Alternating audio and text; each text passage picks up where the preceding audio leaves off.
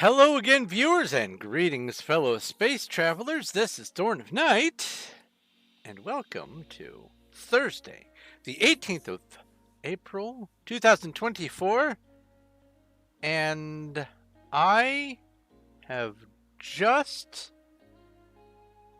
had to deal with a storm system that started off as thunderstorm or severe storm watch, and then warning, and then a tornado watch, two of them, and then a tornado warning. Now, at my house, the only thing that happened was the power went out, but it was so stressful, and the duration of the event was so interrupting that I wasn't able to do some of my setup work. So I will have to be getting more chiseled deep slate during the stream. That's fine. But yeah, had to deal with some weather today. A little bit of a wake up kind of event. I basically I was down for some rest between tasks, and all of a sudden my phone started blowing up. So yeah, that was fun. Tornadoes. Good stuff. Anyway, how are you guys doing? Hello, Emma. Hello, Cuddles. Hello, Blackula. Hello, anyone and everyone else. Welcome to Thursday. Welcome to a new day on the Performium Wild SMP, where I will be building the Menger Sponge. Welcome to some more stuff in the Twitch chat. More RPG stuff. More. Oh yeah, that's right. I need to raid the ocean. Oh, there's about to be an ad. Hold on. RPG raid ocean.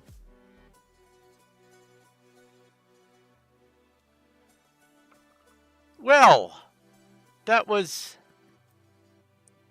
annoying. Apparently, during some of my intro, the ads were going off. That shouldn't have happened this late. It should have happened much sooner. I don't know how much of my stuff went through, but yeah, went through tornado weather, and it was largely a non-event here, except for the power outage, which also prevented me from doing some of my other stuff that I wanted to get done today. But the power's back, the net's here, the rain's gone, the storm's over, and I have a monument to build. Let's see here. I got, or you got 27 raw trout. No, I got 27 raw trout. Nice. I can claim 2 sapphire on my dailies today. Nice. Okay, cool.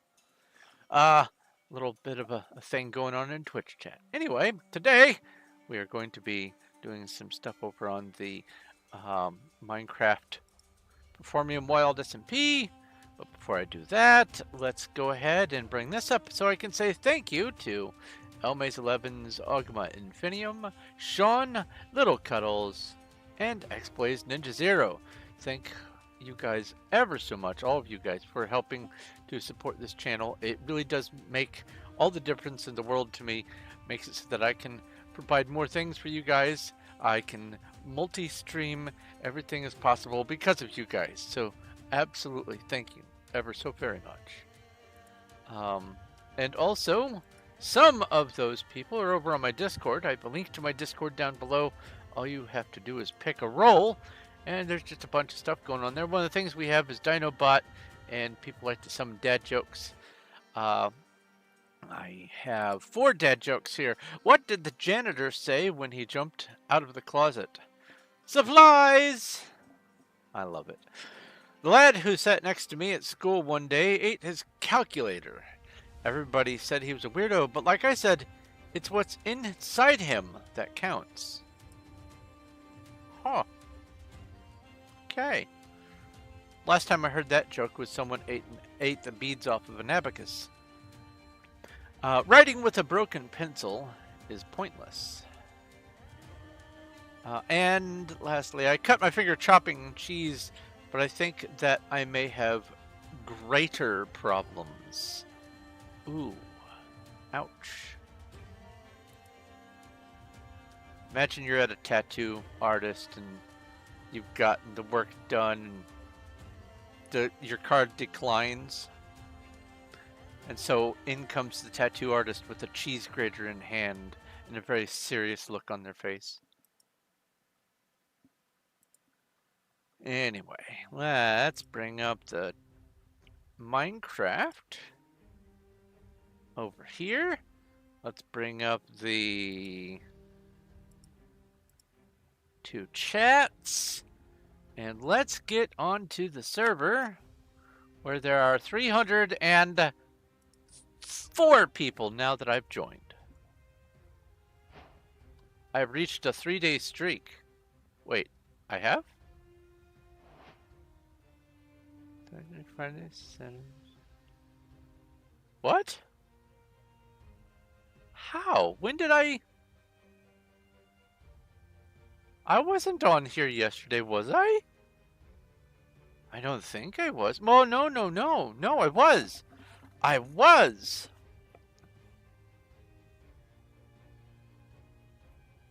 Interesting.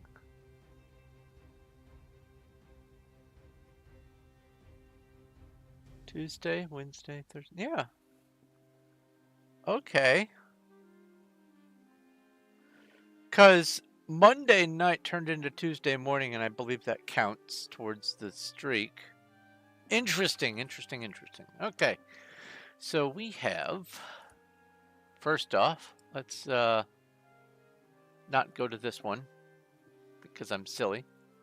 Let's go to Candy first. Let's go fly over to somewhere else and put something in chat. And then go back to Hub.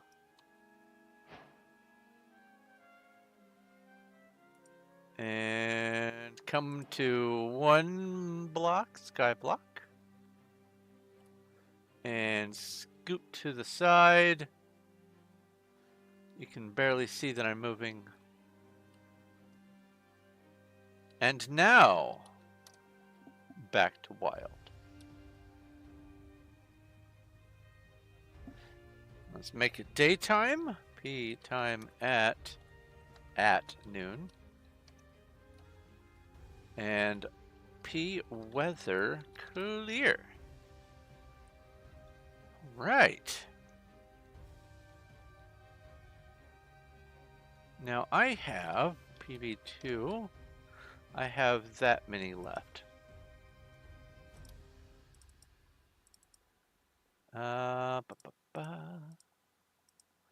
Let's go ahead and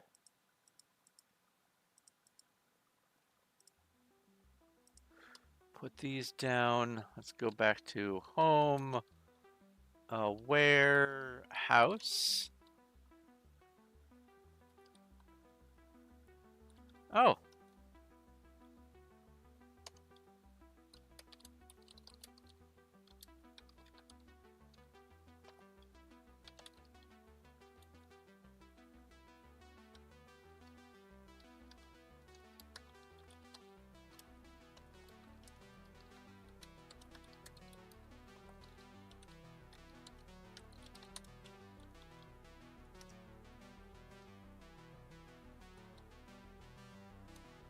All right.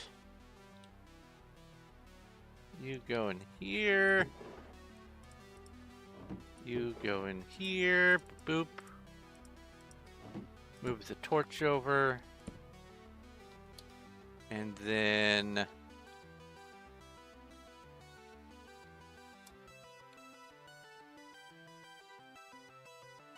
come down here and put the next shulker back. What's this? Shulker shells. And PV2 again. Have the empty here. Boop, boop. And PV9, I think. Yes. All right, let's go back and get to building. We have 4 layers until these first 3 tier 4 Menger sponges are done. That means the whole front end, all 8 of the tier 4s will be done, and the rest down there are also done. So that means that all that remain are the top 5 back here, and that's it. That's all there is after this. Let's see if we can get this done today. Let's also get my feet right above the block so that I am aiming a little bit better. Boop, boop. There we go. It's smoky. That's not the right smoky. Weird. We have annoying orange, dragon owner. Most of the people on this server is AFK. Oh, okay.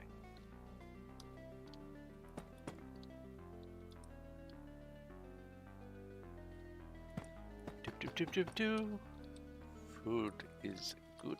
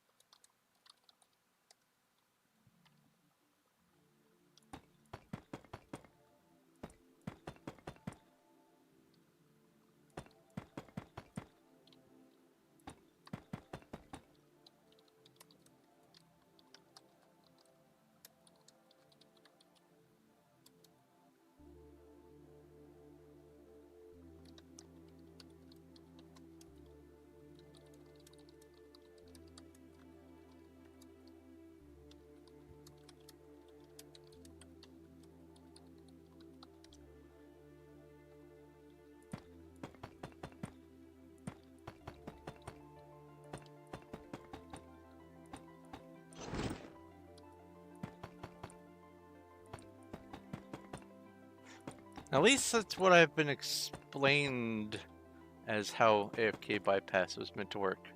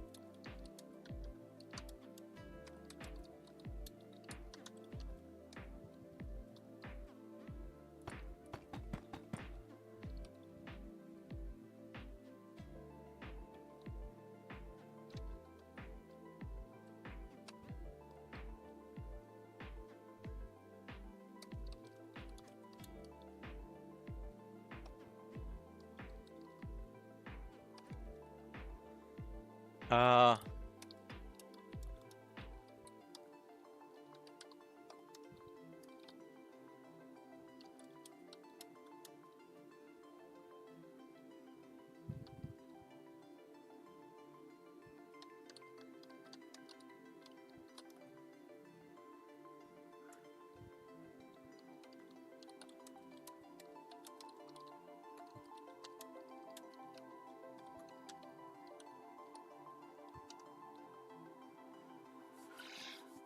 let's see if they try to send me a message.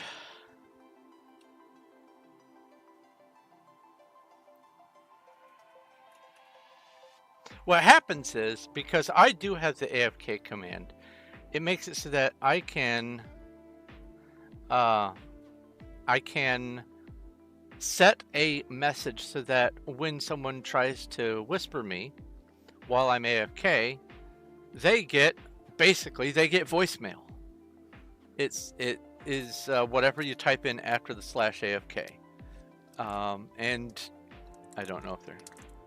There we go. Okay, it works. Yeah. Mm-hmm.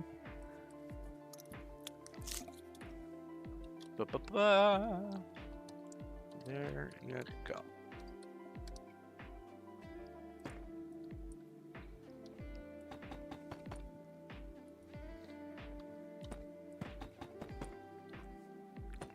I don't know what rank you have to be for being able to use that. For all I know, you can get that right at the start. Oops, oops, oops.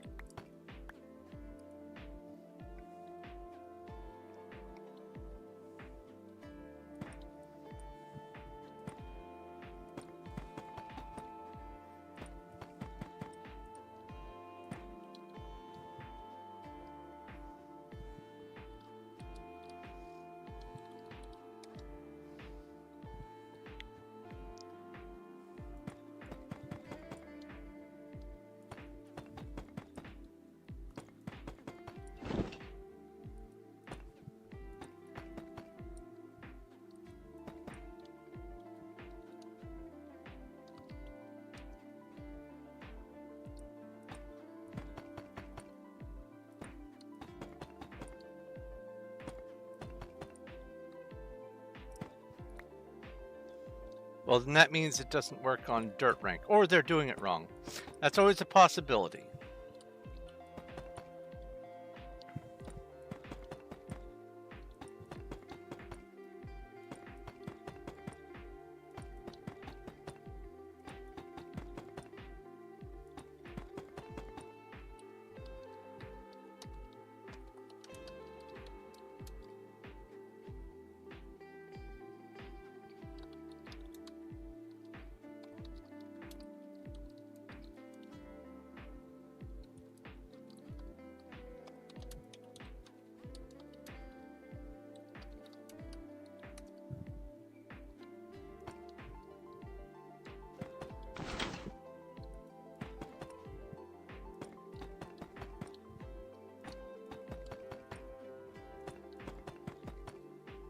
Anyway,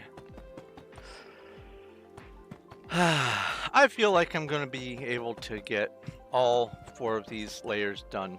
I may make a slightly longer stream today. We'll see how it goes. But I feel like if I get really close and don't finish it, it's going to nag at me. So I kind of want to just push all the way to the end of the top layer.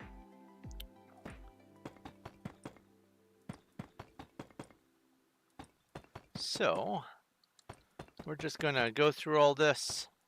Oops. Oh, right. Da, da, da, da, da, and da, boop. And then I'm just gonna fill that in and fill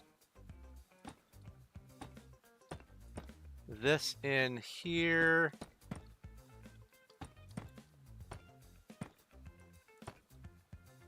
Like so. That way I don't have to go in there anymore. Is that right? Yeah, that's right.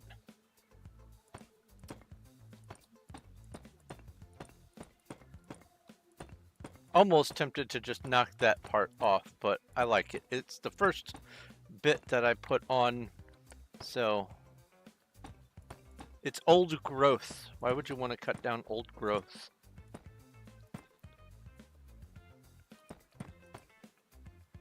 Ah, yeah, that's right. Boss attack.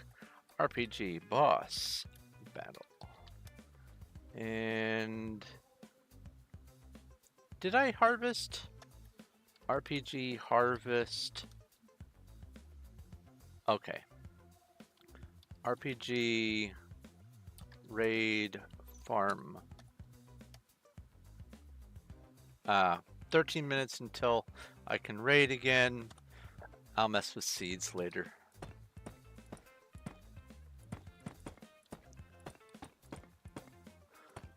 So I'm thinking that for either Friday or Sunday,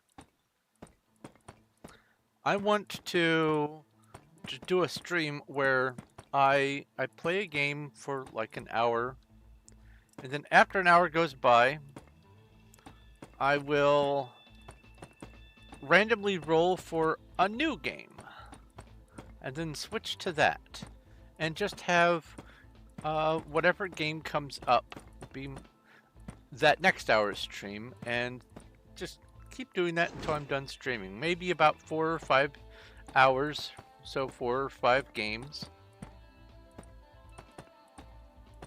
That way I can get a little bit of variety.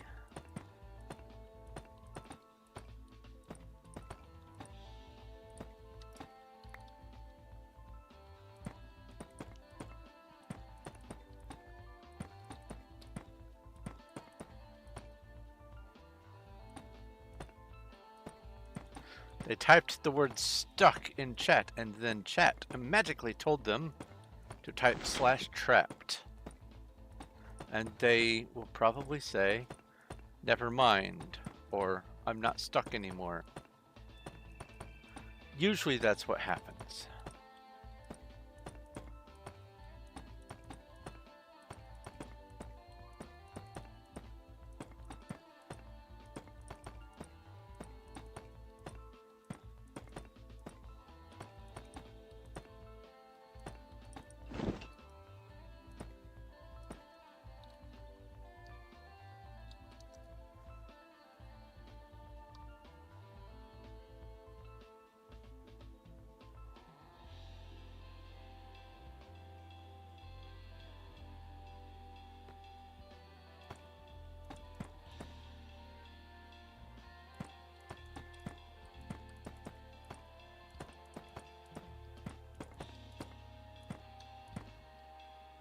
And then that, and this.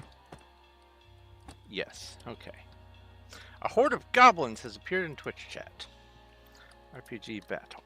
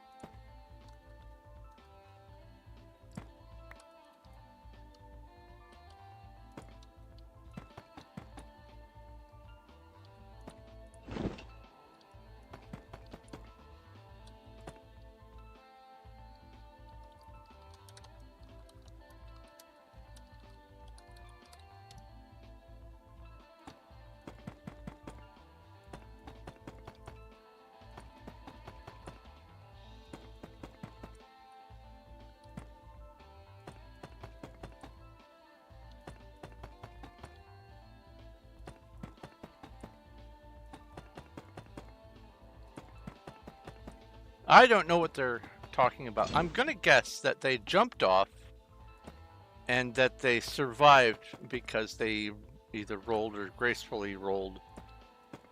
That's my guess.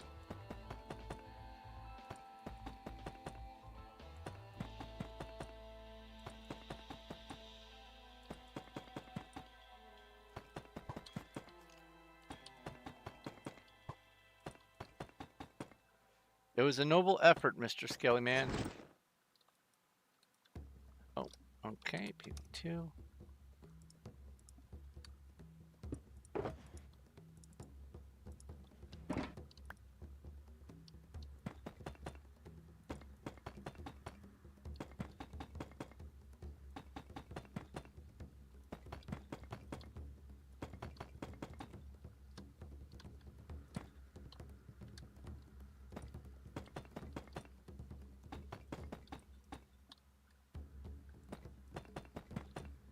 I am glad that they had the foresight to allow people to fly a little bit above the build height so that it's possible to, you know, look down and place things. Because a few blocks up above, it'll tell you that you can't fly up that high.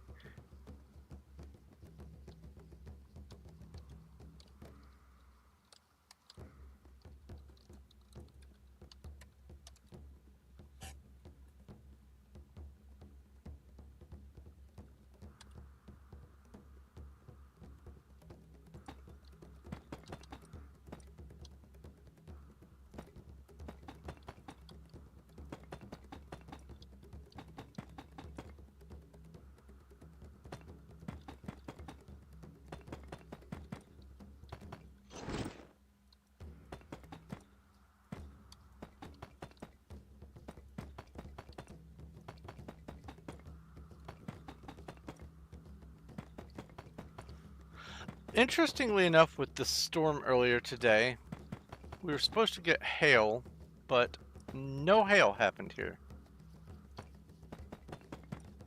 No immensely strong winds. Some rain, sure. No hail, though. A lot of lightning. A lot of lightning.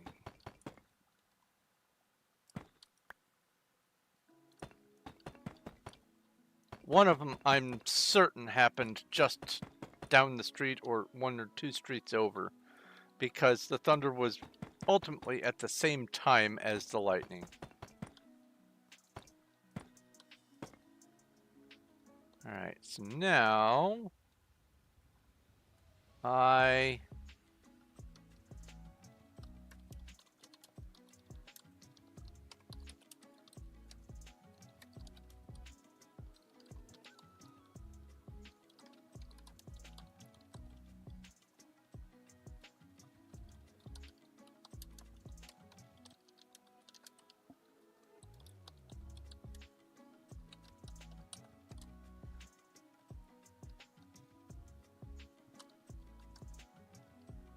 Alright, so it's this. Bruh what? Bruh what?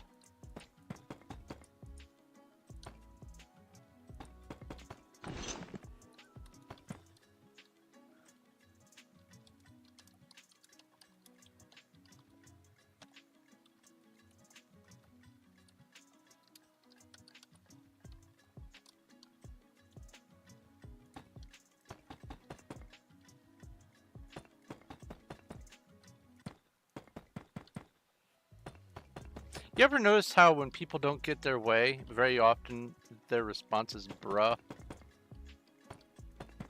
But I want my demands met. Bruh. That's bruh with an H. If it's bruh with no H, if it's just BRU, it's usually just, well, that's baffling.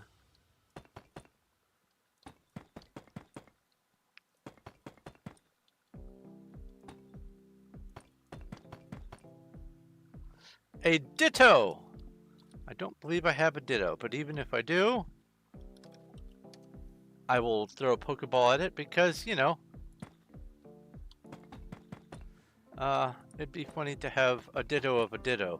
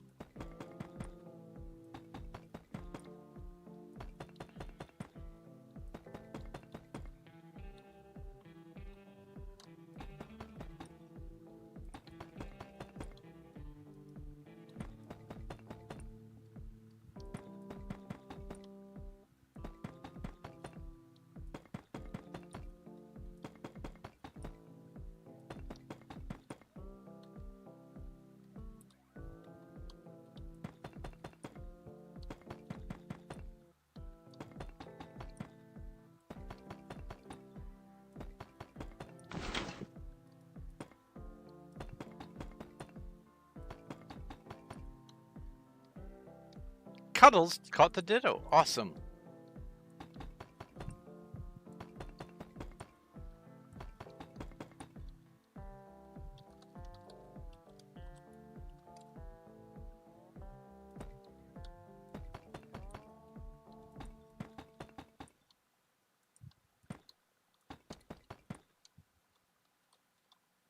Hey, it's Sacred. Hello, Sacred.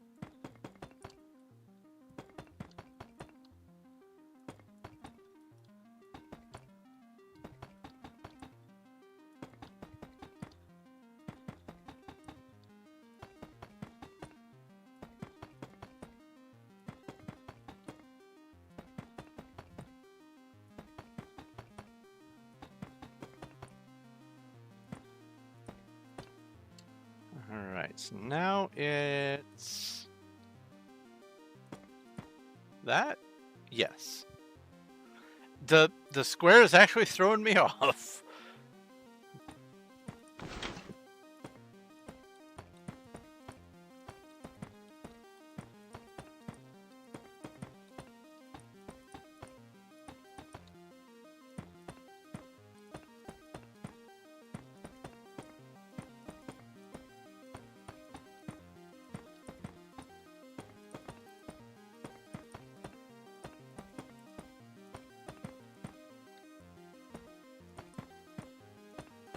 Oh, I am thinking of making a secret entrance from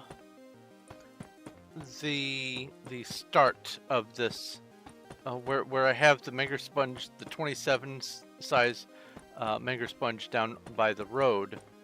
I'm thinking of making a secret entrance that opens a tunnel underneath that you can use to go somewhere hidden underground. I'll have to figure out exactly what the particulars of that are.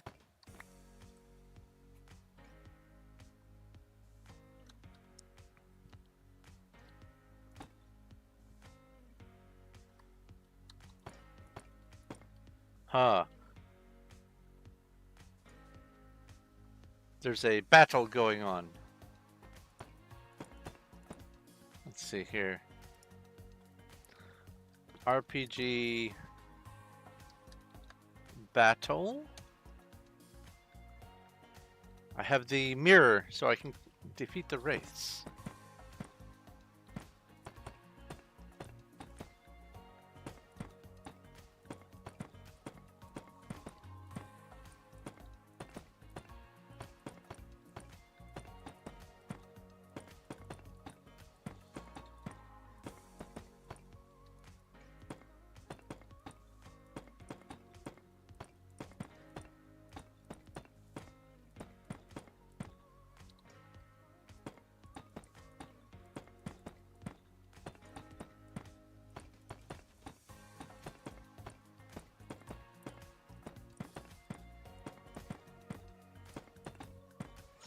I do need to go back in and add a few more games to the random game list. I've installed a few more new ones. One of them is a bit different than most of the other stuff that I play. It's called Solar 2. And you start off as an asteroid. And then you bunk into more asteroids until you gain enough mass to become a small planet. Then you gain more mass to become a planet with life. And then more to become a small star, a medium star, a large star, then a neutron star, and then finally a black hole. And the end game of that sequence is to try to get to maximum mass so that you can become a singularity to start the next universe with a big bang, and it's all fun gobbling up all of the stuff in the universe. But along the way, what you can do instead is strategically gather planets and other bodies so that you can get a solar system. Once you're a star, you can have multiple planets around you, and they can each have their own little satellites and stuff. They could all have life. And then you can turn some of those planets into stars themselves. I think the most number of stars you can have is, I want to say it's 16 for program reasons. Oh, well, bye. But with those planets you can, or with those stars, you can have up to 40 planets, and there's even an achievement for getting maximum number of planets. And that's going to be one of my goals in it. But it has a whole bunch of achievements that are based around these quests that you can do. When you're an asteroid, you can go to this little circle area that will assign you a quest to try to accomplish. And then when you become a planet, you get different quests. And then a star, you get different quests. And I think Neutron Star you get different quests too. And there are a number of achievements based around the quests that are provided. And I think it's a neat little game. Just zipping through space, gathering up debris, and dodging enemy stars with life on them that will try to shoot your stuff down.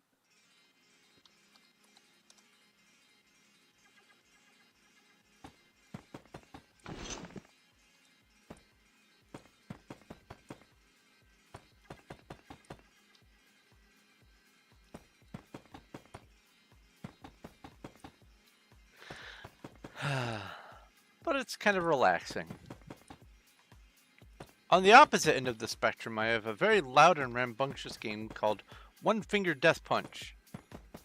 And in it, you only get to use either the left and right arrows or your left and right mouse button. And the only attacks you can do are to either attack toward the left or attack toward the right. And that's it. That's all you get to do. And the enemies have different skills and abilities, and there's weapons and all kinds of stuff that you have at your disposal once you are in the fight. But all you can do is attack left or right, and only when the enemy is within range. And the better you are, the faster it goes. It actually accelerates the game speed if you are, well, good at the game, up to I think 200%. It might be more than that, but if you find a spot that's tough and you just keep on dying, it'll slow down more and more until bare minimum of 100% speed, and hopefully you can defeat the game at that point. But it's a fun little game, and it's very tongue-in-cheek about the cheesy B-movie martial arts stuff, like the old Jackie Chan movies and all that kind of stuff. It's a great game. Definitely not a quiet game though.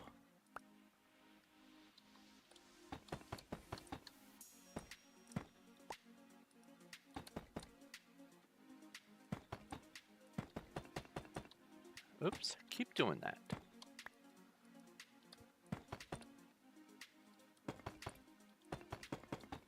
Oh, it is so humid today. I'm gonna have to kick the air on.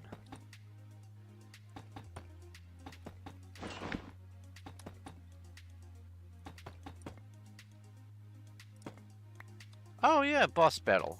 RPG boss battle. I did 10 damage. We have gotten it down below 5,000 health.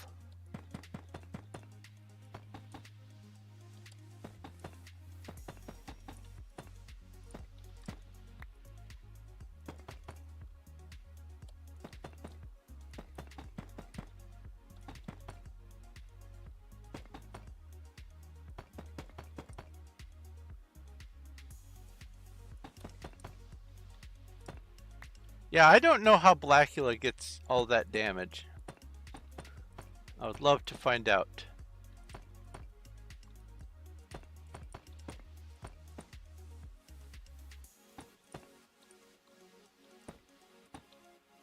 They've got to have some pretty stupendous gear.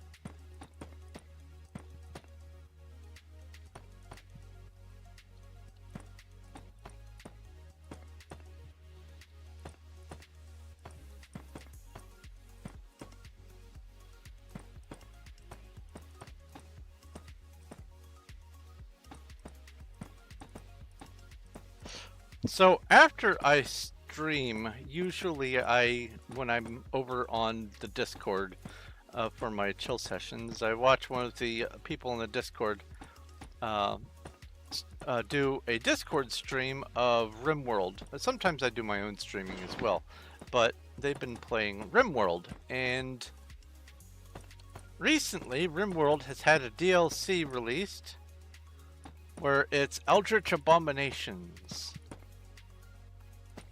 And previously, RimWorld to me was just a Dwarf Fortress knockoff with less to do. But now, I might actually be interested in playing RimWorld, or at least watching more of it. Just to see what the Eldritch Abominations are all about. Hey look, a little gamer MC is now AFK. They figured it out. All they have to do is stand still for an extended amount of time and not do anything. PV2.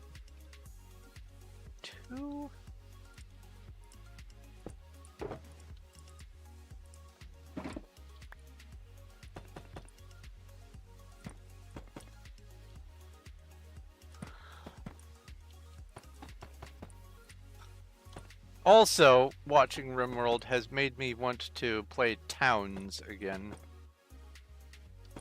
which is sort of an isometric version of RimWorld, also with less to do. Towns is actually pretty tough to get started and stay stable.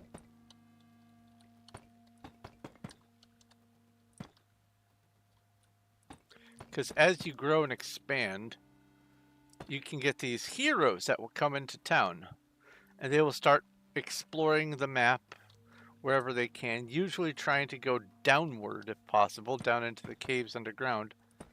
And they will just go through and kill all the bad guys that are down there. But then once the bad guys are dead, the loot that's on the ground will attract your little town dwellers, and they will try to go get the loot and either get attacked themselves, or what most often happens is they'll get down there and on their way back they will starve to death. So it is important with the game to set a direct path down to where the loot is all the time, changing the route so that your little dwellers don't starve on the way to work. It is frustrating. But you can get some really neat loot that way.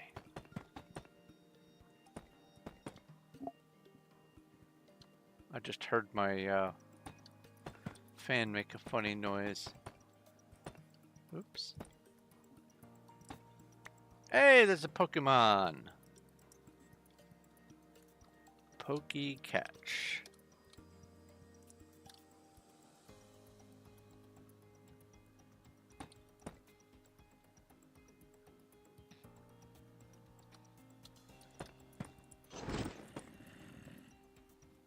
Huh. Well, now they're no longer AFK. I hear a zombie. Is this where they were slain? Did you slay them? Golett escaped.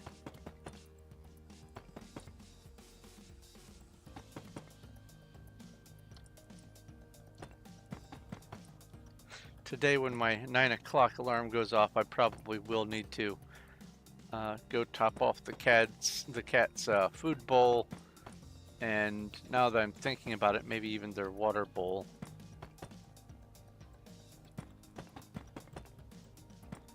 I didn't take care of that before the stream because I was kind of in a mad scramble to get the power back on the computer and get everything launched and started up and everything else. So are here. So they're probably going to get hungry before too long. They had a little bit of food left when I started streaming, but you know, cats. If they can see the bottom of the food bowl, it's the end of the world.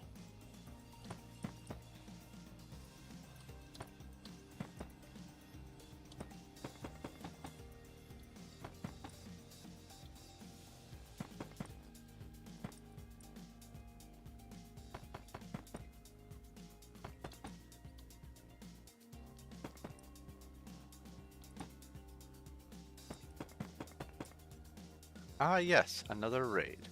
RPG raid farm. There we go. Holy smokes. That's a lot of things. Buckets of milk. More feathers, that's good. 5 straw.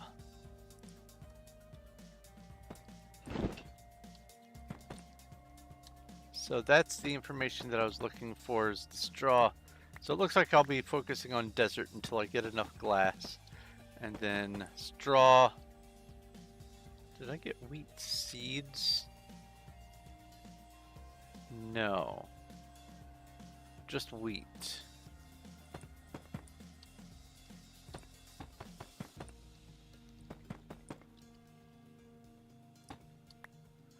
I think the wheat seeds come from raiding the forest?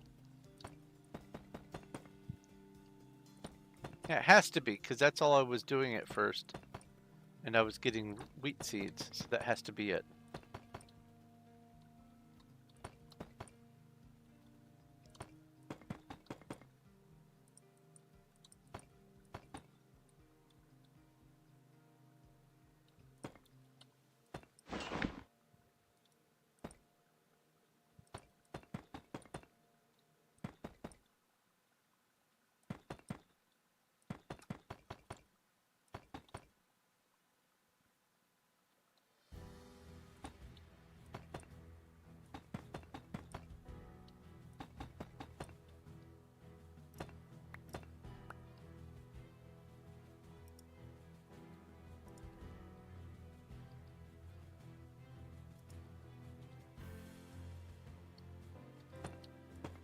Oops. I hear rain again. Hello, Zach. Hello, Spider.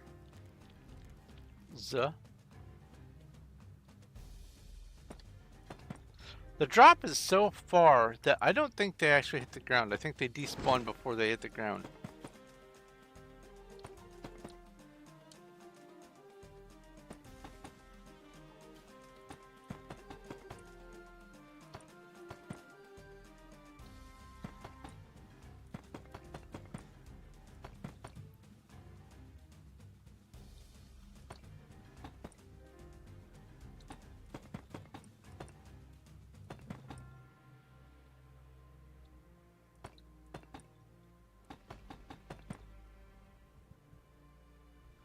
Do I need some chiseled deep slate? I always need some chiseled deep slate.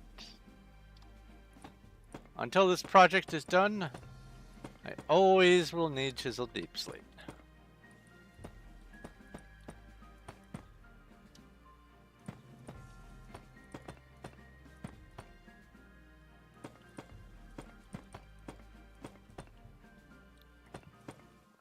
The next layer is the final layer that gets torches.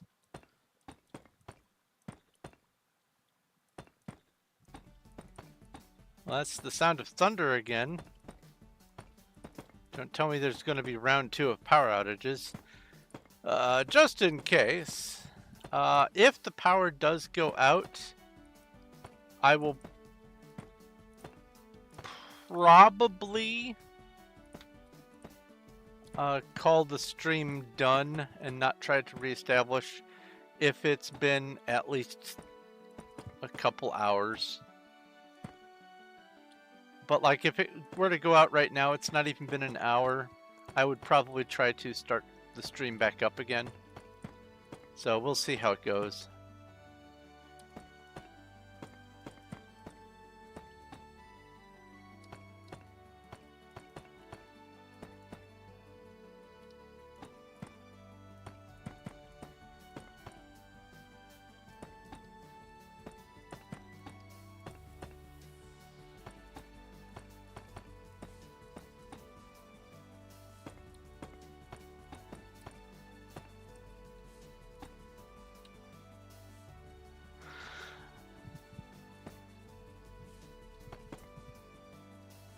Enjoy your food, Cuddles. Food is good. Food is good.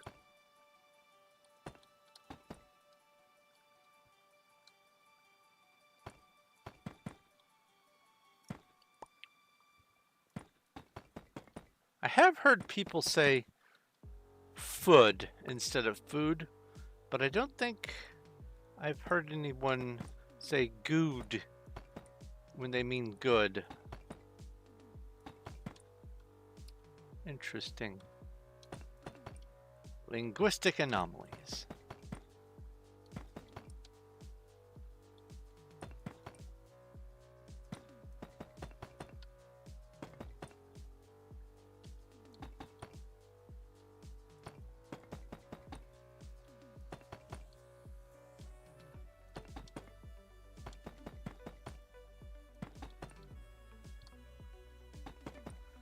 Huh. I might I might look into getting some sort of like a bungee cord attachment for my trash can. We've had some pretty substantial floods here from time to time, and a couple years ago there was one that just took away so many people's trash cans and other stuff in their yard, but mostly the trash cans were what's important. And I don't want to have to deal with that again, so I'm thinking I might want to just get a bungee cord and lash my trash can to the side of my porch or something. That way I don't have to worry about it wandering off.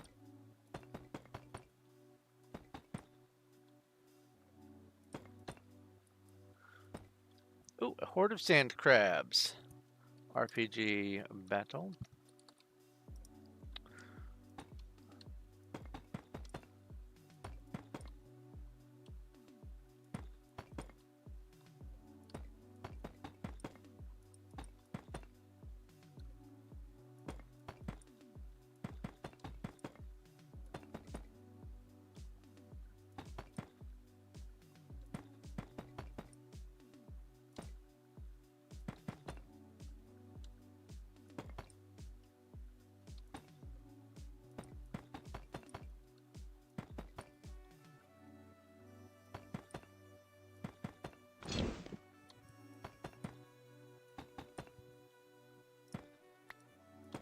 All right.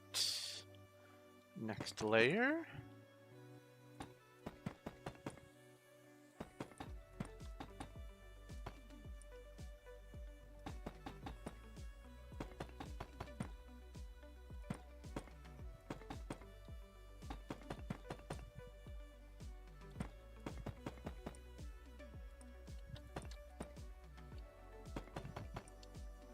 My headcanon is that whenever people just spontaneously fall from a high place, they're just using their teleport home technique. Testing out the keep inventory functionality of the server. Because that is something that you can do when you only have one home and you're just getting started off. Is you set your home where your project is, and then you just place a bed and sleep in your bed. Your bed is where your respawn point will be if you die. So you do /home to get to your dig site. Then you fill up on ores or whatever. And then you go stand in some water and drown or jump off a cliff or whatever. Keep inventory means all your stuff stays on you.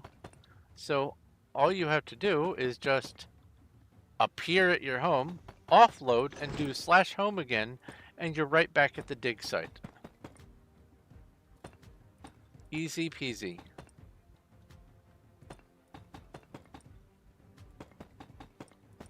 And the death teleport is actually the fastest teleport because normally you have to wait 10 seconds.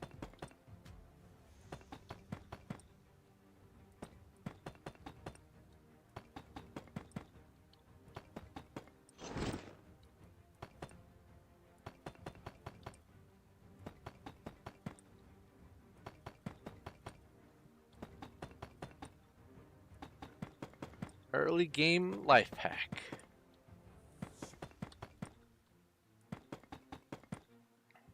So yesterday, a person came in to the stream and was sharing some information about some Starbound mods, or a Starbound mod. And I was unaware that there were so many mods available because I was only aware of the Nexus for Starbound mods. And there's a bunch on Nexus, but there's a whole lot more on the Steam Workshop page for Starbound. So after I get all of my achievements, it looks like I'm gonna have a lot of things to look at and sort through. I'm very much anticipating all of the newness that will happen after I finish the vanilla content of the game.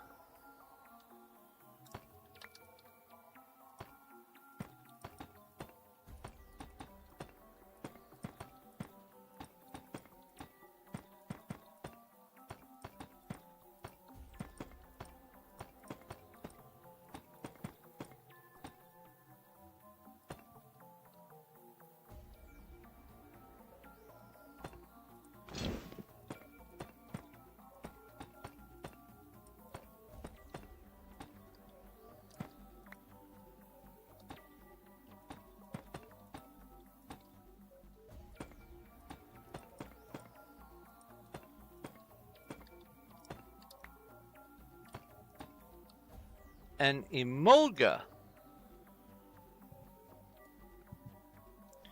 Pokey catch. There's an emulga in Twitch chat.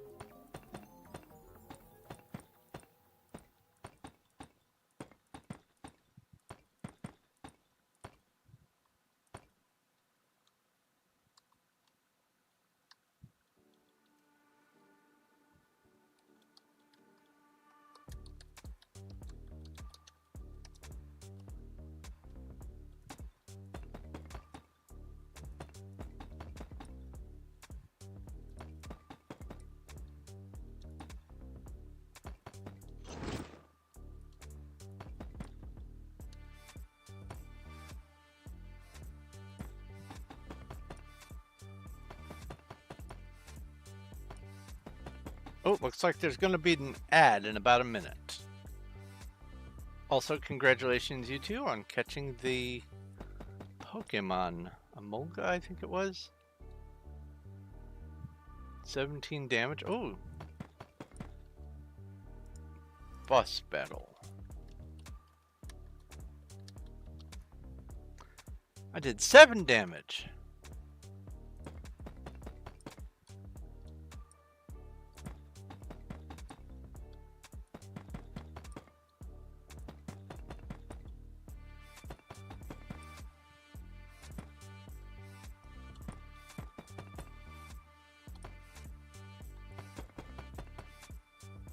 I think the highest amount of damage I've done to the King Slime is 13 all at once.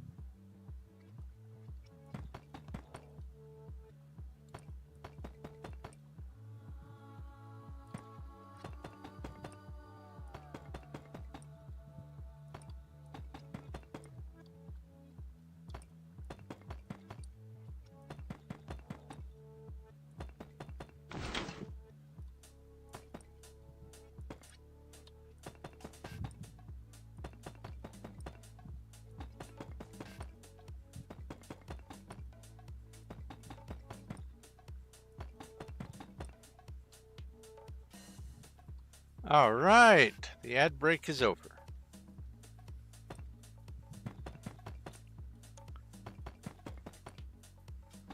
And I think in about 20 minutes when my alarm goes off, I'll just go ahead and get up, deal with the cat food, top off their water,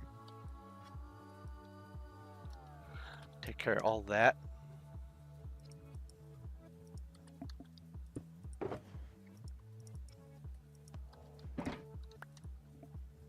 I do have tea here. Let's drink some tea.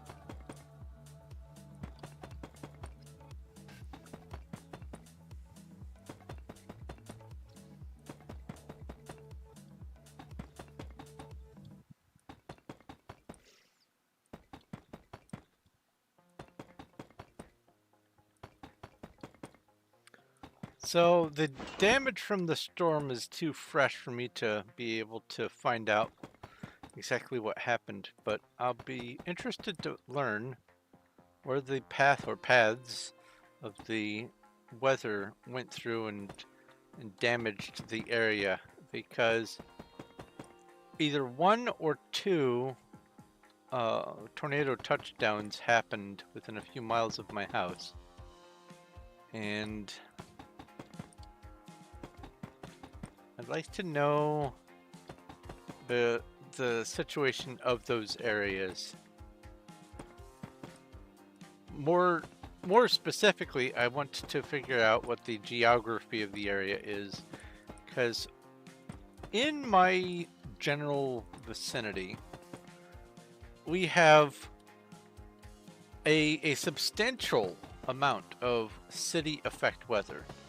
A bunch of locals call it the bubble. And north of this one highway,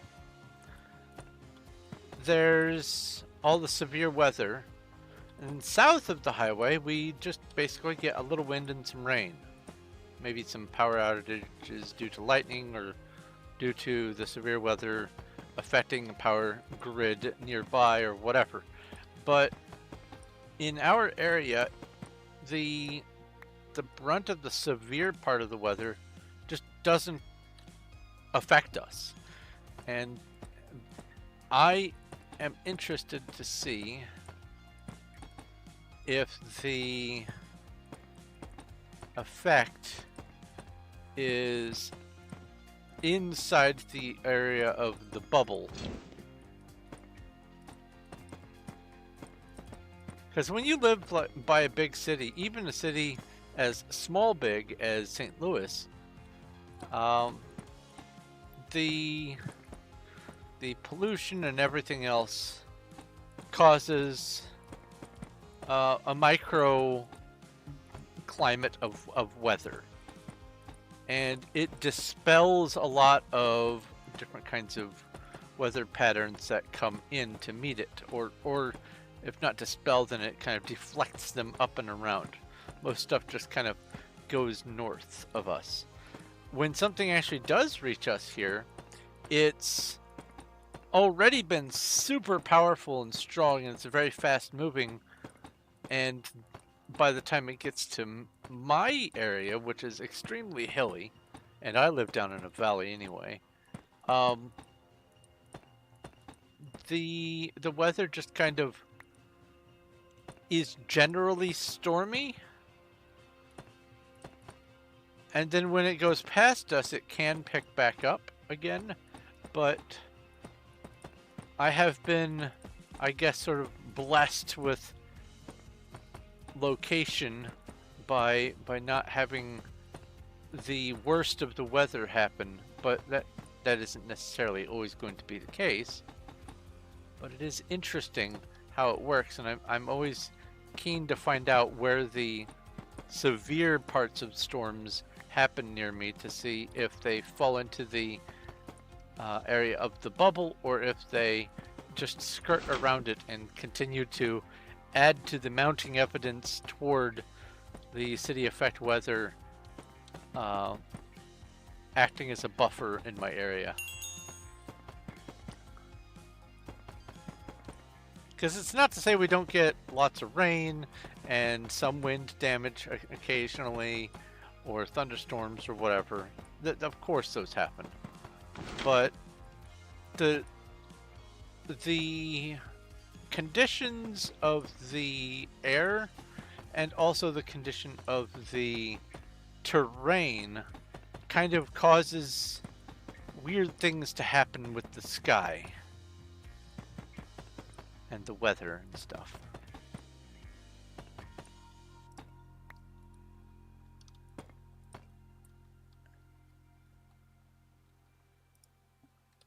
RPG boss battle. 7 minutes. RPG raid desert. 8 minutes. Okay. Ah, I know what I can do. Mwahahaha. Whoopee catch Blackula. A 40% Blackula. Awesome.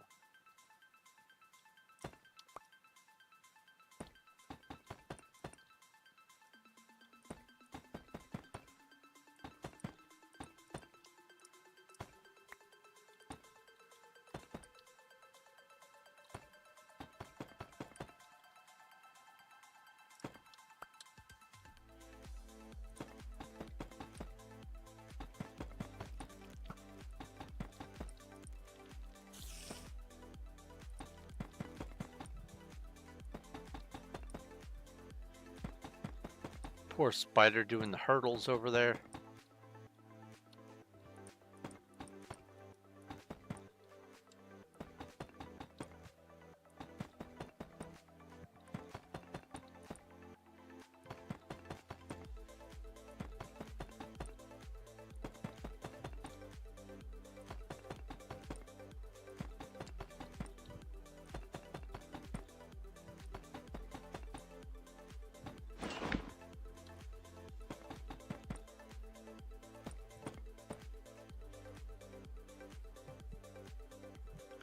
Now for the middle part.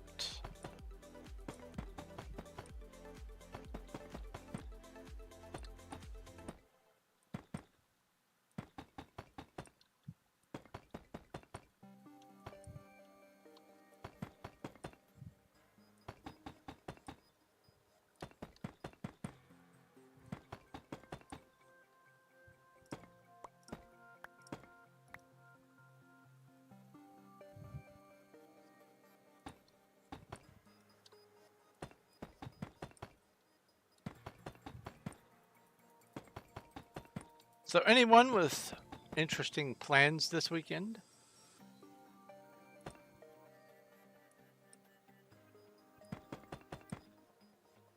Plan on making or trying new food? Going anywhere? Oh, that's the end of the middle section.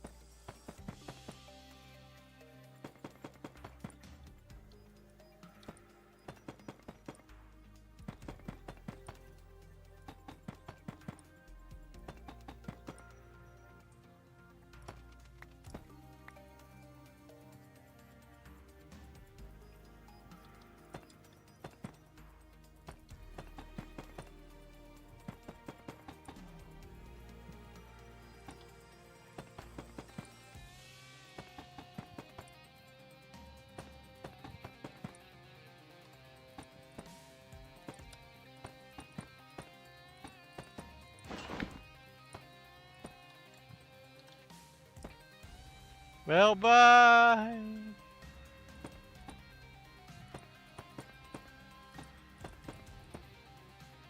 A horde of skeletons. RPG battle. Get some more bones.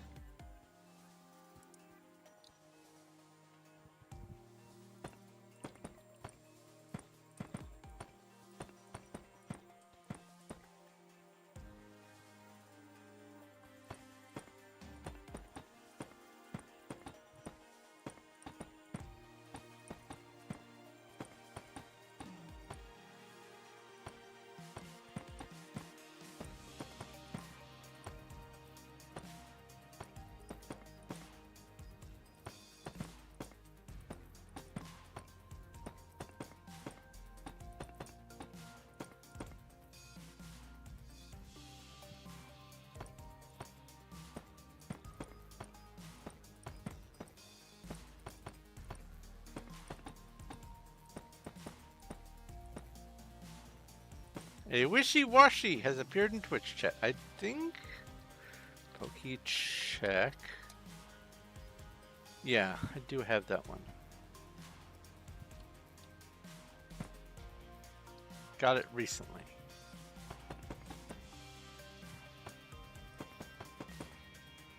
Got 2 new Pokemon from doing a wonder trade with some of my lower level duplicates. So that's nice.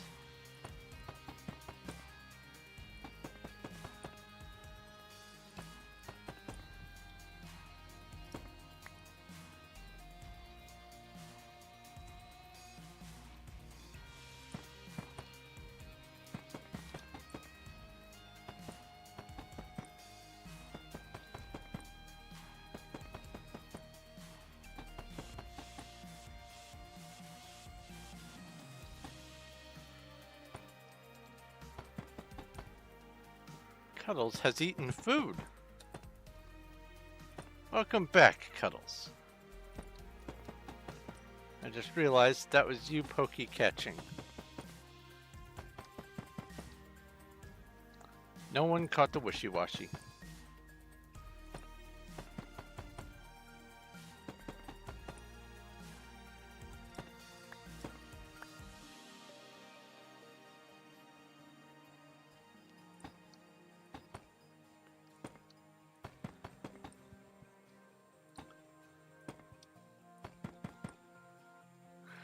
So recently I've been watching a couple of YouTube channels that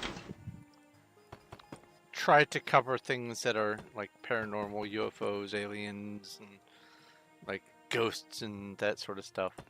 And while I'm not hugely into those sorts of channels, I have realized that there are certain things that I might consider as just neat or interesting that other people would consider just downright frightening.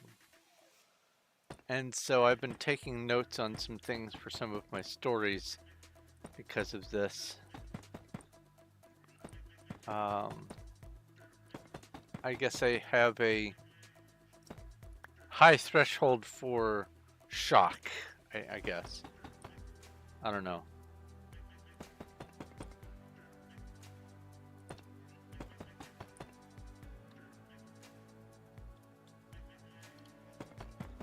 And some of the things that I can reason away pretty easily are just they're neat little stories, but for me that's really ultimately all they are, is just someone on the internet telling a story.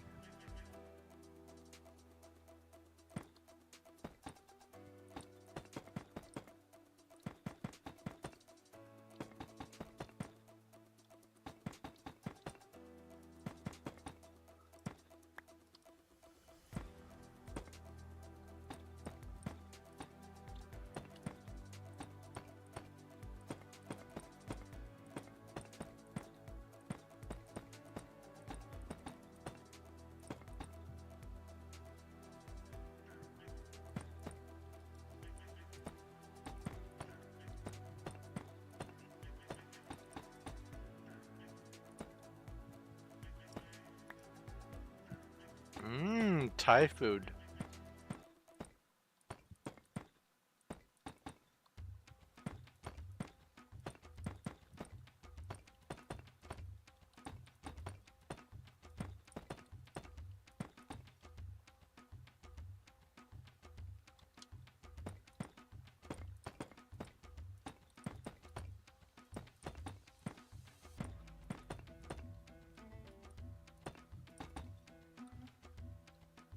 I went to an Asian restaurant and on the table they had some blue, red, green, and yellow food coloring. And I asked what it was for. They said, well, we're a Thai restaurant. Okay, sure. That's the tie-dye.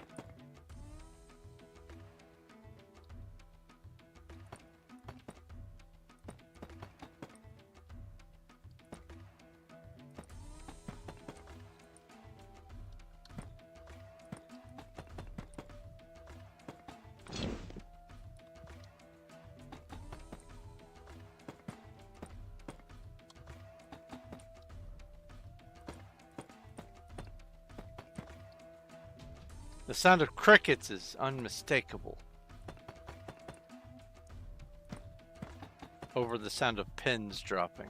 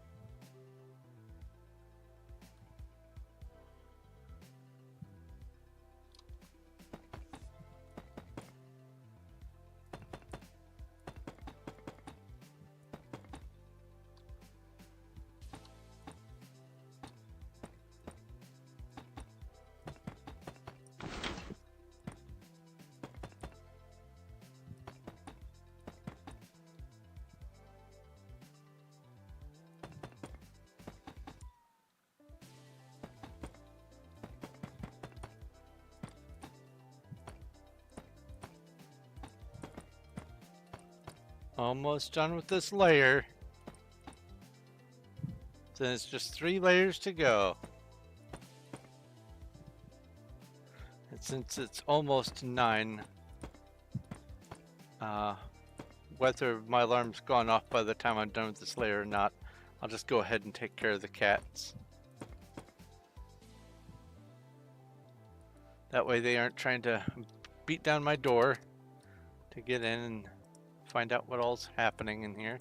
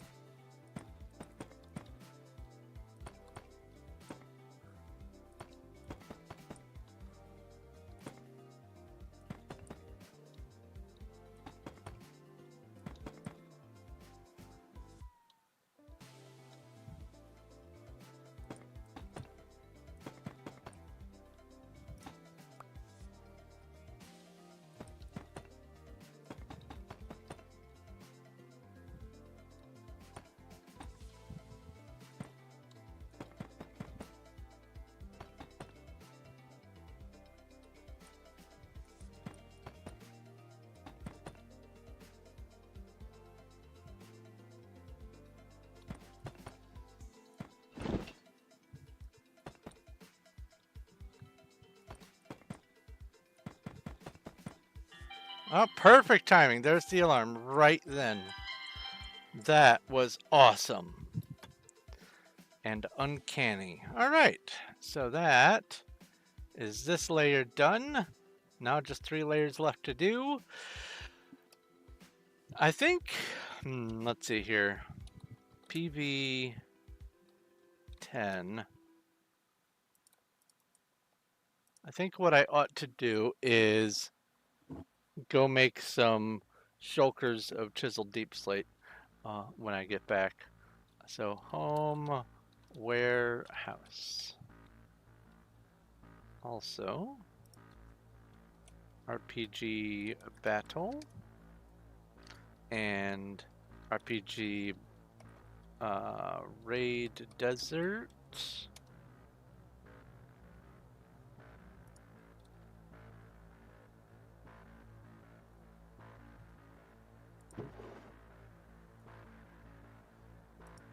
Some cobbled deep slate there.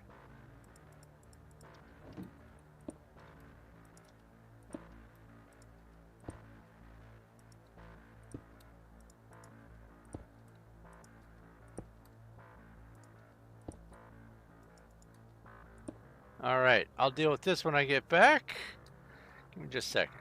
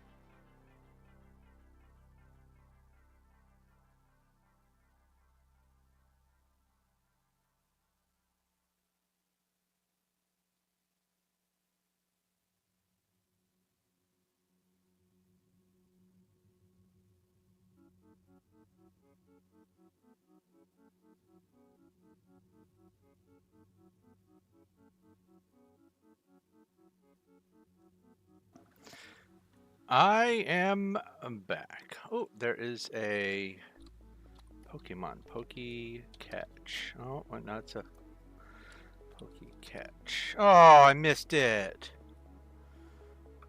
Oh, well. That's alright. RPG Boss Battle. 11 damage. Nice. Okay. So we have a... Oh, one of those gravity water jug things for the cats. And my littlest cat, Pandora, is just enthralled by the glug glug glug glug glug of when it gets first set down. And I guess it's the instinct to go for the freshest, cleanest, most flowing water there is, because that's usually the best water there is to drink. And it's just the moment it gets set down, she's right there with her head right at the spout part, watching and sniffing, and then occasionally taking a single tongueful of a drink and then watching and sniffing some more. And it is just so cute to watch how entranced she is.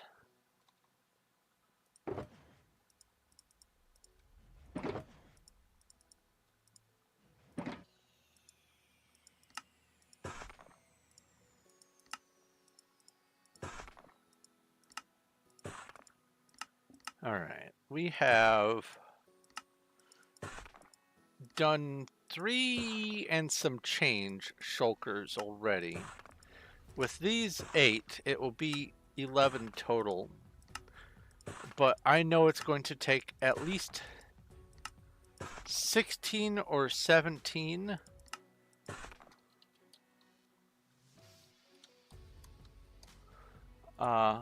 to do all of the layers today. So what I'll do is fill up these shulkers full of chiseled, and then after I'm done emptying them out, I will make some more near the end of the stream. I think that's the best plan.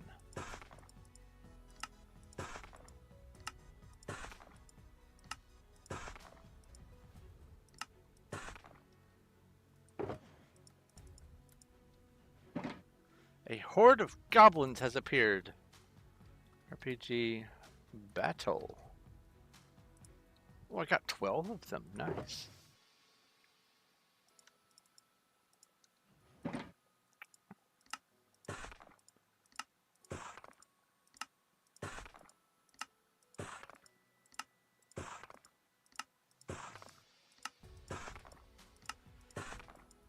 So, I am at the very start of Gen X. I was born in 1980. And even I have no interest in answering phone calls I don't know, or texts that are clearly fake texts, or from people I don't know, without any preface. And I know that in the generations after me, that has just become the norm anyway.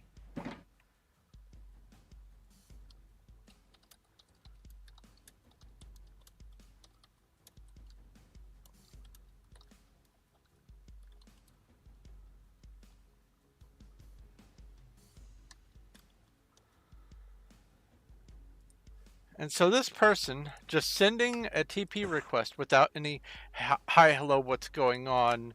Can I come see what you're doing? Who are you? That sort of thing.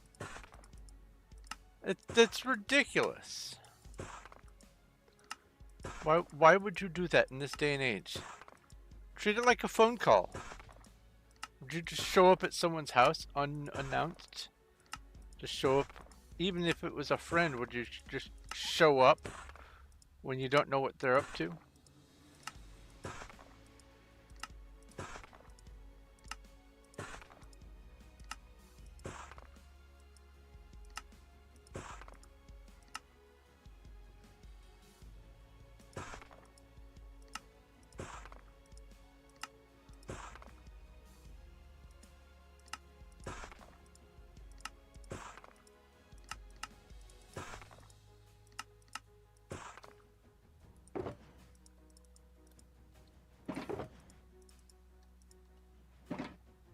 Are they still on? Yep, they're still on.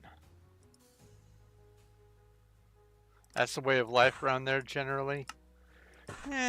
Okay. I guess if you're surrounded by a whole bunch of old-fashioned people, then the old-fashioned ways still get maintained, but I'm not. I've had an email address and phone number long enough that I know to just let it go to voicemail. If someone shows up and knocks unexpectedly, and I check my phone and no one said, hey, I'm coming over, or whatever, that's on them. If it's an emergency, there are places that are more public.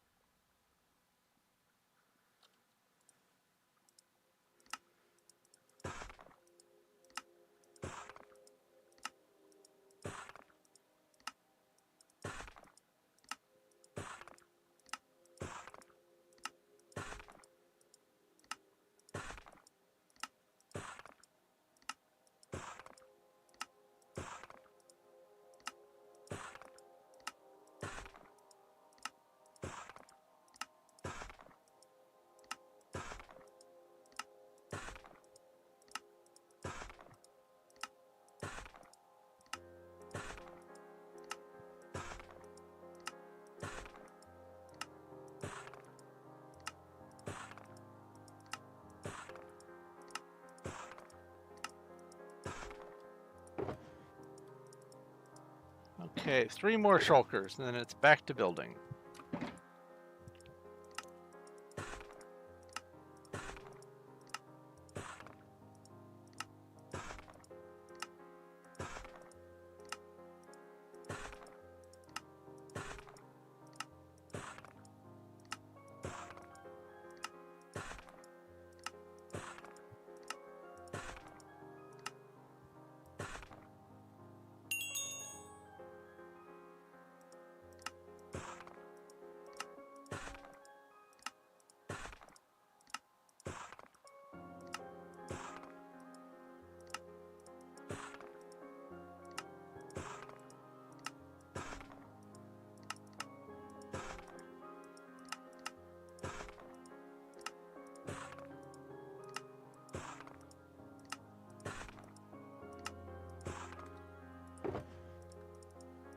Alright, 2 more shulkers to do.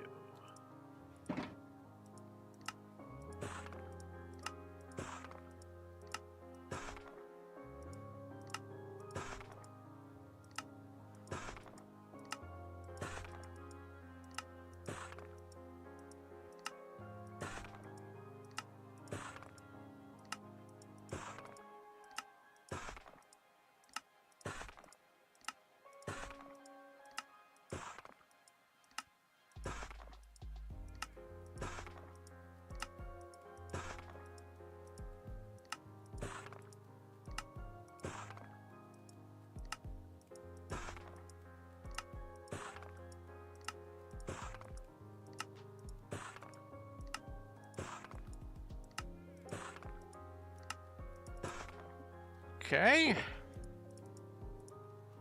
Uh-oh. Forgot one.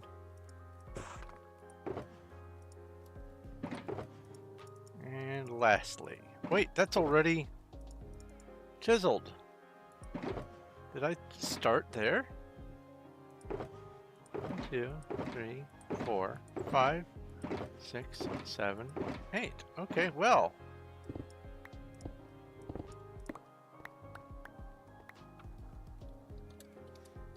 PV2.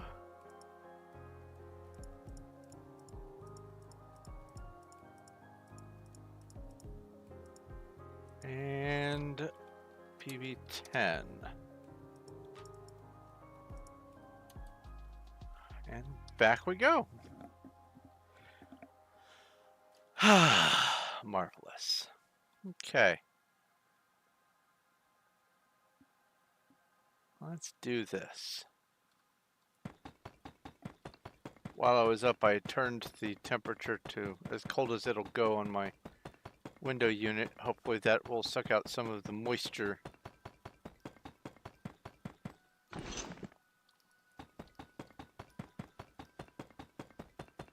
It is steamy. It is muggy in here.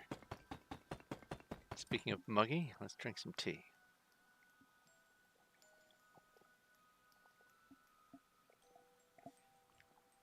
Ah, delicious.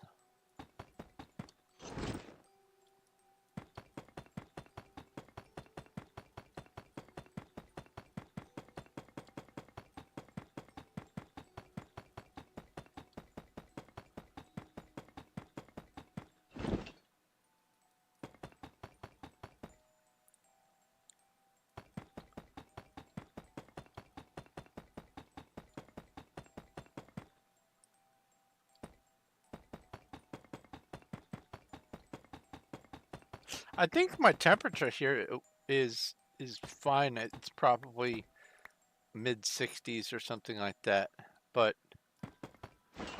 it's just really humid. Actually, I could probably just look up what the temperature is right now. Let's see here. Current weather. 58. It's 58 degrees. And 89% humidity. Yowza.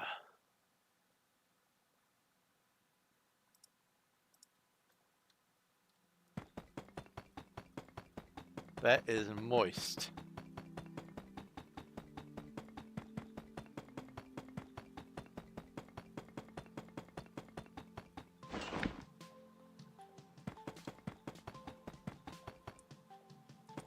A horde of golems has appeared. RPG battle.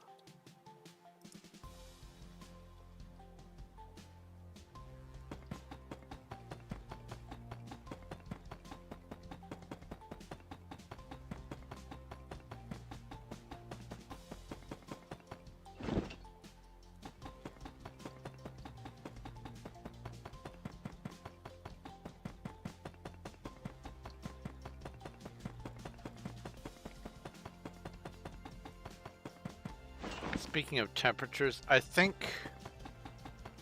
that either day before yesterday or the day before that was our 12th record high temperature this year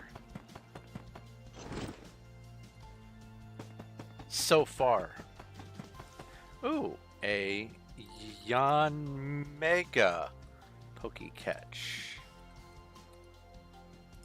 Is Mr. Teleport still on? They are. Well, if they aren't going to communicate with me, I'm not going to be extending a hand to them. Giant dragonfly? Ooh, that could go in my creepy crawlies, maybe.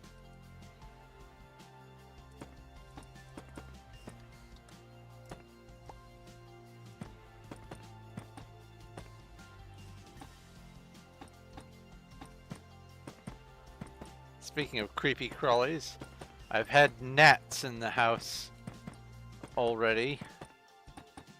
So it's time to swap out the old fly strips. Get a new batch of fur on them. And by fur, I mean a thin coating of dead bugs.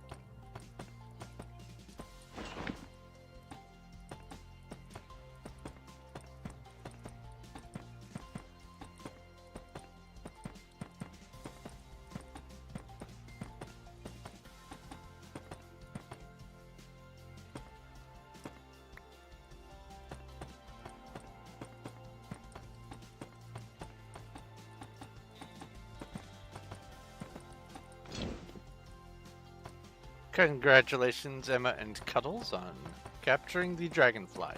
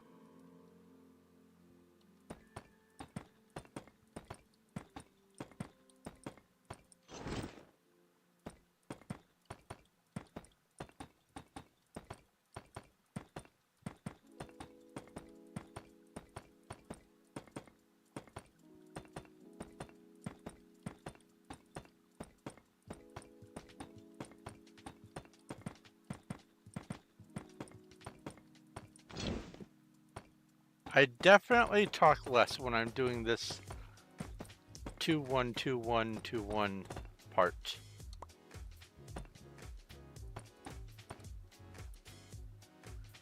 I guess I'm just too immersed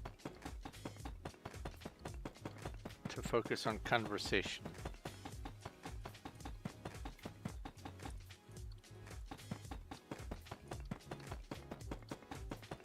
You just heard your first coyote? I guess where you lived you probably wouldn't have heard many coyotes. Maybe some foxes, but not coyotes.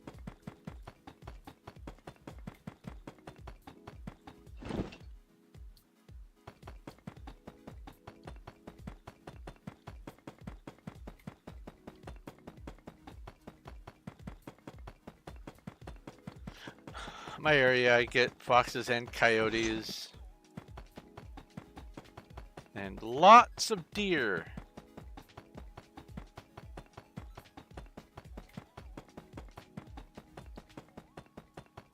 And very brazen rabbits. They will just come up to you and investigate your feet. Don't know what it is about the rabbits in my area specifically, but I guess they think I'm a Disney princess or something. Must be the beard.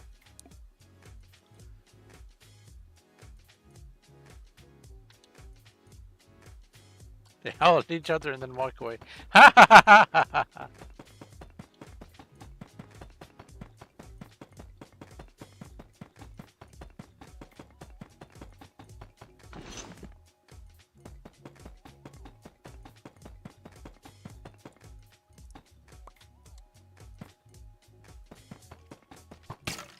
Huh. That sounded like it killed it.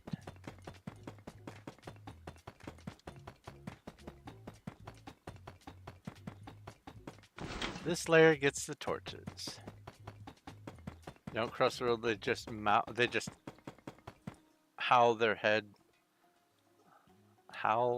and head on their merry way. Oh, okay.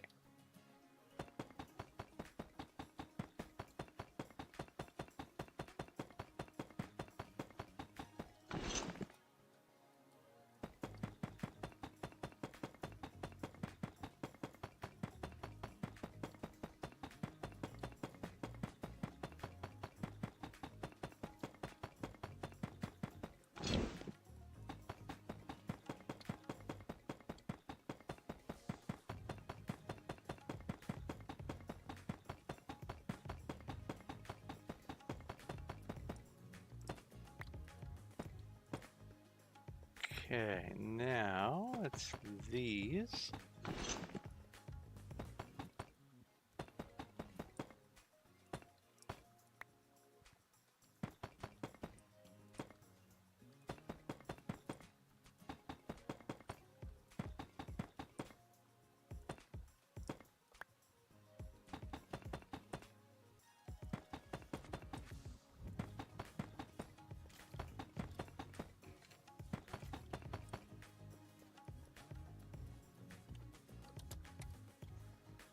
Next.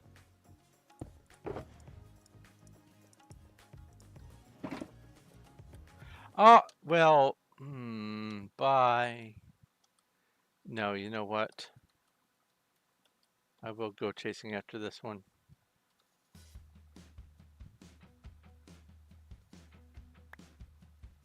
Man. Let's just see how long it takes to normal fly our way up.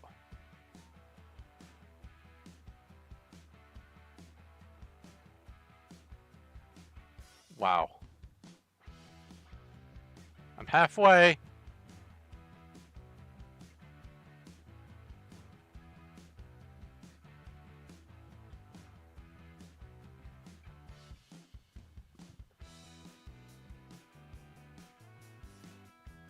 Amazing. I need those empty shulkers for counting purposes.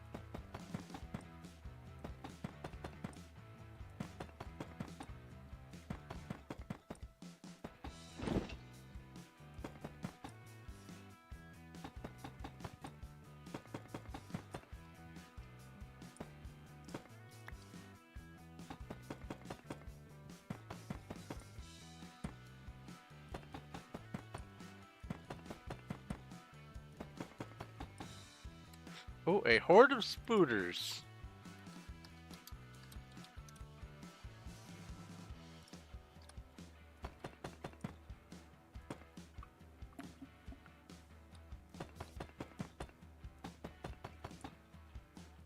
I see a single orb of XP. That must be the leftovers from the skeleton, actually.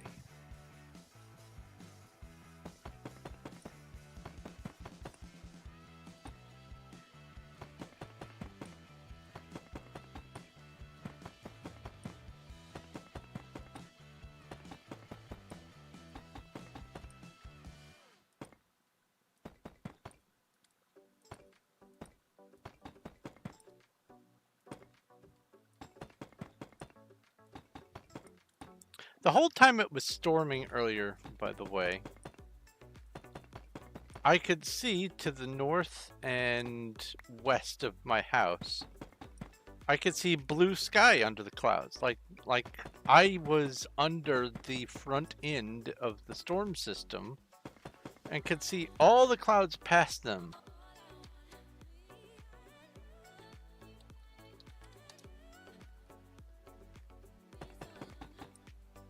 It was weird to have the thunderstorm happen while watching the sunset.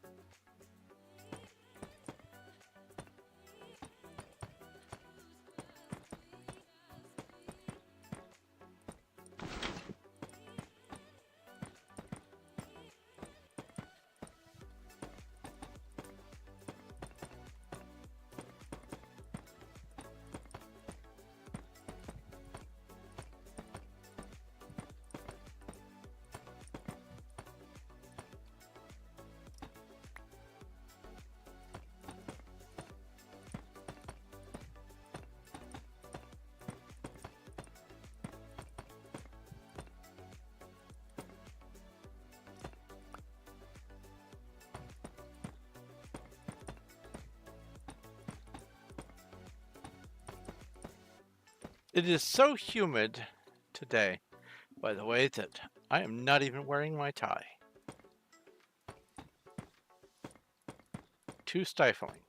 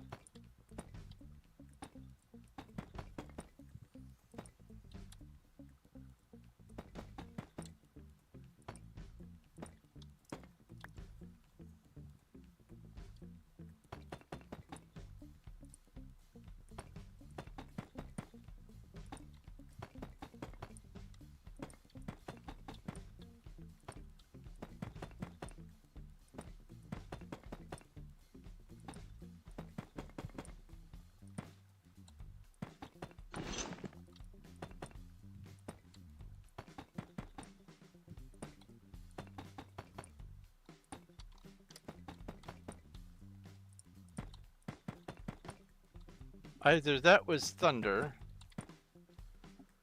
that I just heard, or someone's wheeling in their trash can. Because today was also trash day.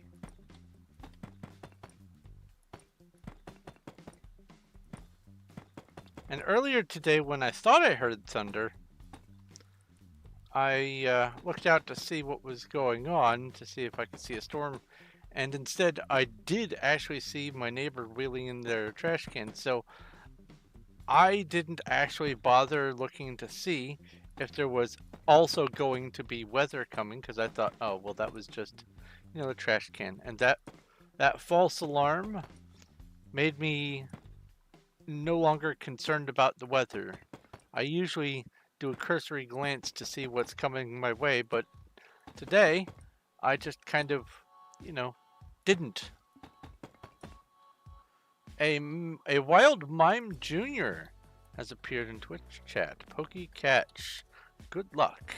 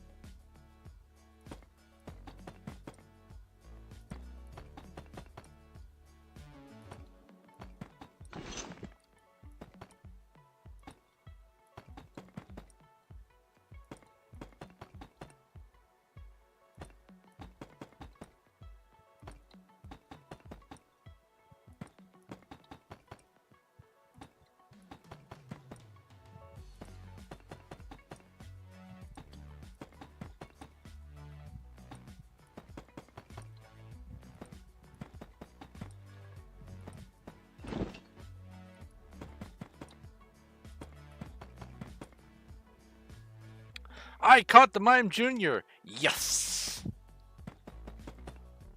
Let's go see how cute it is. Also, there's about a minute until an ad is going to pop on. Alright, scroll down, scroll down, scroll down. Oh, I have to reload the page.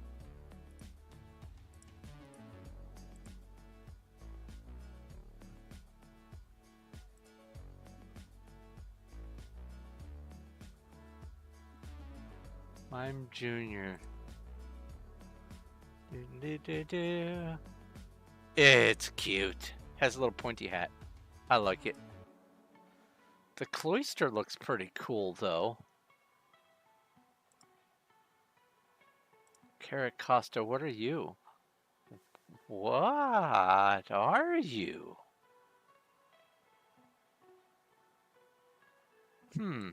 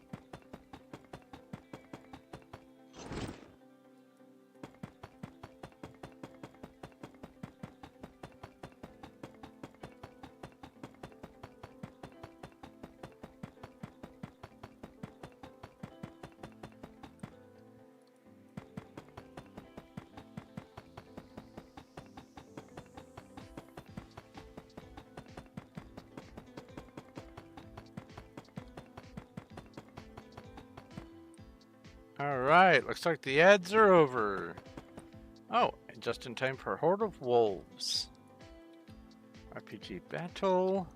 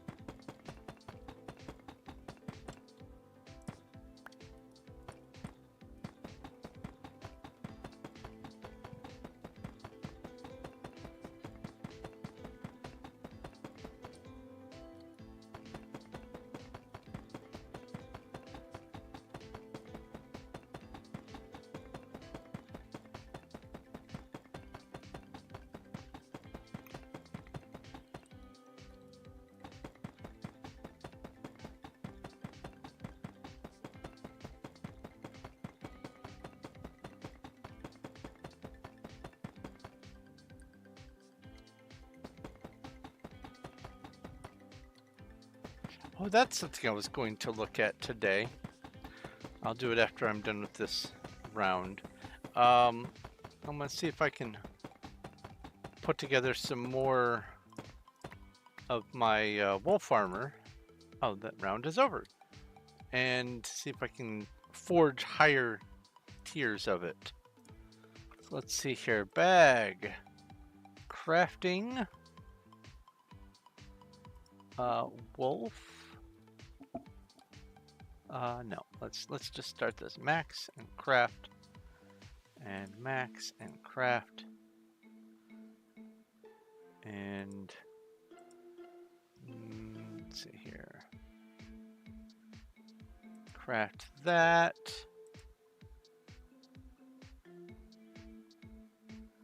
And then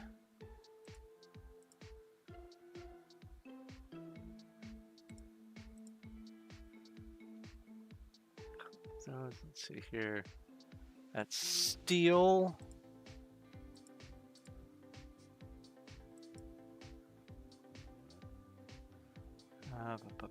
Oh, sapphire ring. I will craft a sapphire ring. I do not have enough. Okay. So, let's see here. There's buckets of sand. Small vial, medium vial, fishing rod, Okay. Eventually I will get down to... Oh, there's silver bars. Max silver bars. Oh, I don't have enough coal. That's what's going on.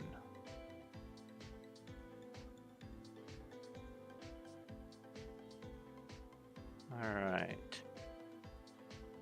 That's potions, potions, potions. Copper. Let's narrow this down to clothing.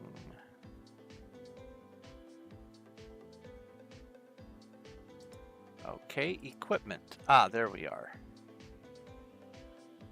And that still doesn't narrow it down enough. Wolf. Hey, there we are. I need to see if I have enough to make 7 boots. Wolf hide boots. Wolf hide bracers. Wolf hide body. Wolf hide chaps. And werewolf hide helm. I need to be level 25 crafting to craft that. Okay. And then I come over here and I go forge wolf hide boots 4.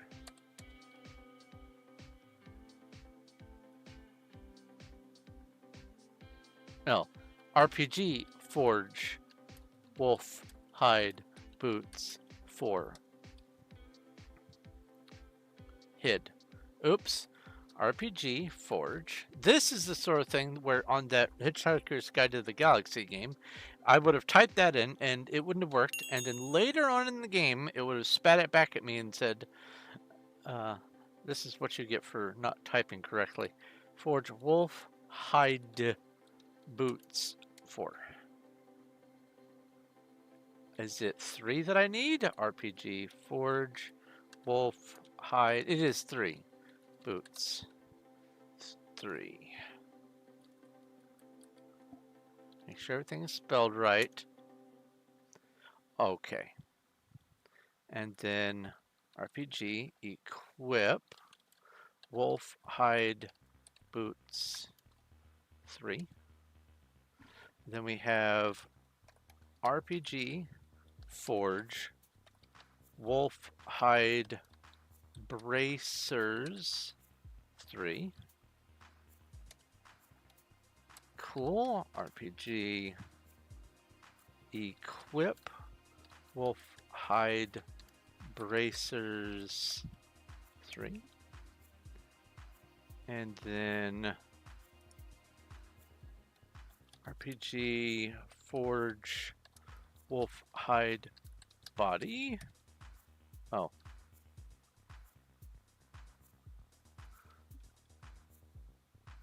I need a number. RPG wolf hide body 3.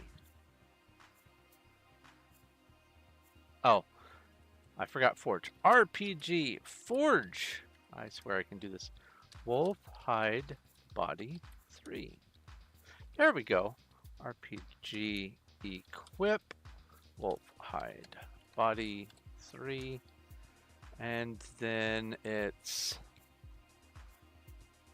lastly RPG forge wolf hide chaps hid wolf hide chaps 3.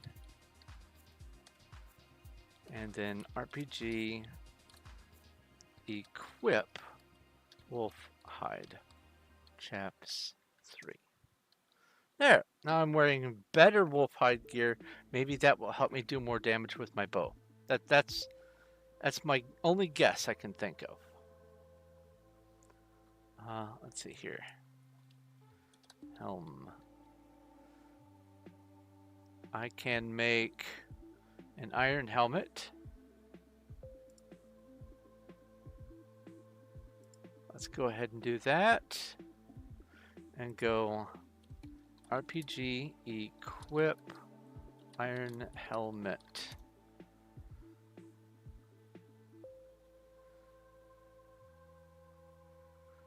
And that should be it. I still need to be level 25 to make the werewolf helm. All right. Now back to the building.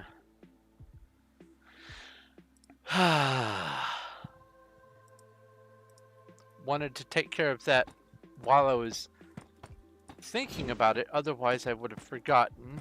And then I would have kicked myself during the next stream for not having done it already.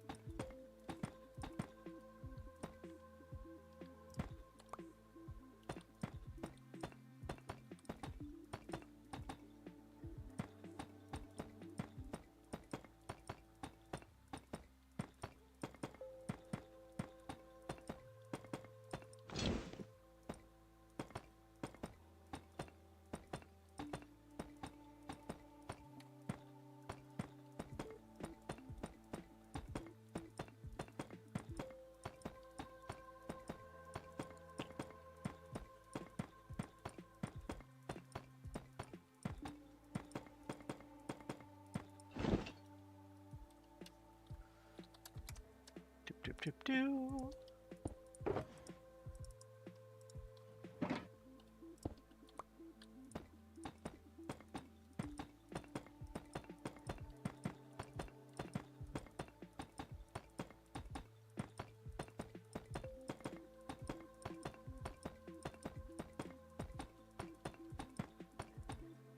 A horde of skeletons. RPG battle.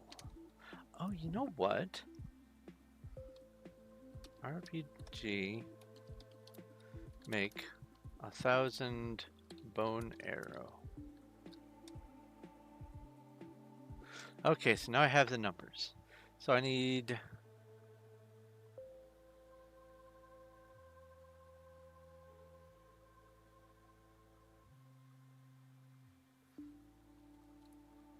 RPG make 113 bone arrow. Oh, wait.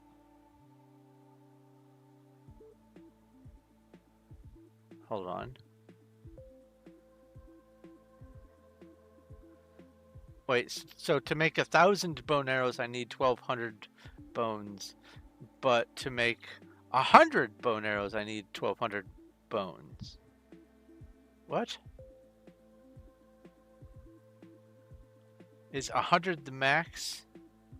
Let's see here. RPG make 50 bone arrow. That also needs 1,293 bones. Oh, it's the arrow shaft. Ah.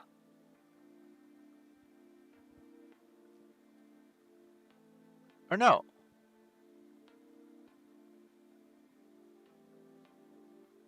It's the, oh, it's the feathers.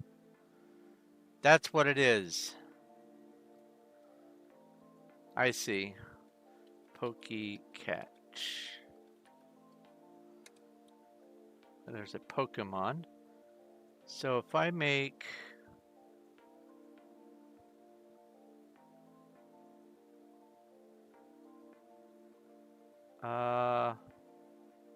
10. RPG make 10 bone arrow. There we go. RPG equip bone arrow. Maybe that'll make it so I can do more damage during the battles. Also, I caught the Pokemon. Nice.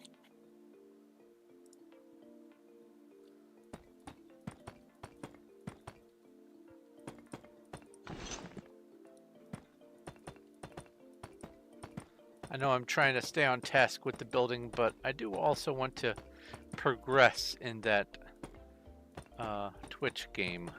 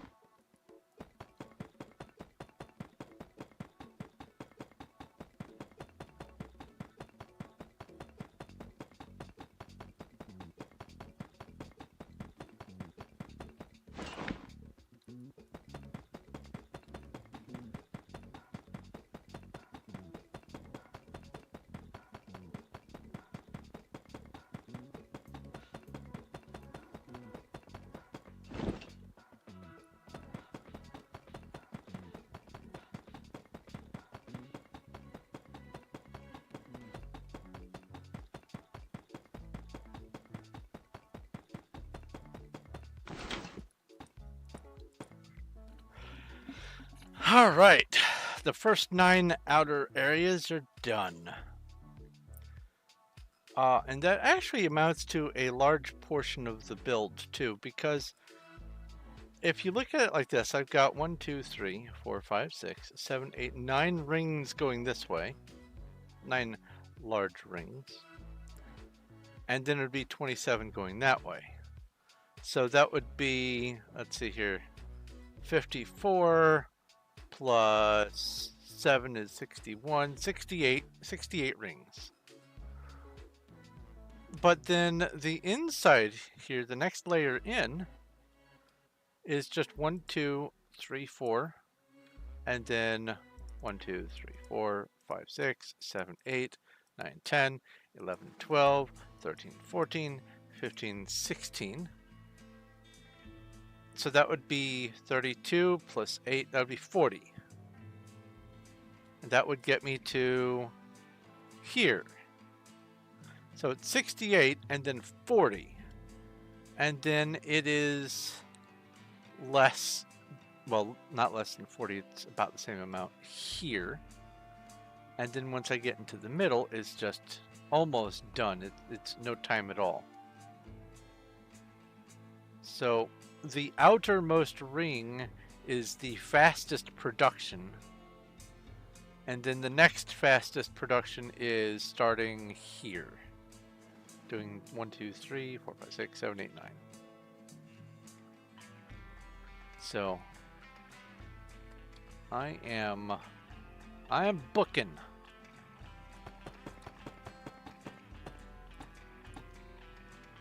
Actually, this one I should probably just fly backwards.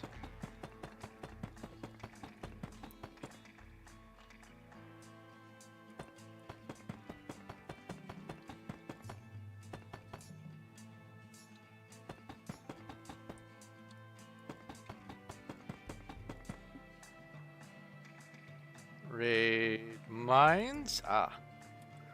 RPG raid desert. Ah. Also, RPG make glass. Make 10 glass? I don't know how many I can make. I can make 9. RPG make 9 glass.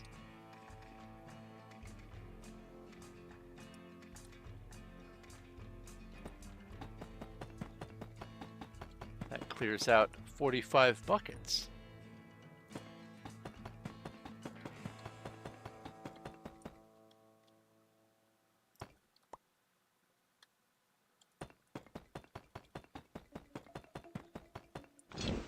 Slowly but surely, I'm getting enough glass to make the 250 for my first tier house. Then, I guess I'll focus on the straw. And then by the time I'm done with the straw, I'll just have billions of seeds to plant. And I'll be focusing on the stone. A horde of slimes! RPG battle.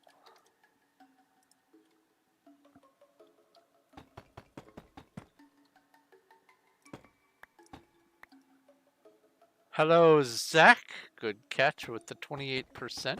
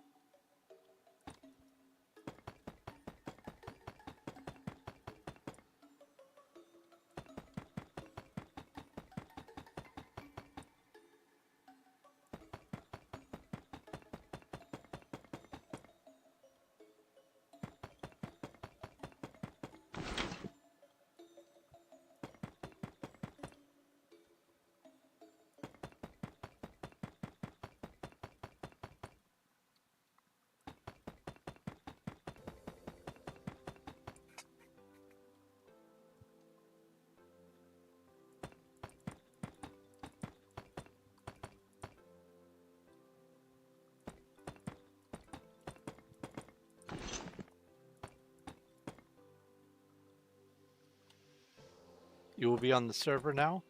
Well then, welcome to the server. Or welcome back, I should say.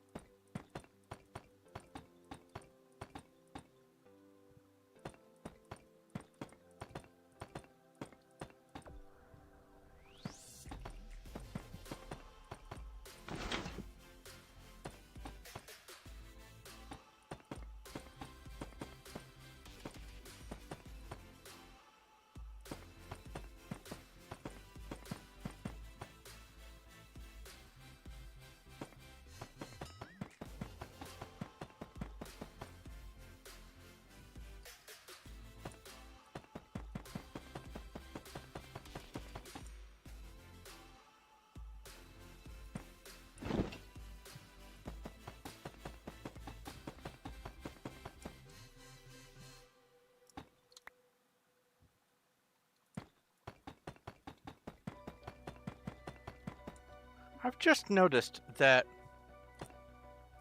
my username in the Twitch chat just arbitrarily changes color. Even though I set it to a color like on day one, it doesn't like to stay.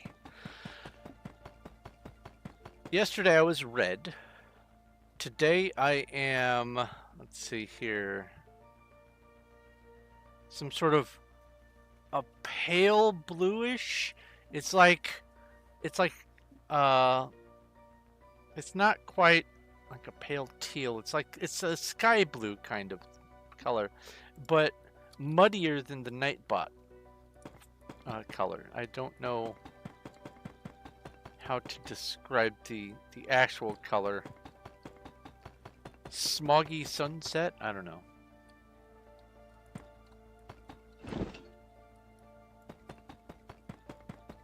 Yeah, it changes colors. I don't get it.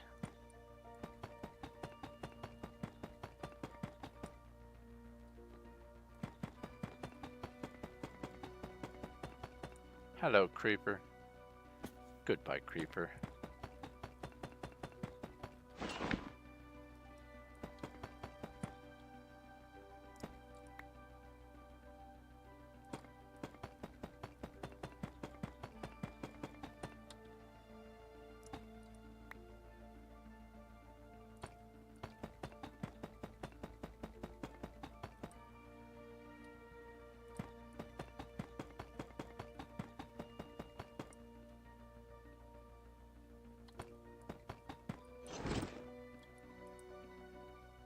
In video games, there are two ways of dealing with mob passing and mob hunting and all that.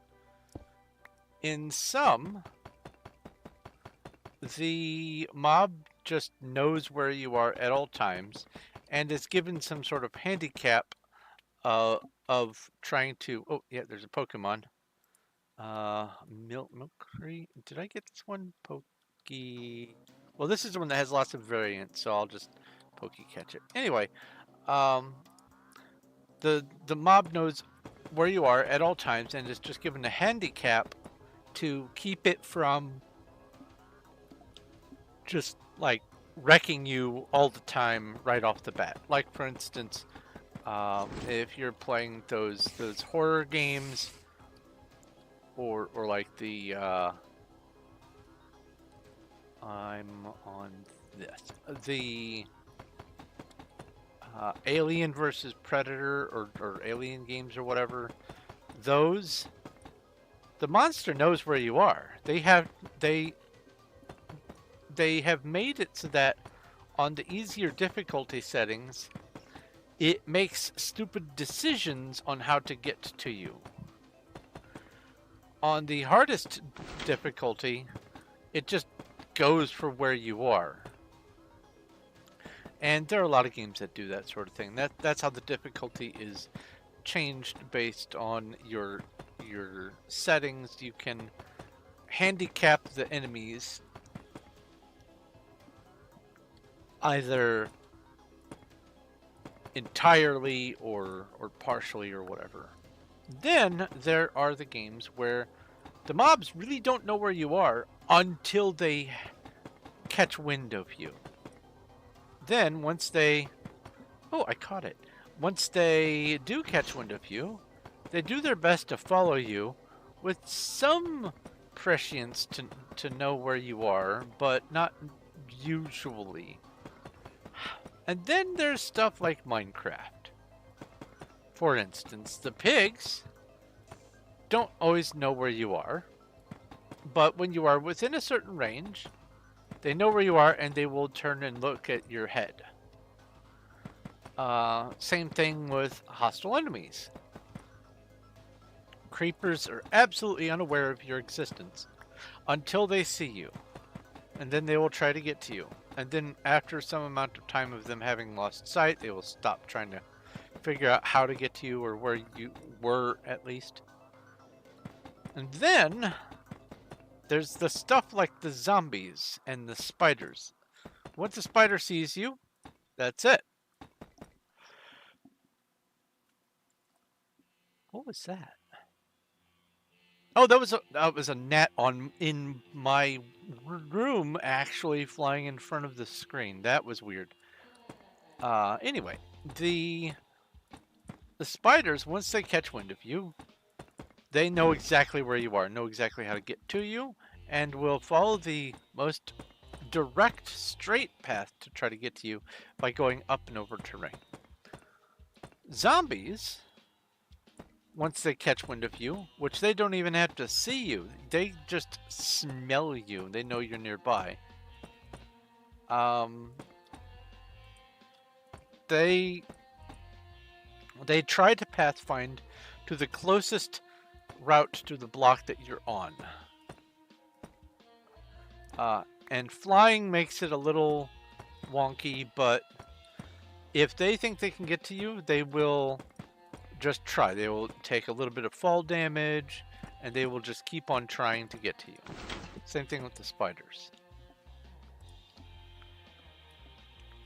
RPG battle. I've defeated 3 goblins. Awesome. But I think that Minecraft is an example of why it is good to have a mix of the difficulties. That way, not everything knows where you are at all times. And you can stand a chance of hiding. There are mods that make that impossible, but I'm talking about the base game. You can hide or defend or whatever. But for instance, the 7 Days to Die. Those zombies always know where you are all the time.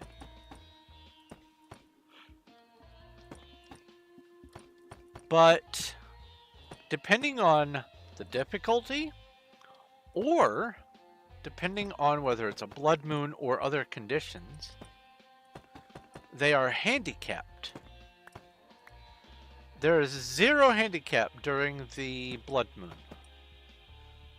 They know exactly where you are. They are going to dig to get to you. They will do whatever they can to get to your location or directly under your location to try to get to you.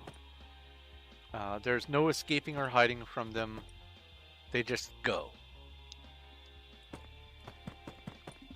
And then when it's daytime again, they still technically know where you are, but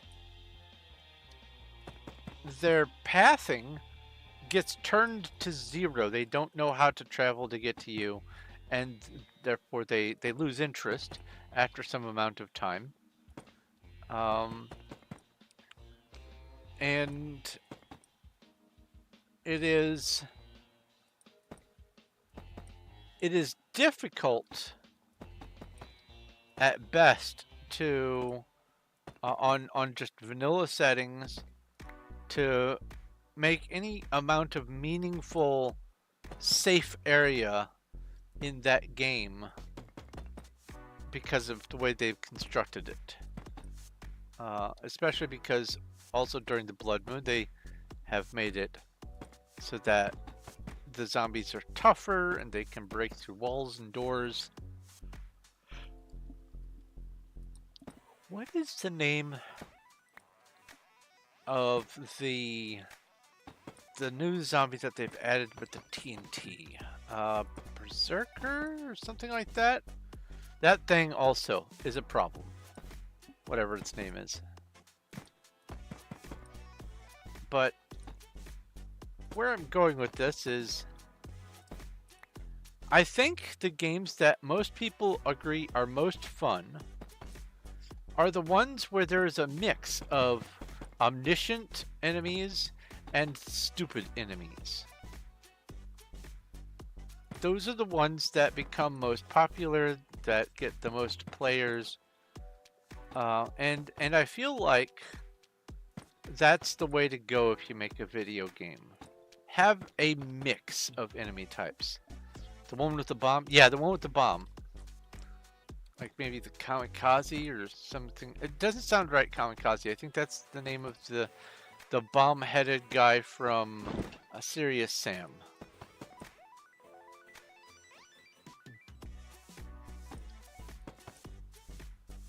But at any rate,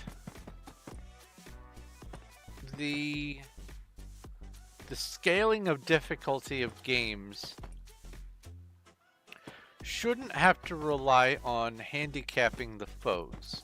The foes should not always, not all of them anyway, should not always be 100% omniscient about where your position is.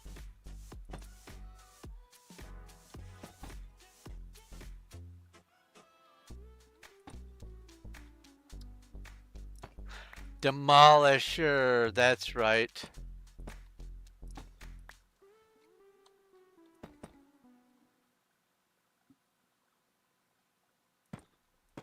Thank you both.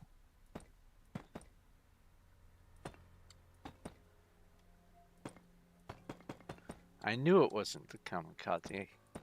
I knew that was from Serious Sam, but I couldn't get my brain to stop suggesting it's the kamikaze. Then when I said, no, it's not, my brain said, Berserker then?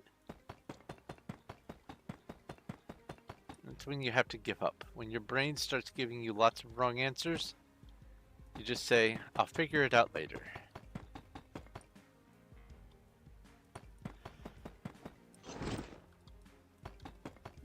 Oddly enough, that's typically a sign of a properly functioning brain. Your brain wants to have a rapid response, and so it gives as best and close of a response as it can to the situation. But then once it gives that wrong response, that's the fresh neurons that are firing. So when you go to think about it again, it just fires those same neurons again and tells you the wrong answer again.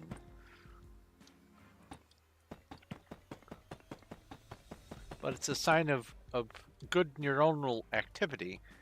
It just means that you don't have it memorized, or it's escaping your thought for the moment.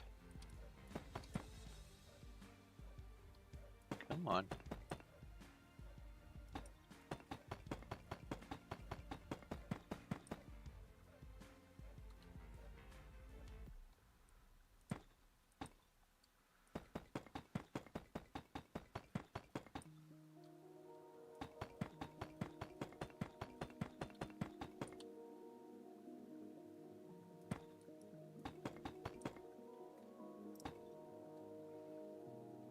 Yay, it didn't go all the way down.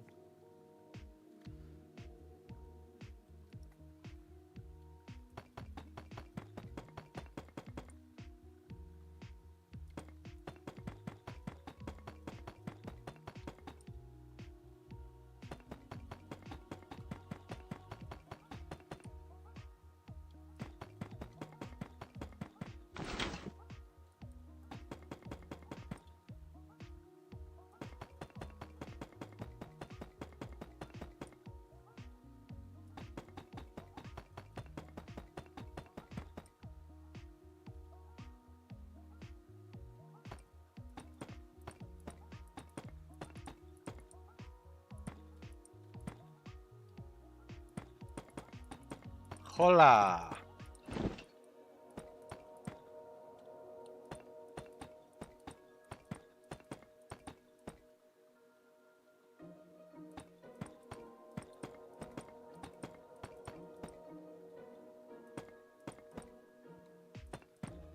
Puffy has not been on today, which is a blessing.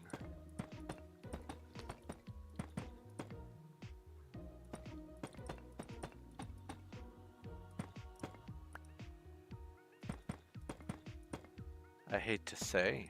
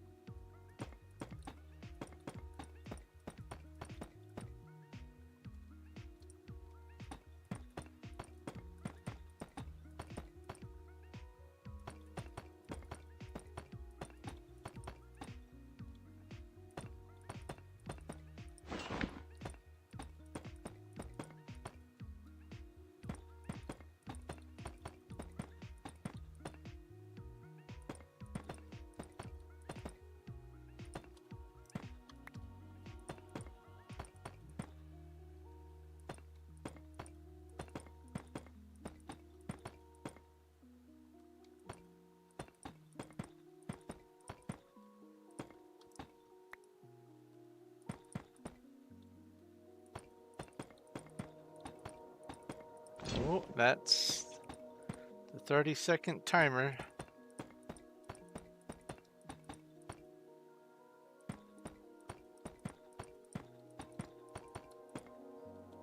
Yay! I got to the front.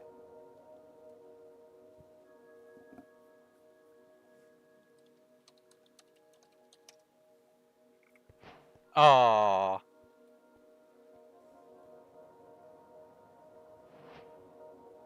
There's a horde of spooters.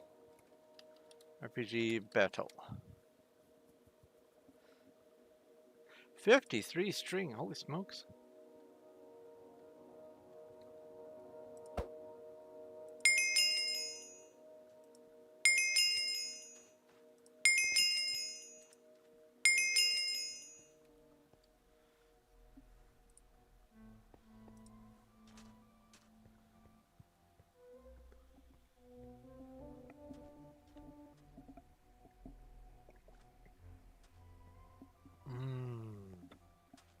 Tea.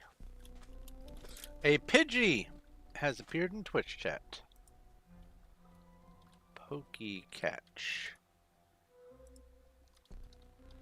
P time at noon and P weather clear. Let everything around me load. Eat a Reese's. Do.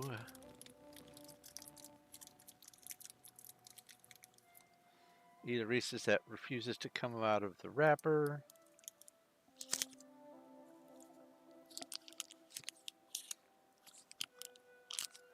There we go. The most important part of the Reese's peanut butter cup is not the peanut butter or the cup. It is leftover chocolate on the wrapper. That is the most important part. And it is vital that you eat that part also.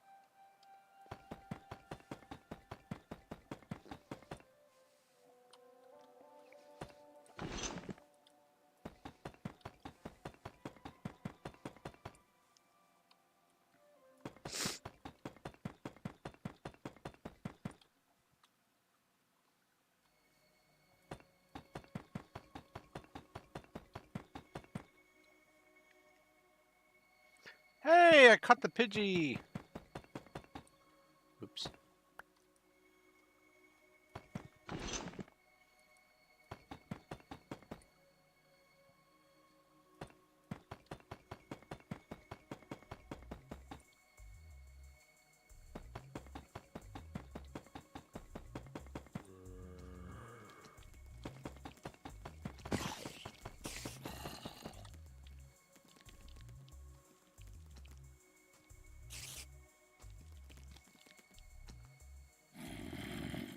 Get that spider over here. No, it's not gonna. That's alright. Oh, now it's coming this way.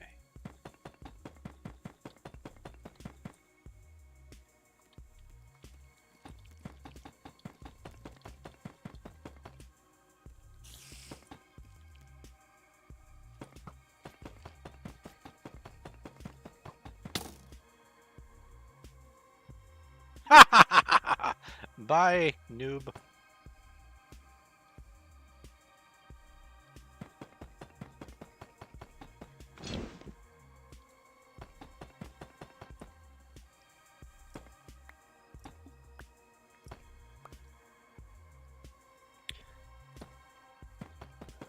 Oh yeah, I need to make a staff. That's right. Don't know what it's for, but I need to make one. Obviously, it must be for some magic somehow.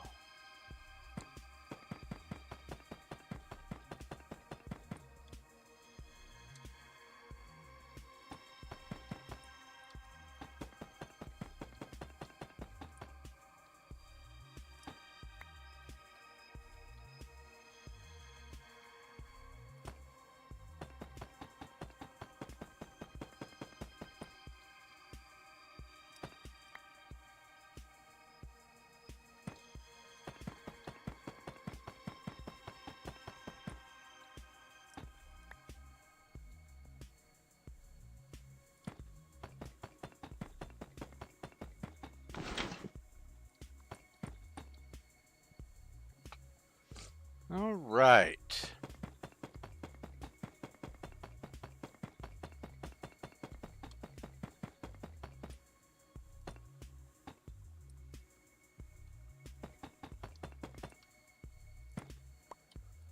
I do have sponges, but not very many.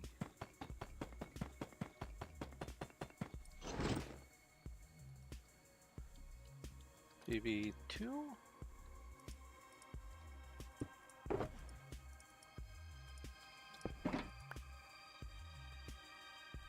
If you had asked me on Duck SMP, I would have oodles of sponges.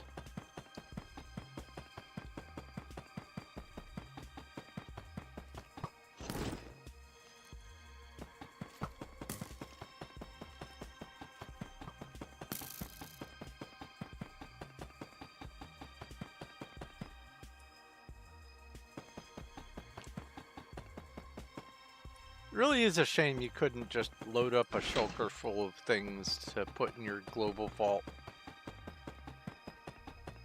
I understand that it's because the things needed to be translated from one version to the next. I get that, but I would definitely have loved to have all the shulker, or all the sponges, some more of those spawners that we had, all that stuff. That would have been so lovely.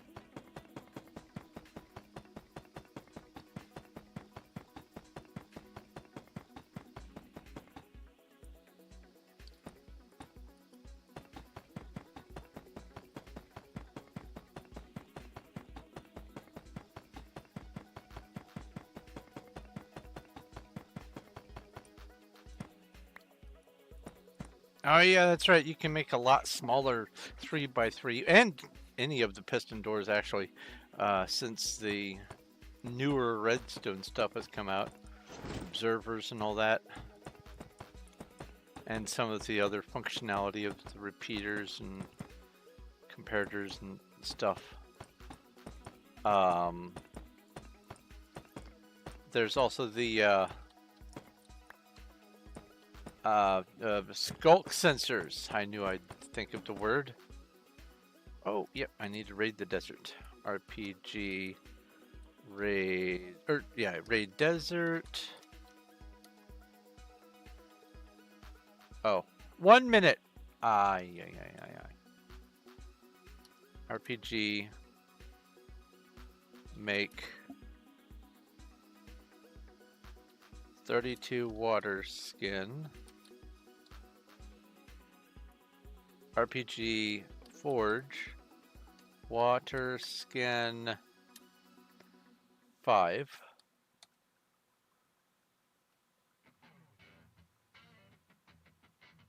Forg RPG forge water skin 5.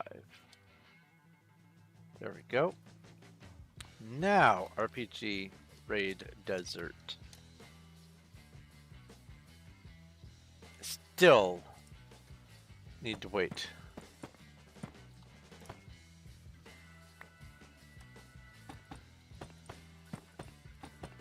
Figure if I'm going to raid the desert, might as well get the most sand out of it that I can reasonably.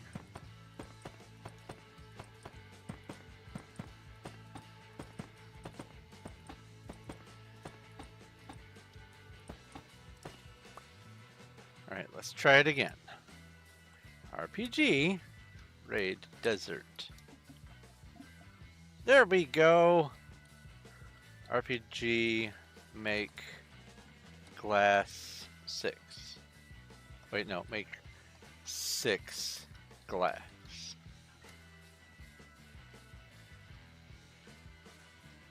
And then RPG upgrade house.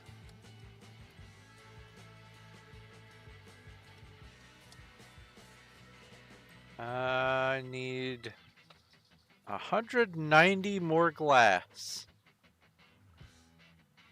Yikes.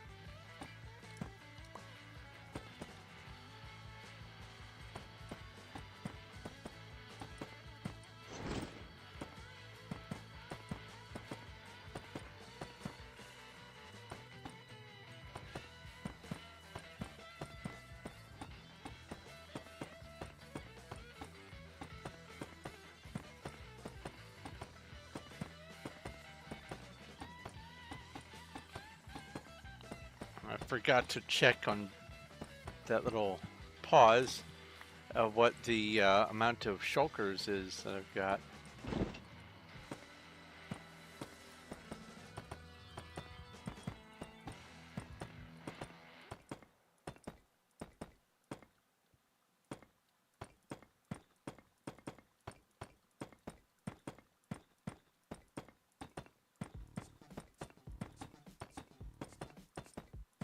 I also keep doing that slide thing in my chair where you slowly scoot forward and your head slowly drifts down the back of the chair to the point where you're almost sitting with your chin on your chest. And I have to keep sitting back up. Maybe I can adjust my chair so that the back is tilting forward or something. That might help. Because my posture isn't the best.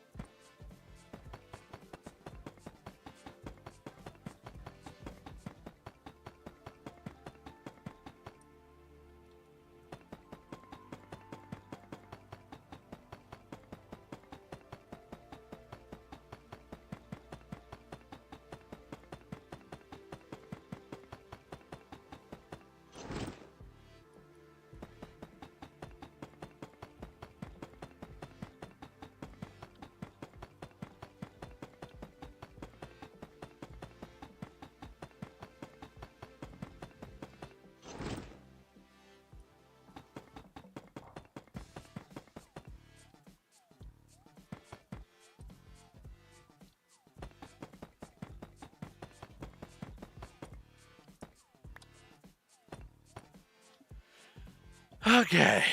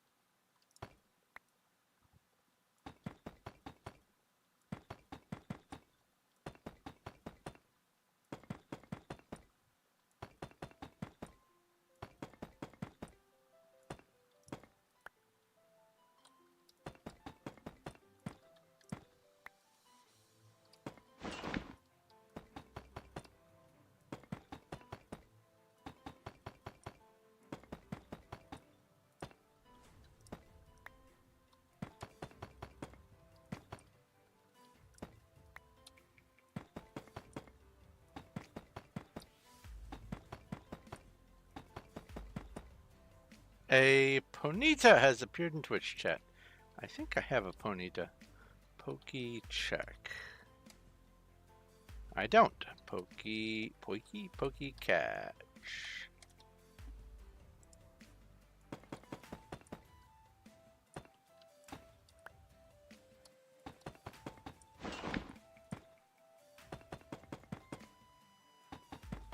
So apparently there's a cooldown on doing the wonder trades for the Pokemon game. Yesterday or the day before, when I was messing around with that extension, I managed to find a couple of different Pokemon that I had duplicates of that I did not want to keep the lessers of. So I found out after clicking on one at the very bottom you have the chance to trade. So I traded one of them, and then I found another one, and when I went to trade, found out I couldn't. But I did have a wonder trade item in my inventory, and I used that, and so I went back and I actually did manage to trade it. So what that tells me is there is some sort of minimum time that needs to happen naturally between wonder trades, and I don't know what that time is. I gotta think it's something like one a day or something like that. No one got the Ponyta.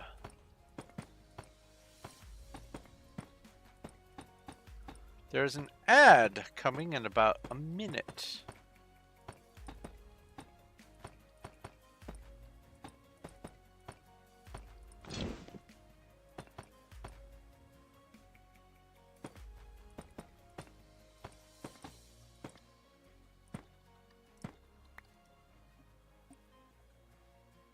Oh, sad. Tea empty. Backup drink. This time I had a backup drink.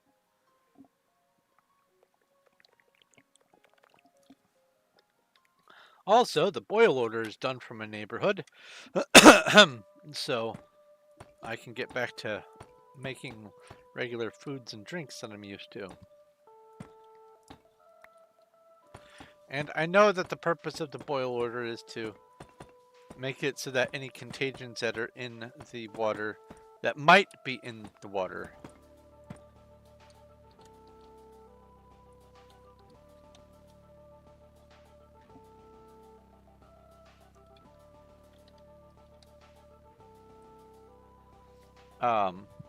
and that when I go to make pasta or soup or whatever, obviously the water is going to boil and that will kill all the contagions. But I don't like the idea of it, so I just wait until the boil order is done to do any cooking. PV2.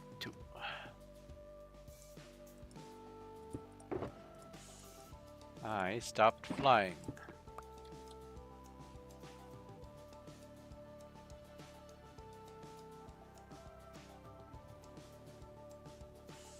Server lagging for anyone? No, it's just you. You only have 4 bars of signal.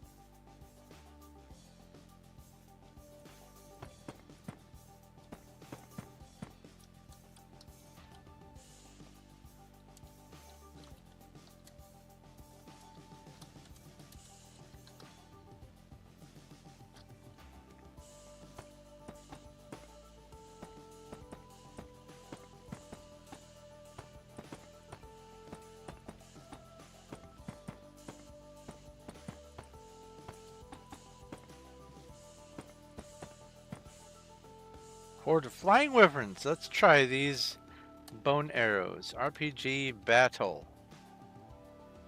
3 wyverns.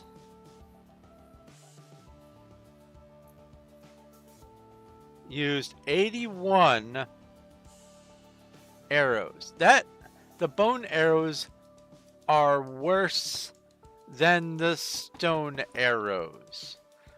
Because of course they are.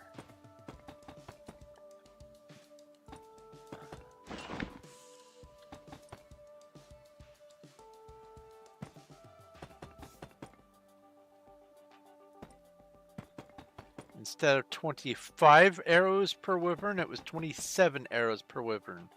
And that's with me now wearing tier 3 on all of my wolf gear. That is redonkulous.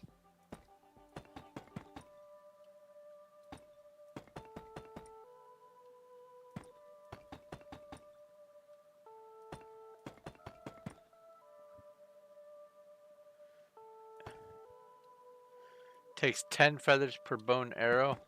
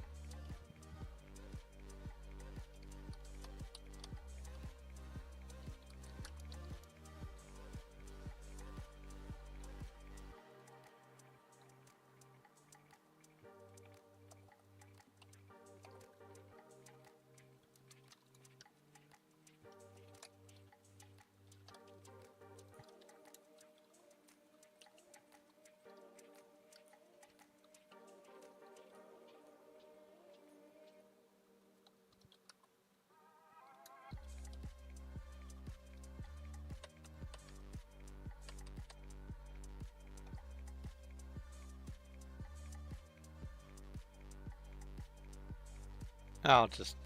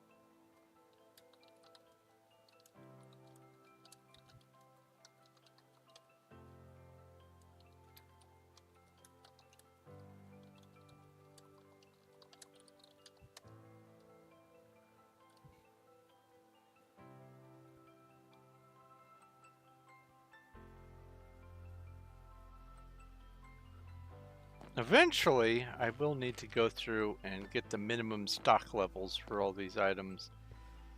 Are they not gonna send me a teleport?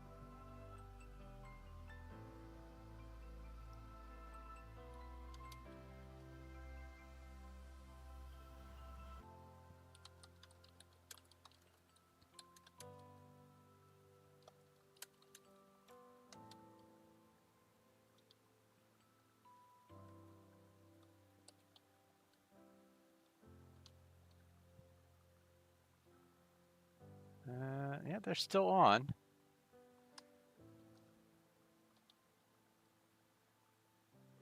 I'll give them just a little bit more time.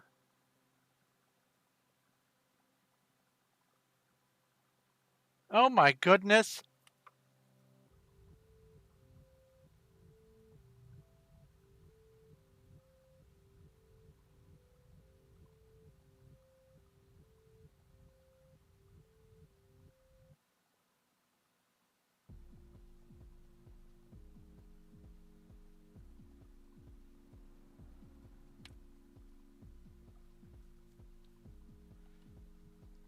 It looks like they were too busy ranting. Apparently they've never been on an SMP before. Oh well. Their loss.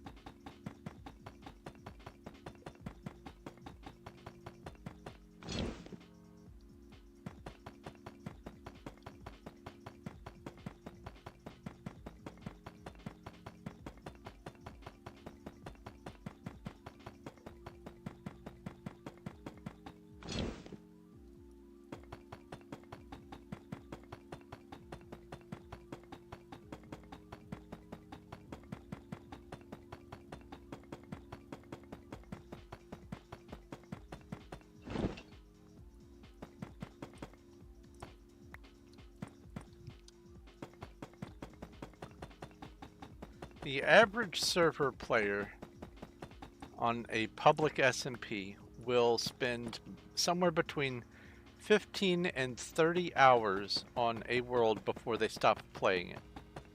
Whether that's over the course of a couple of days or over the course of a few months and they just play for half an hour at a time or whatever, it doesn't really matter. It's still going to be somewhere between 15 and 30 hours. You cannot do much in Minecraft in 15 to 30 hours. You can't. It's impossible to do anything significant on a server, especially in about a day's time.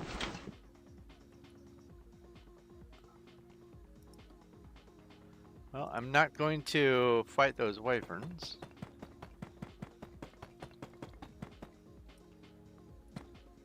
Use my last... I can't even use my last 18 arrows. In fact, I would need to have 27 arrows to kill one of the wyverns. So, nope. Yeah, anyway, because of how little time a given player will statistically spend on a server, and given how most people don't even get enough claims for their claims to be permanent, it is like the world resets over time. You can go raid lots of people's bases 30 or 60 days after they have last logged on, and all their stuff is just free for the taking. And when it comes to servers, you want to have decent file size usage. There's a Pokemon. Oh, Pokey Catch. And Oddish.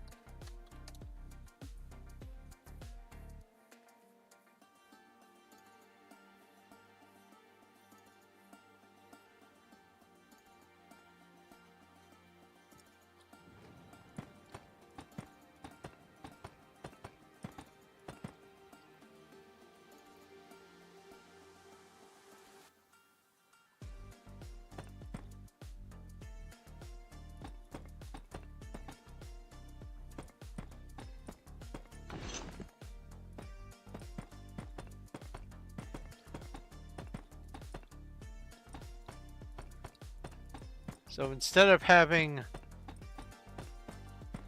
hundreds of gigs of storage, allowing people to write to the files as they explore on their very limited usage, and then also open up the chance for regulars to just bloat the file size by constantly exploring and raiding all over the place.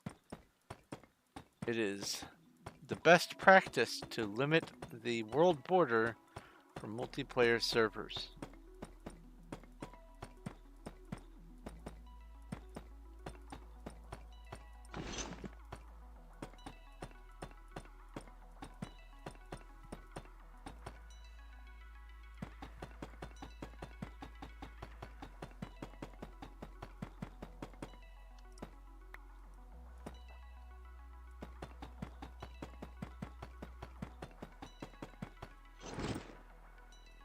Hey, I caught the Oddish.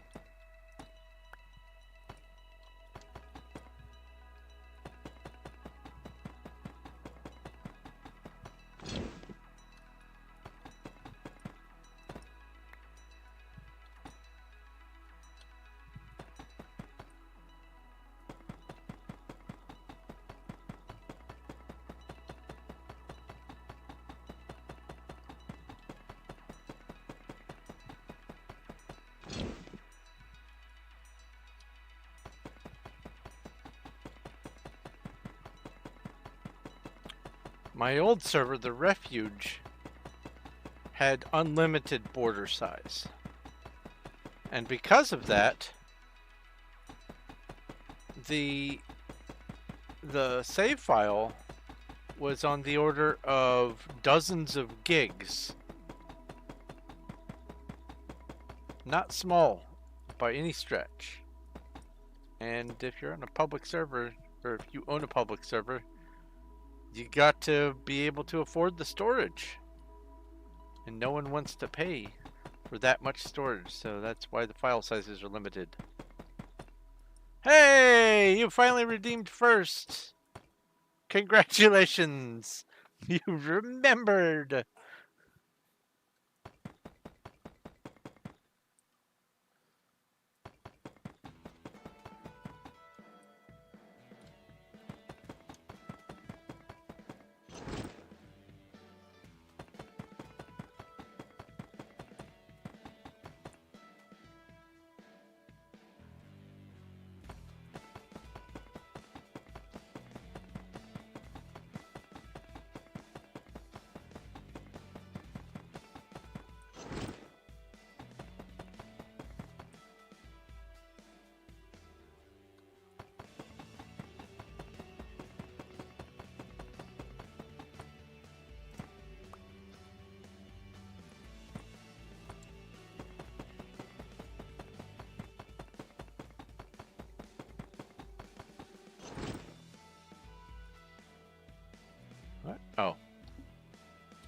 PB2.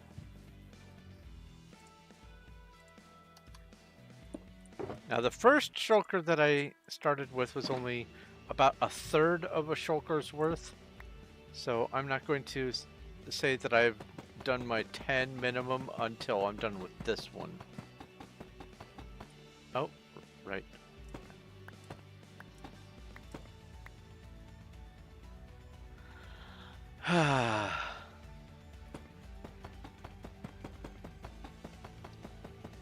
Shooting star, nice. What, or no, it's a star. What is that? Inside the star it says GG. Thorno 2 GG. What?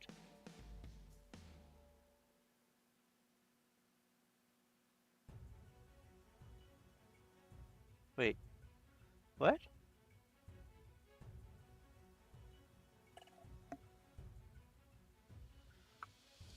I did not make that emoji. I must have received some free emojis when I did the onboarding. I haven't gone through and done the emojis yet.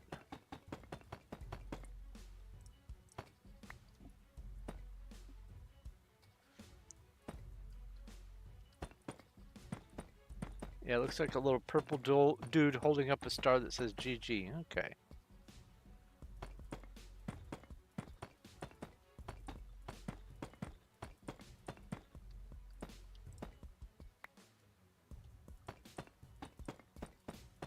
Yeah, I haven't done anything with the emojis or badges yet because I need to make the images.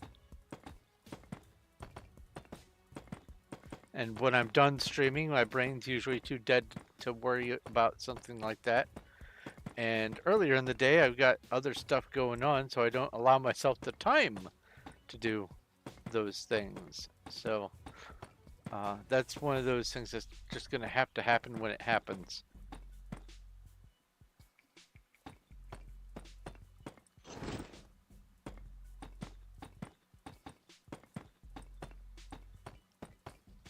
I am going to add some more of those redemptions, though, the channel point redemptions, the rocket fuel redemptions, I should say.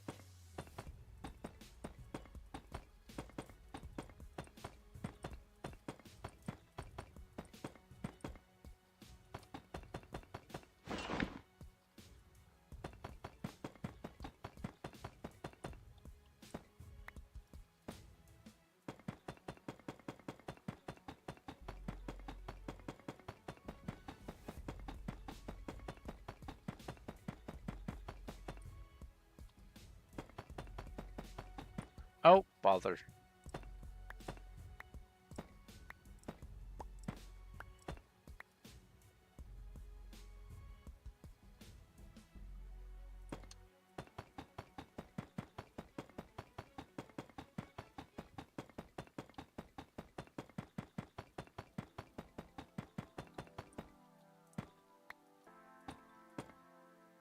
I thought it was suspicious when I moused over it and it said Thorno. Oh, there's a horde of wraiths. I have to presume that the mirrors get used up when fighting the wraiths.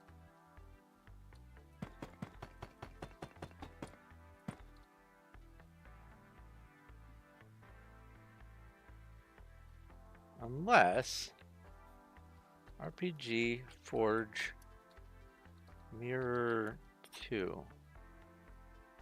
Can't forge mirror. Okay. I know I bought at least 10 of them recently.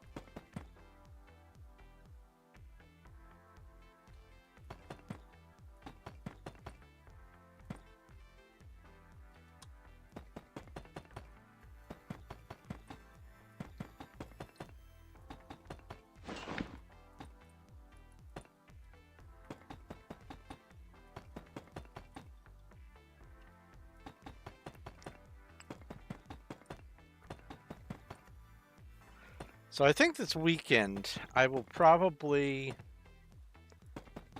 well, it either has to be this weekend or next weekend. I will probably be looking into some video crash course. I don't know how much you're going to give me. Ah, thank you. Some video crash course on how to do colonies and stuff on Starbound. PB-10-9. Thank you, Branchy. Let's keep on going.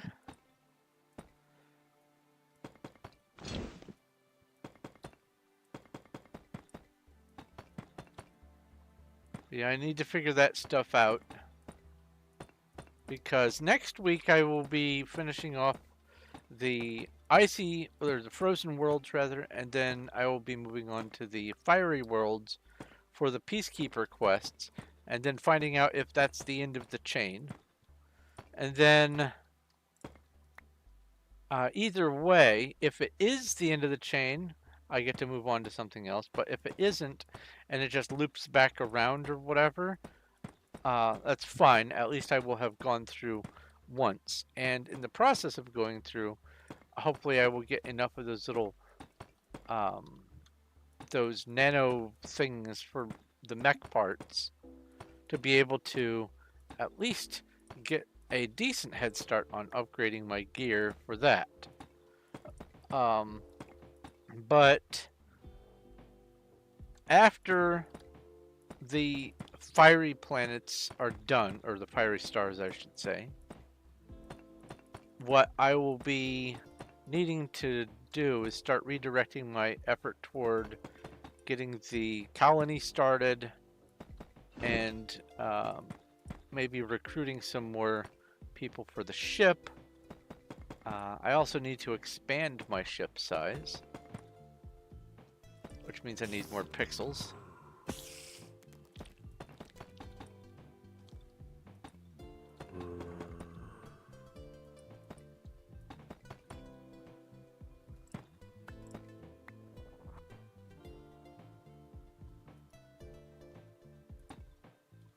I have been told that you can expand your ship size by way of crew members, but I don't know anything about that yet.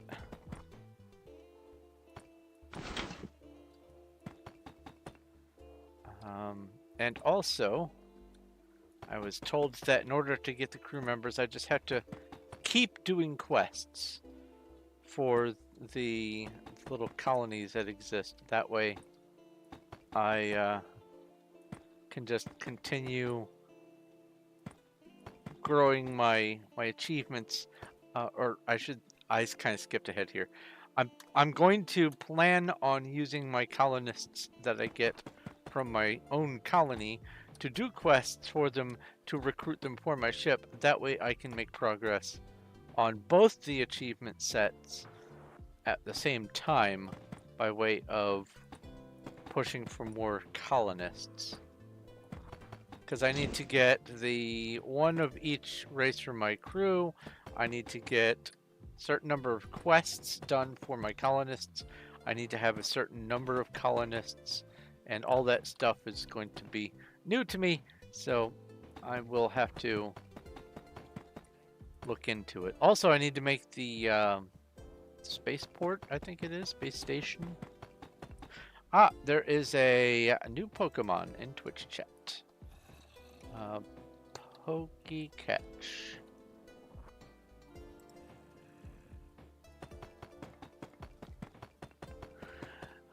Yeah, a lot of stuff planned for the Starbound, and then once I get all the achievements in the vanilla game, I fully intend on expanding to do the modding for that game. There are lots of really cool looking mods.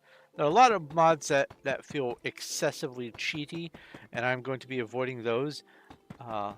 But I have found lots of mods that add lots of neat stuff and functionality to the game. And that is the sort of thing that I'm looking for. Some that add binary stars, uh, tons of extra biomes possible, extra planet types possible. It is by far much more interesting than I was expecting to find anything for that game, because I'm used to finding lots of mods for like Minecraft and Skyrim and stuff that do lots of big things, but I never would have figured that Starbound would have huge mods to it, and I'm interested. Congratulations, Cuddles, on catching the Pokemon.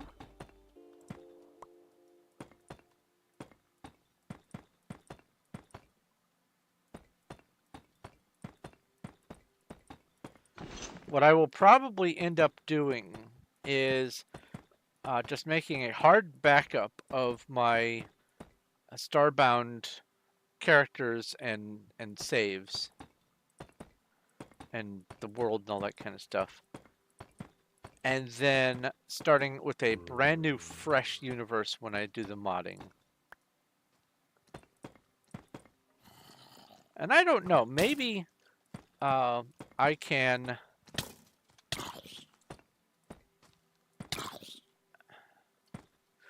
maybe I can get the Steam achievements even with modded, but I'm not gonna bank on that. A lot of devs put in code to prevent you from getting achievements if you're using mods.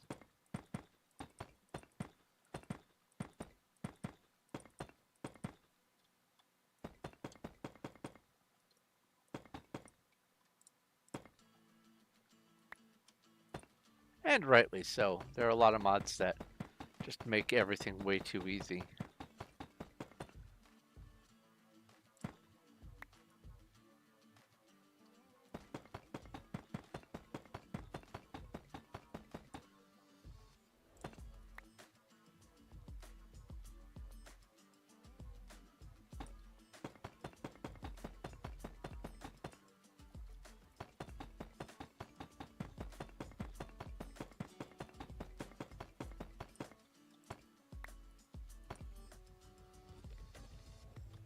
Experience.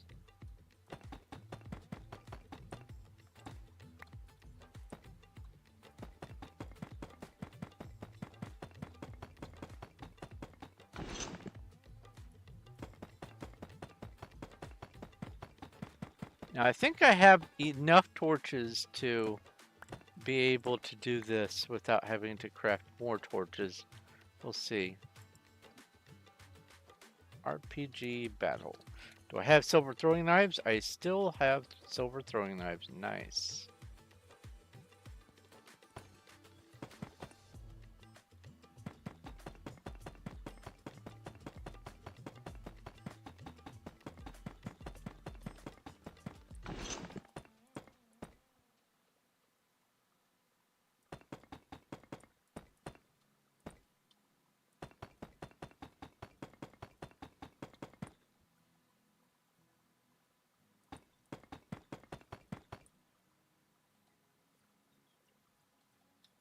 Oh, and Raid Desert. Thank you for reminding me. RPG Raid Desert. RPG make glass.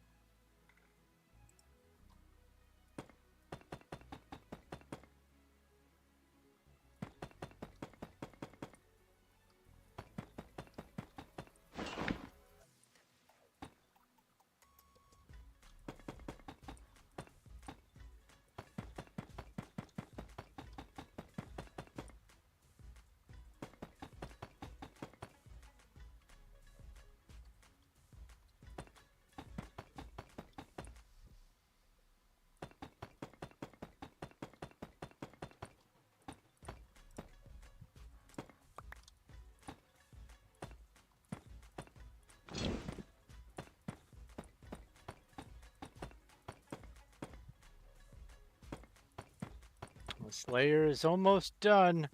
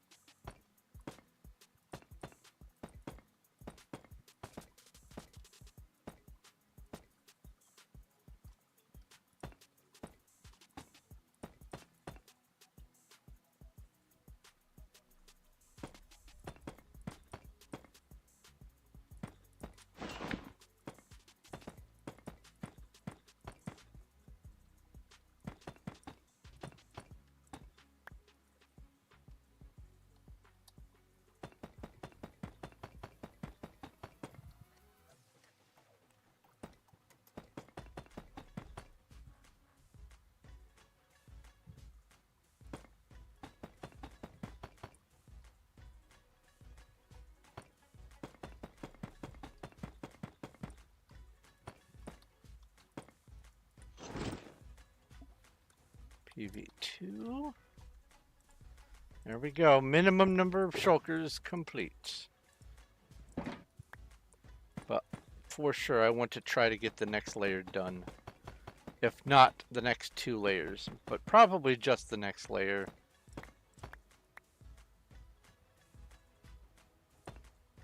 We'll see. I might just push. Because I do want to just finish off these last couple layers so that next stream I can start over there working on building up the rest of the place.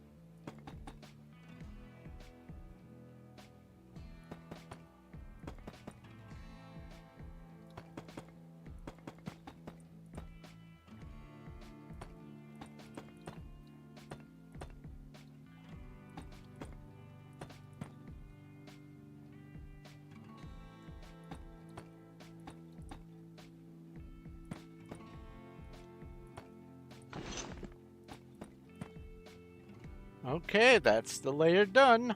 Now let's do the torches. Oh, what? Oh. Did I just drop a stack of these blocks? Yep. How did I drop a stack? Home. Cube.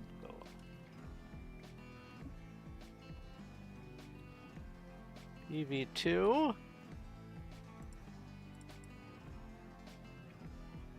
And let's get the torches in.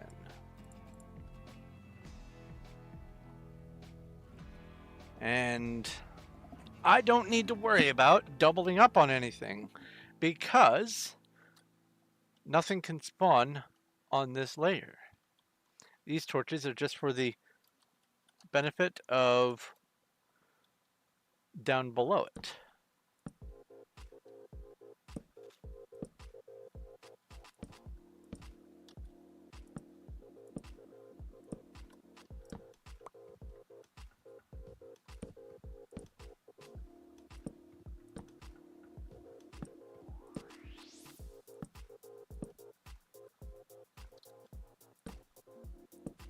Let's go there.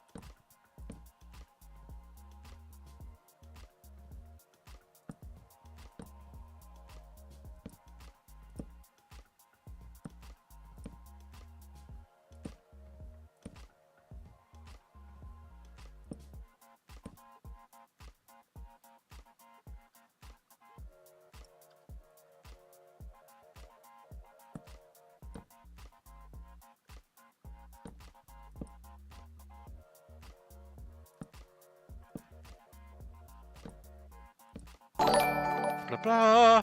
Oh, a dead joke has been redeemed. Oh boy. Oh, come on now.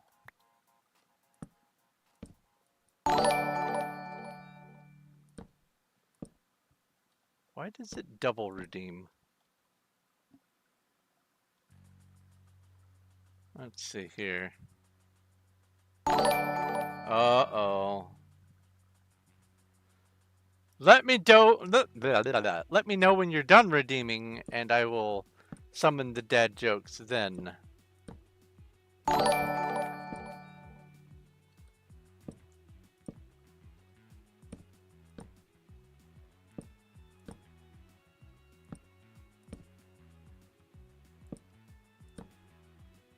Four dad jokes. All right.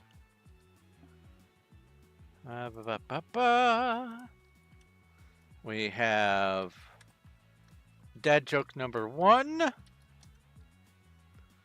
I boiled a funny bone last night and had a laughing stock. I like that one.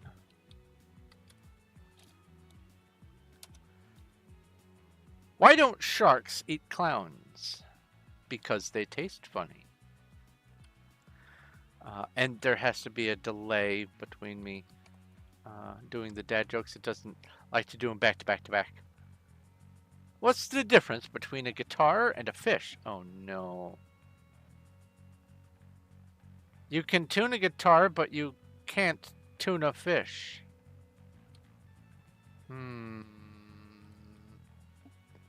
And dad joke. Why did the banana go to the doctor? He was not peeling well. Ah! Bunny Bloppy is now following. Hello, Bunny. Thank you for following. It is greatly appreciated. Welcome to the crew. Dear space traveler.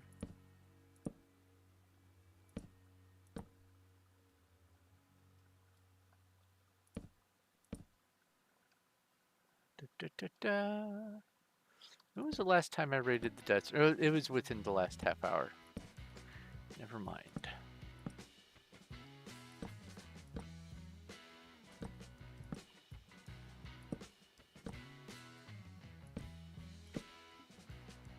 Yeah, thank you for the follow.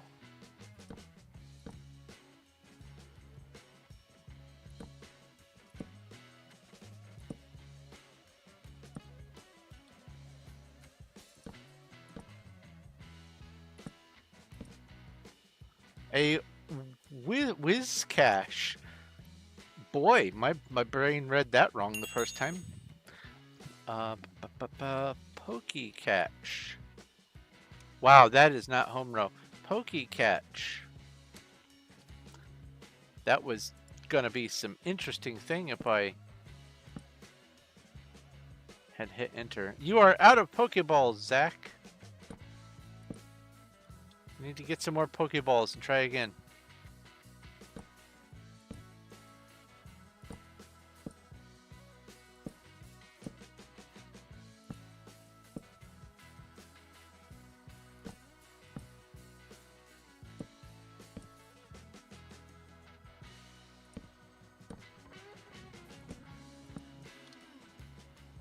Where did the torch go? Right here.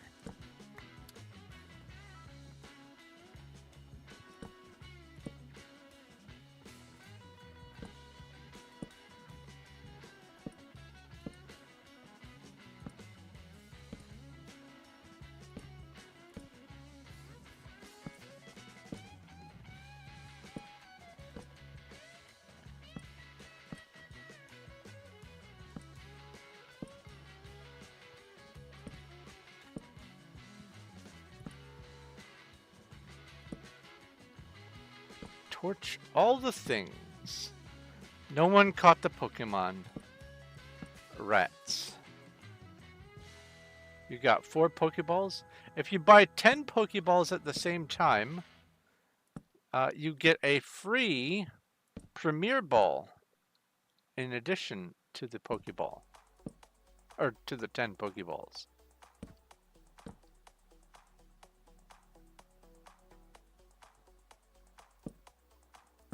I usually wait and just buy like 50 Pokeballs at the same time.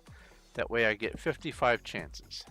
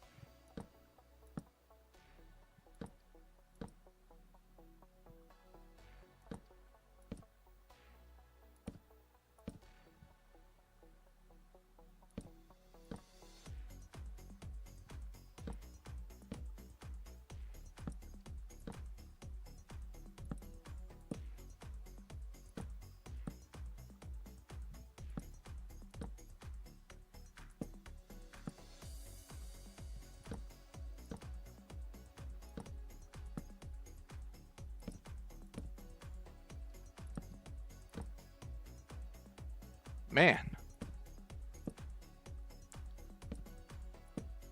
this layer takes forever to do.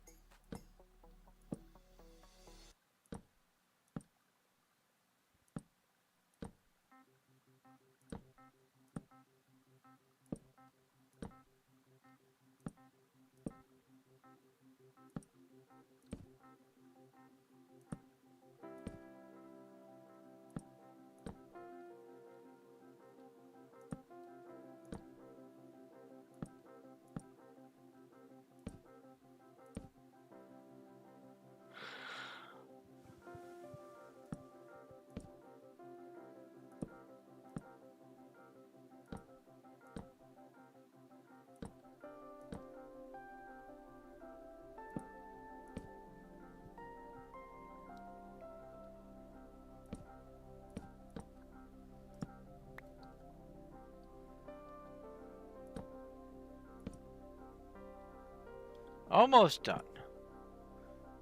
3 more passes, or 4 more passes, rather.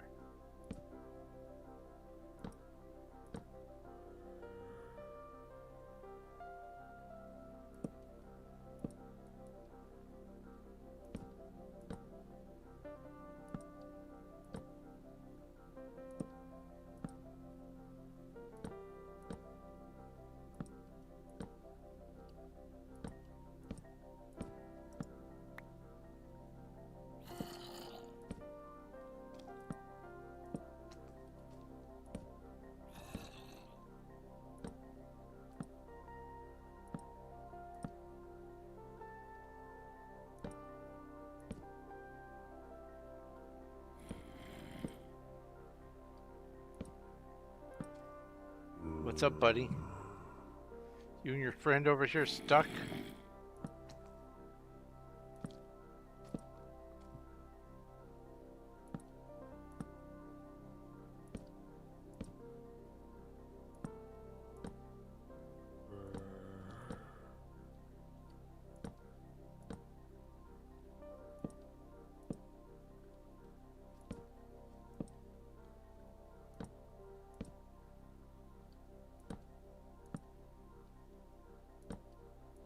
All right.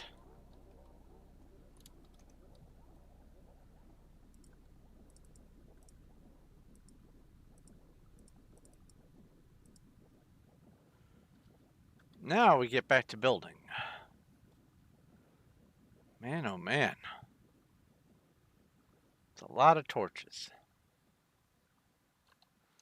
That layer took 6 stacks of torches to do. Man.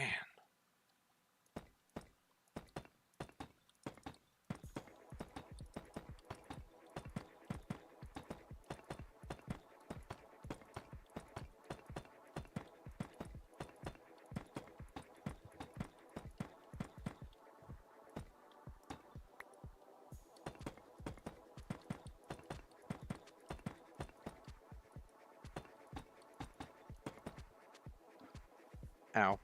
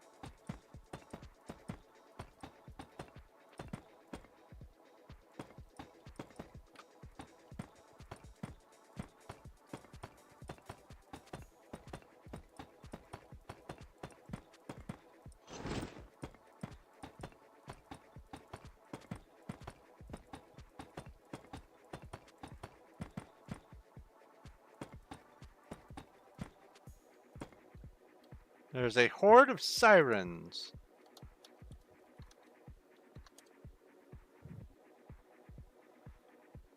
We got seaweed, trout, and tuna. And experience.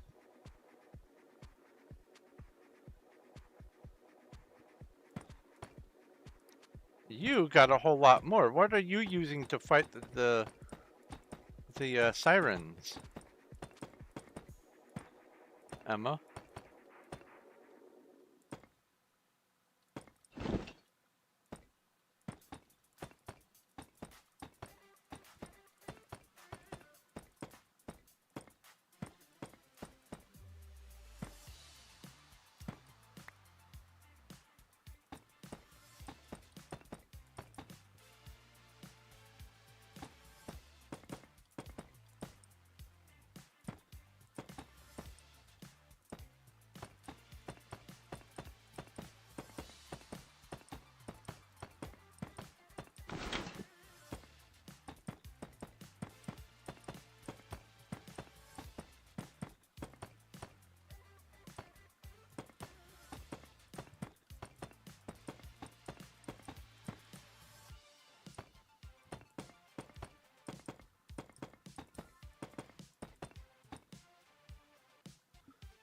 Ah, right.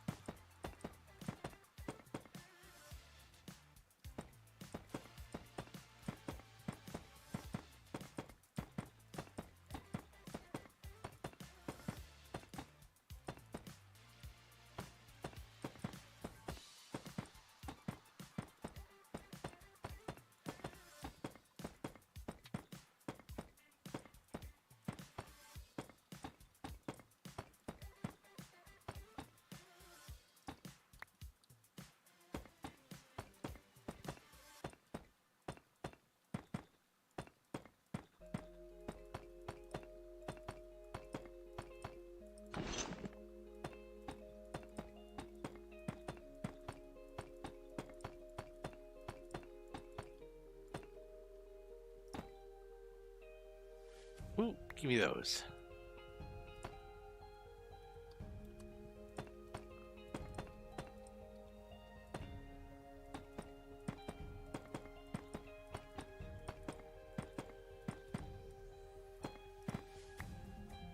Oh, well, bye.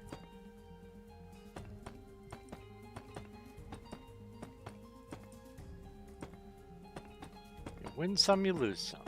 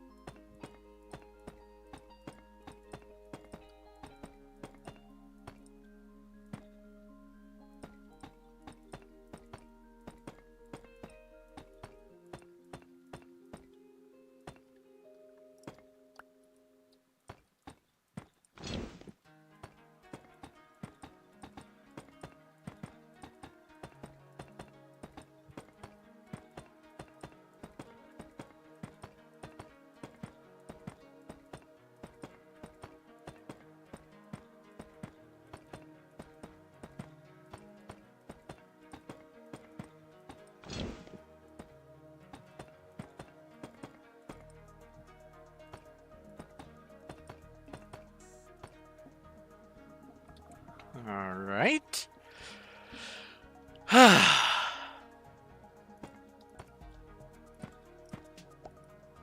Next round.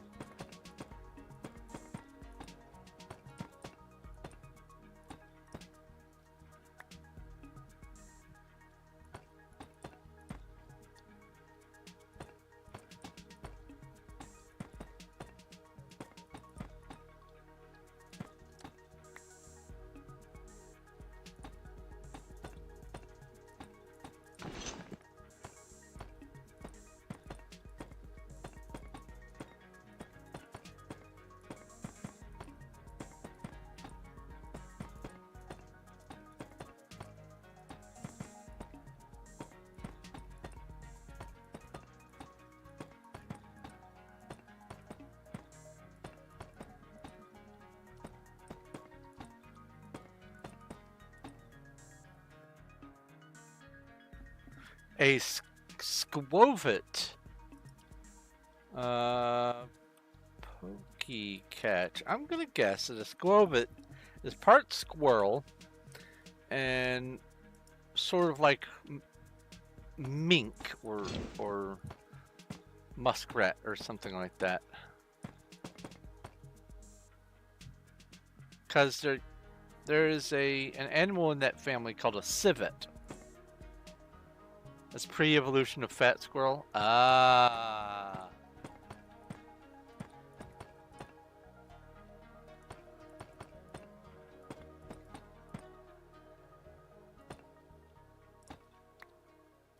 Squirrel covet. I see.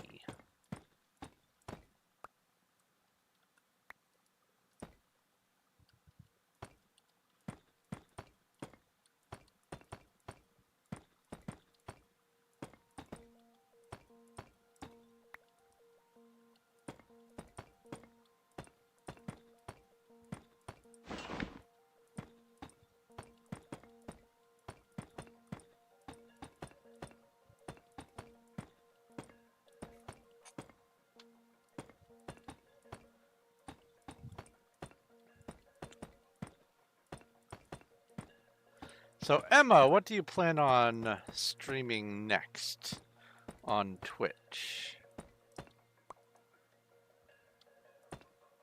Oh, advertisement in about a minute or so.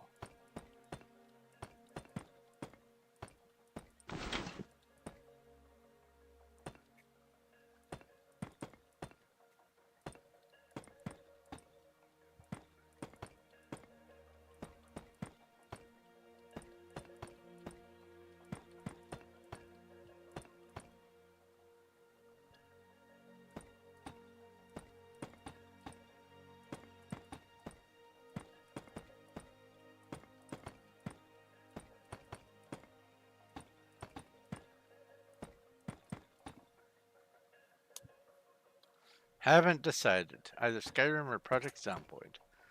Alrighty then. Next question. When?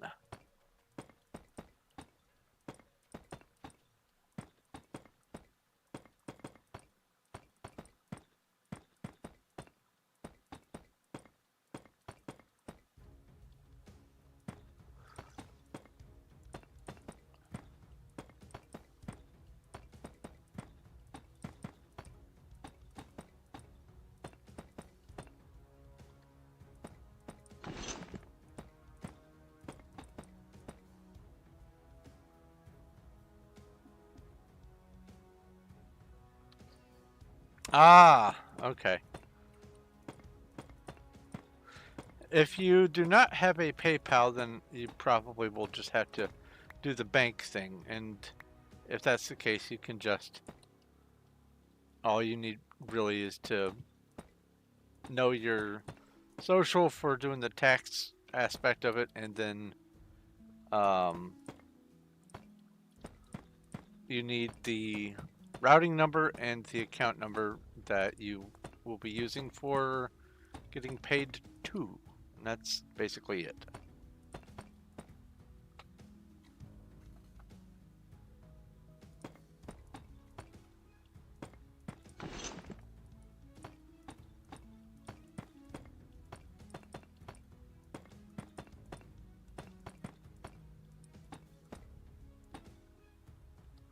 A horde of flying harpies. RPG battle, probably. Oh. Okay, alright. I got 3 harpies.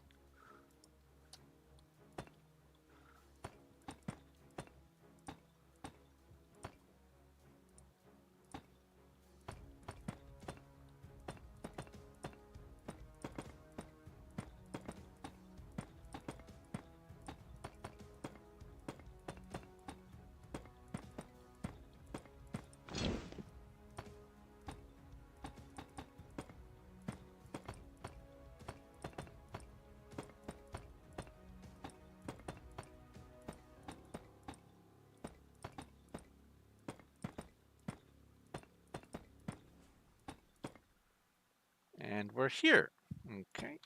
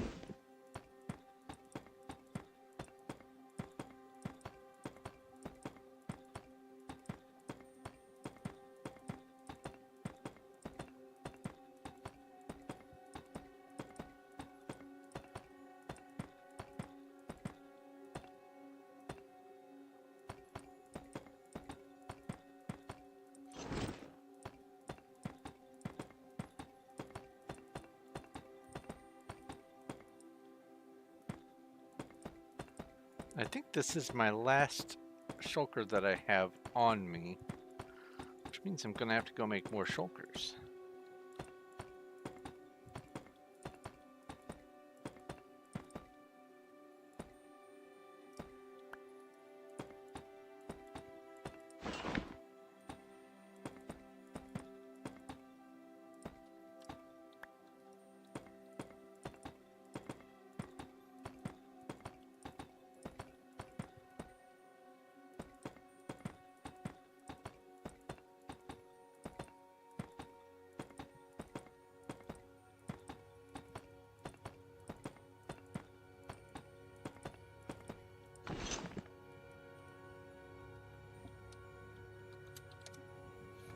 Oh, no, I have one more shulker. Sweet. That delays the inevitable by 1. Oh, yeah, that's right. I think that I believed I was one farther ahead because of the whole torches thing.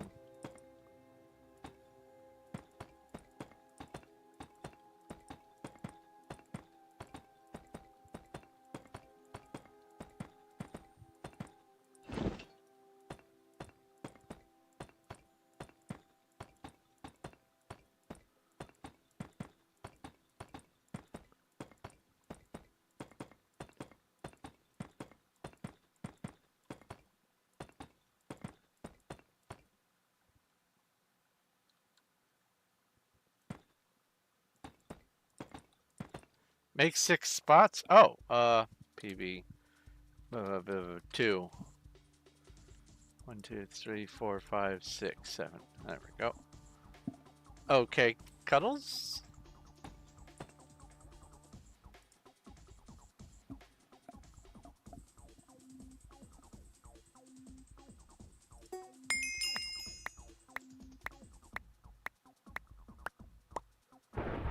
Thank you.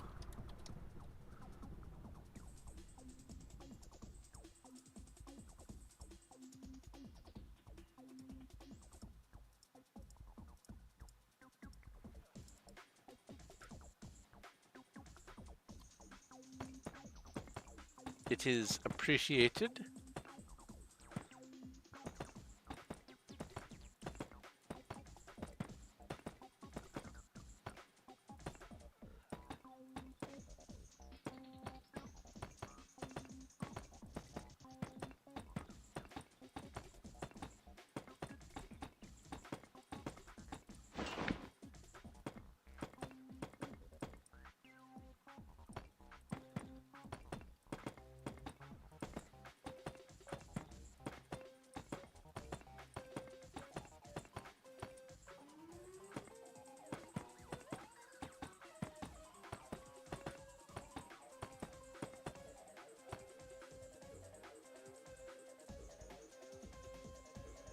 Took all day to get those and 3 others. Oh no, Cuddles. Wait, are you mining and then converting, or are you using the stock that we have and converting?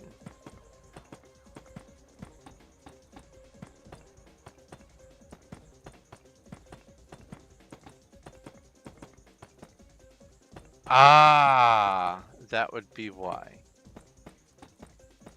Because we have plenty cobbled in stock.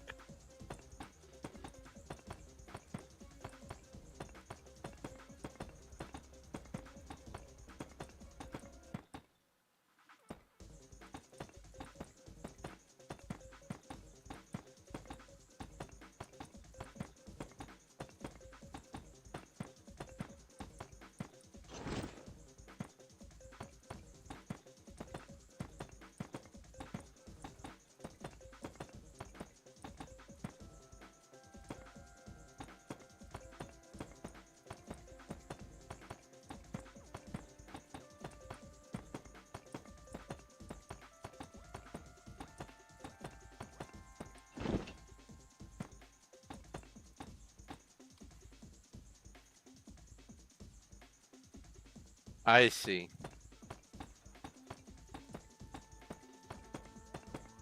Did you ever get your cooling tray?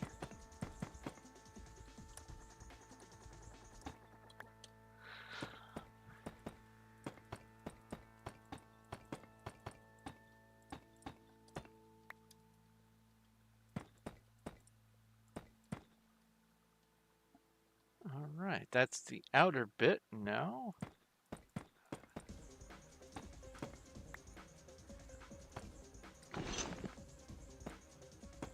Ah.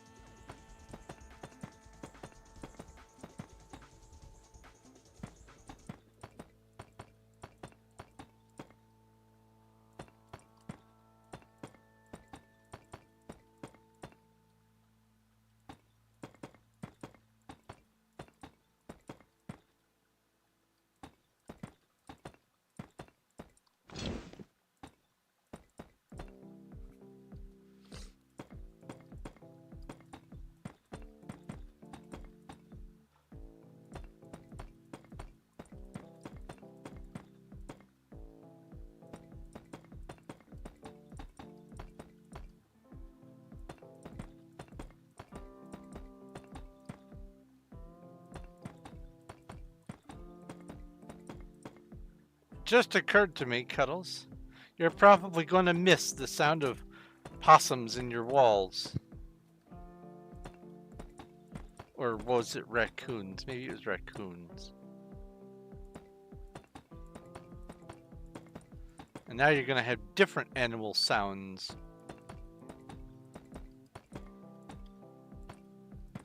Eventually you'll get used to the coyotes, but still. Whole new set of critters out there.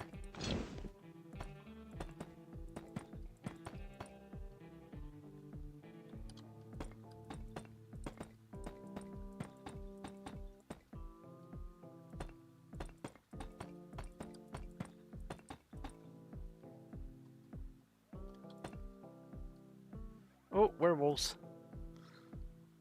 RPG battle. I keep forgetting to do the boss fight. RPG raid desert.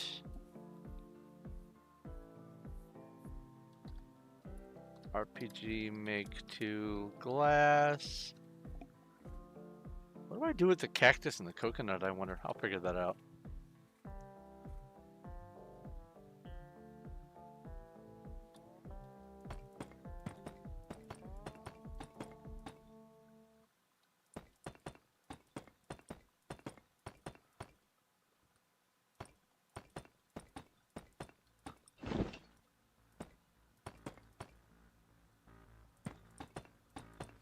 The most important advice that I have been told when living out in that area, New Mexico, Arizona, Nevada, all that kind of stuff, is always, no matter what, before you put your shoes on, beat the snot out of them, see if there's a bug that falls out.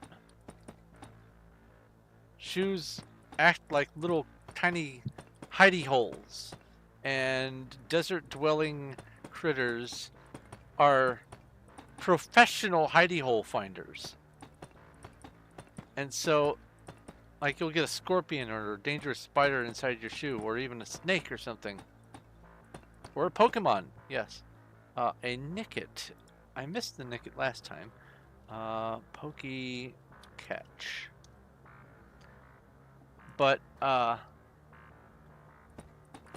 this is advice that comes from my family who lives out that way. They say, anytime you have not been wearing your shoes for more than like 5 minutes, just get in the habit of shaking them and smacking them to see if anything falls out. It may be silly at first, but it's a lot less silly than getting stung or bitten.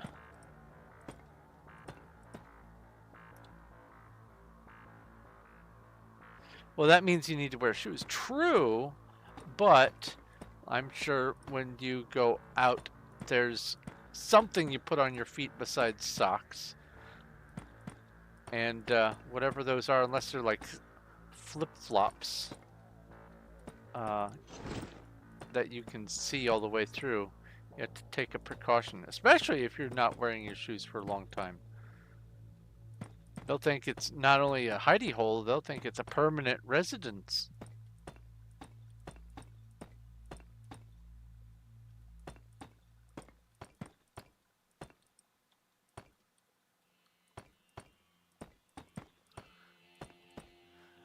My one uncle and his family, when they first moved out, that's how they discovered that there were tarantulas in that area. Because one took up residence in one of their shoes. Thankfully, they didn't get bitten, but they did feel it moving around when they put their started to put their shoe on. They pulled their shoe out and threw it across the room, and out scampered a very large bug that turned out to be a tarantula. It wasn't one of the big fat tarantulas either. It was one of those kind of skinny leg ones that's even creepier. Looks like an anorexic tarantula.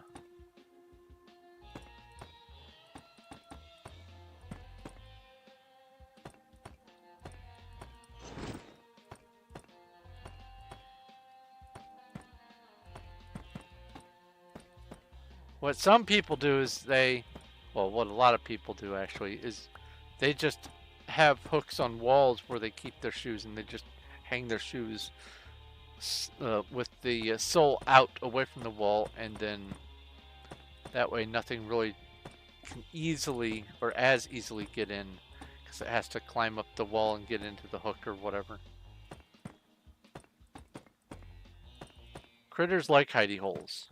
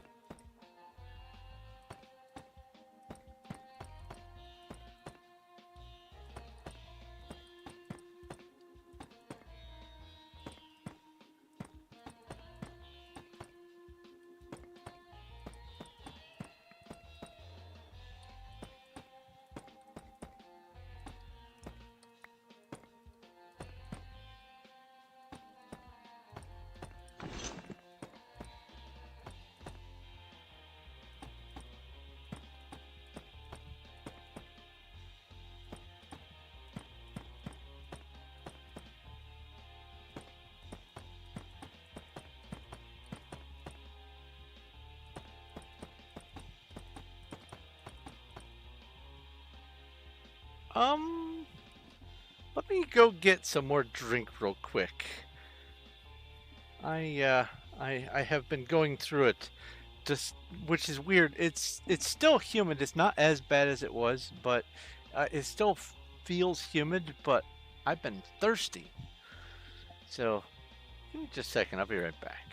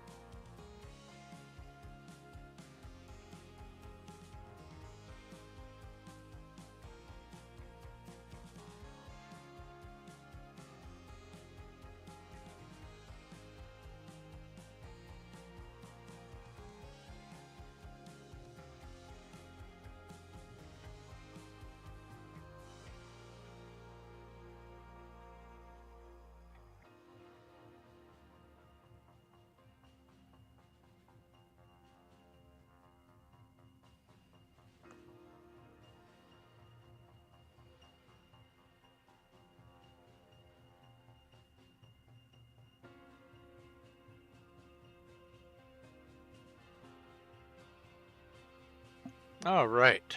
What has 2 thumbs and already drank half a bottle of water? This guy.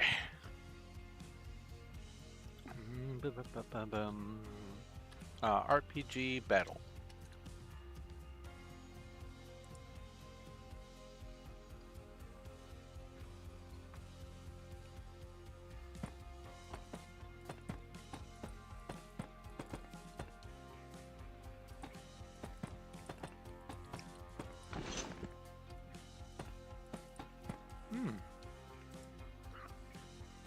RPG make max water skin.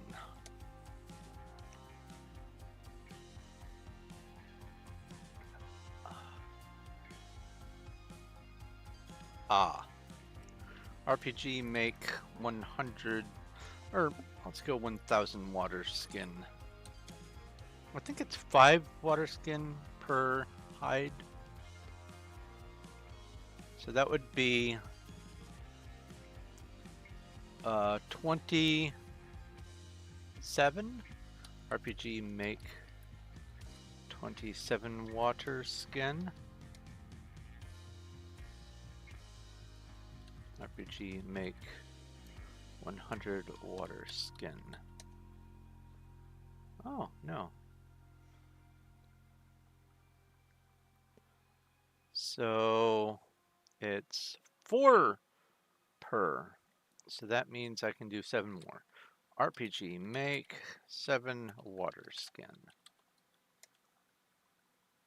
Sweet.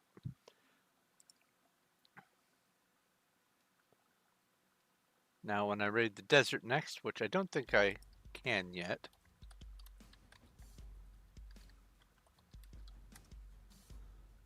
Uh, 19 minutes, yeah. Anyway, when I raid the desert next, I will be able to use water skins and get some more loot.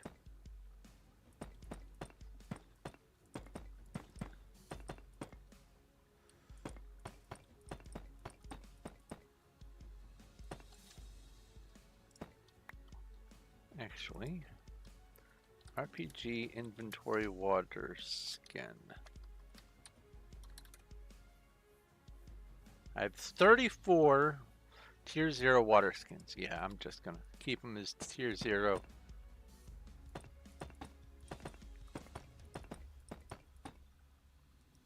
I'm eager to get lots of glass, but not so eager that I want to waste all my water skins on one journey to the desert. And that 32 would be a single tier 5 water skin.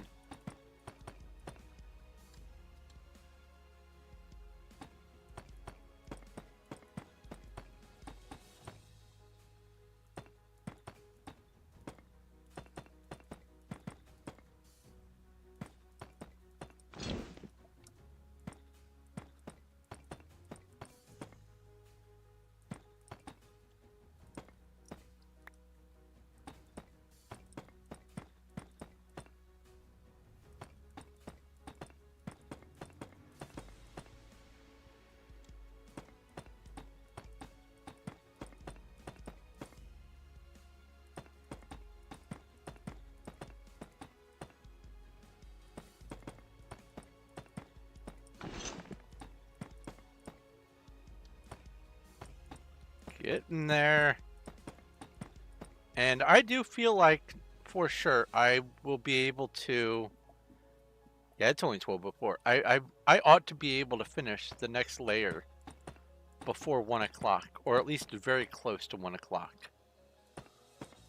So I'm just going to go for it.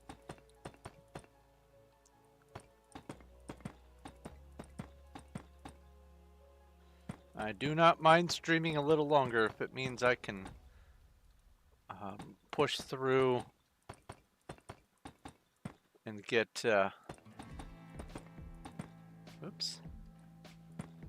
get this whole front end done by the end of a stream, because it feels like it would be silly to put off the just one layer and then start the whole new section the beginning or in the middle of the next Monday stream. It just feels wrong.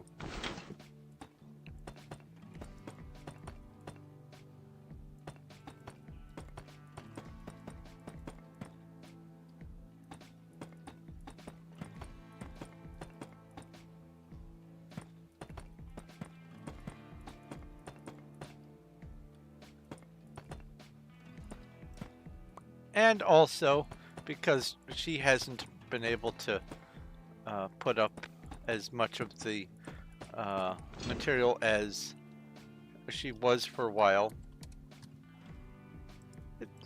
It'd be nice to help offset her expenditure.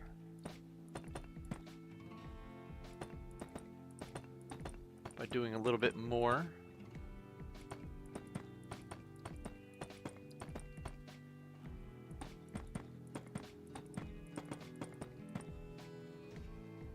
And Exadrill has appeared in Twitch chat. Pokey catch.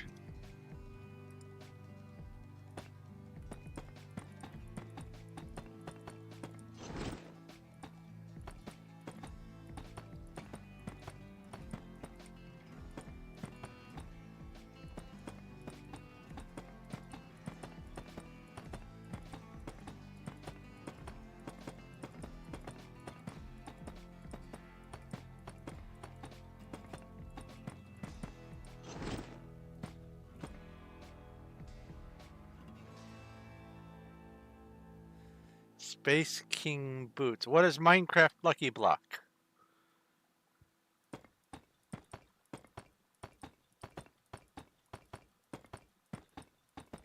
Is that one of the servers they have on here? Or is that like some mod?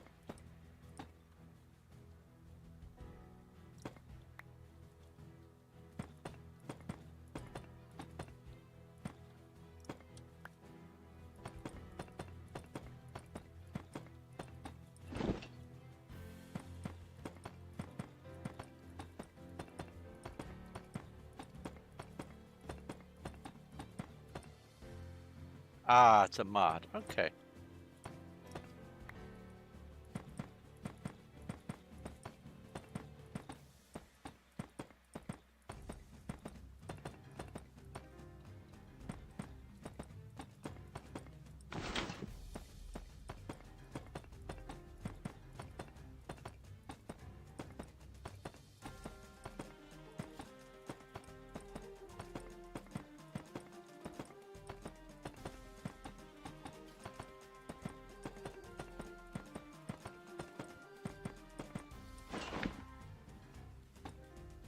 Oh yeah. Wopey catch.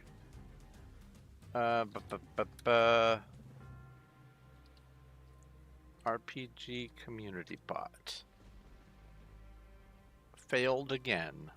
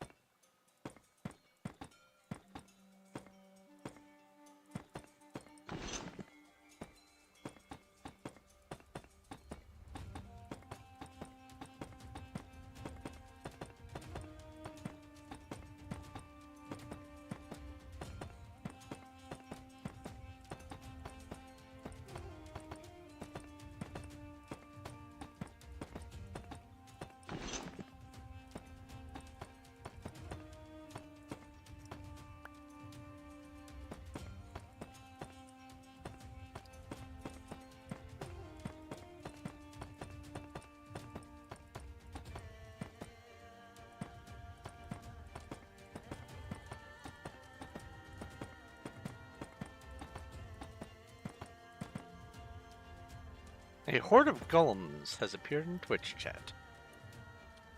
RPG battle. You know, I think it would be fun if maybe somehow I could, I don't know, attach some sort of little chime noise or something whenever the hordes show up or whenever a Pokemon shows up. That way there's a little bit more notification. Now I know that there are some people who have text-to-speech for their chats, but if I do that, then what'll happen is when someone raids, say, a farm, that text-to-speech is going to spend the next half hour listing off seeds that they harvested.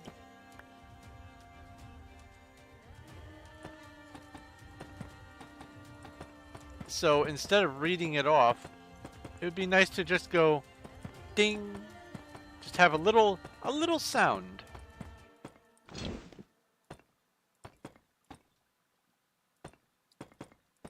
Maybe use the Pokemon sound bite or whatever for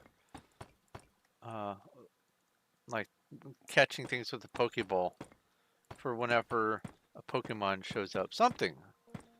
And there's probably a way for me to do it. Like, there's probably a way for me to watch chat and look for certain criteria, and then when those criteria happen, operate some sound or some other command that would make a sound happen or something. There's got to be a way to do it. Because you can do some interesting things with Java and interacting with the Twitch chat. So there's got to be something. If I have the time sometime, I might look into it, but that's an awful lot of spoons, it seems. I already have enough plates spinning on poles.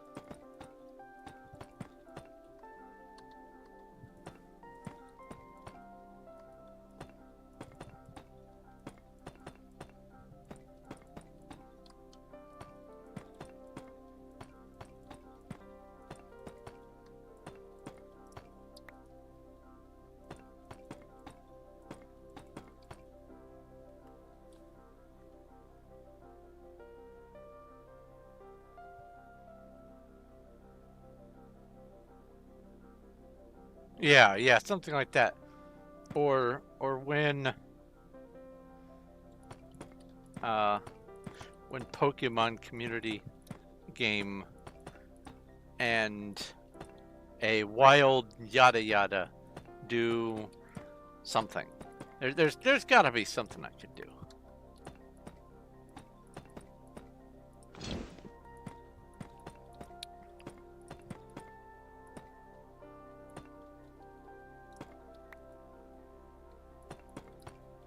Because I know for a fact RGA has a special code for his card matching game or square matching, whatever it is, where it has a player whose turn it is, and it watches for when that player calls a number. And then that number gets looked up on the table to see if there's any pertinent stuff going on for that spot on the game. And this is just happening on its own, but he's calling it RGA bot, I believe, that does that, not Nightbot. But there's got to be something I can do, even if it's me making my own bot. But I just need to figure out how.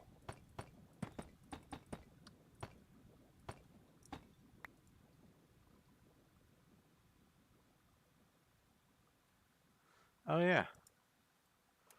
RPG boss battle.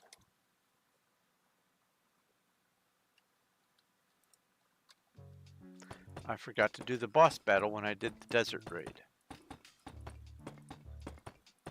Oh no, that's because when I did the desert raid there was an actual mob battle.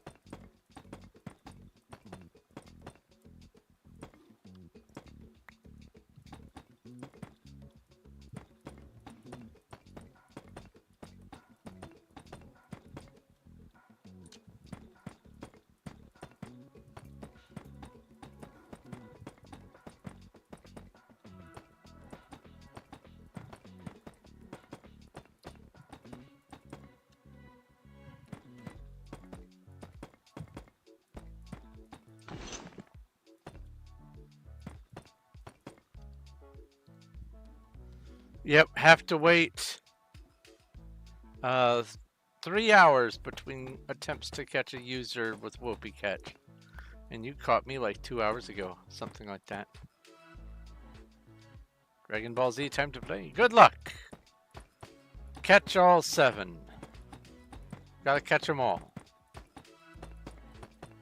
And make a wish. Wish for grilled cheese. I mean world peace.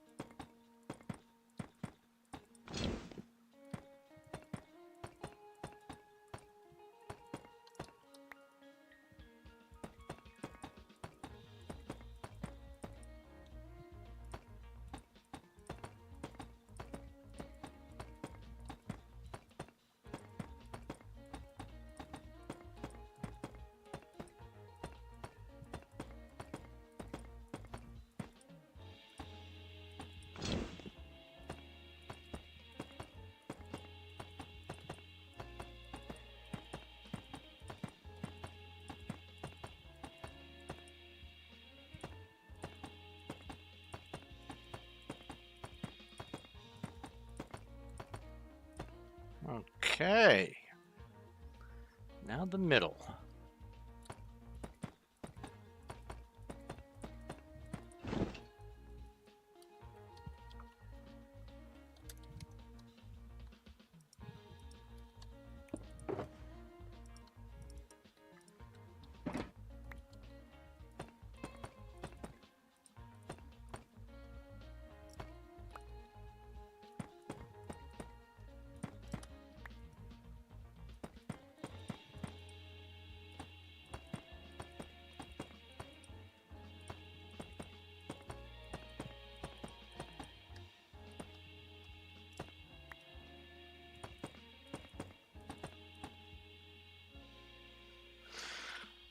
Oh, a horde of sand crabs. RPG battle.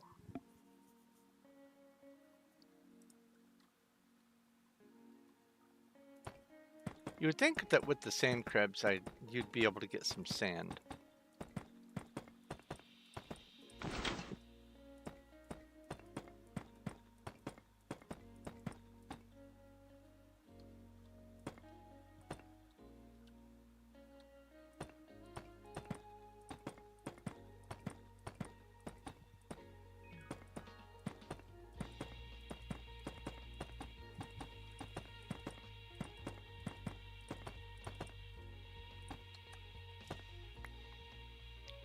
A Geibel has appeared in Twitch chat. Pokey catch.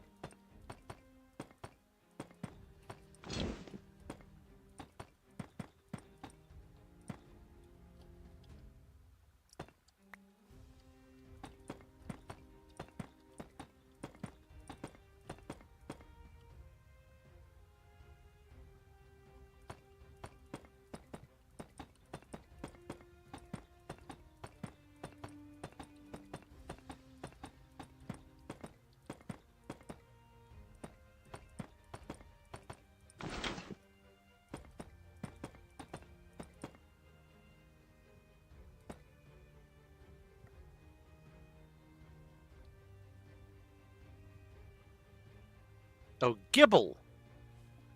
So it's not Geibel, it's Gibble. Okay.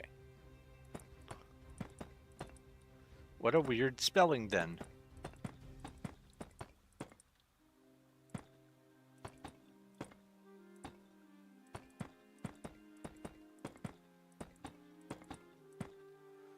Usually if it's 5-letter words and it's consonant vowel BLE, the first vowel is the long sound, like Bible, fable, noble, ruble. All those tend to be long vowel sounds. So having that word be pronounced gibble is just weird for me linguistically. Makes more sense if I look at the Pokemon. Oh. Well, I can do that because I just caught it. Let's see what it looks like. Refresh.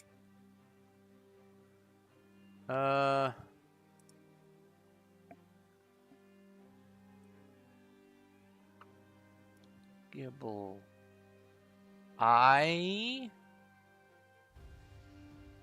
Is that a shark with rockets on its ears and feet? I can't tell. Can't tell exactly what I'm looking at there.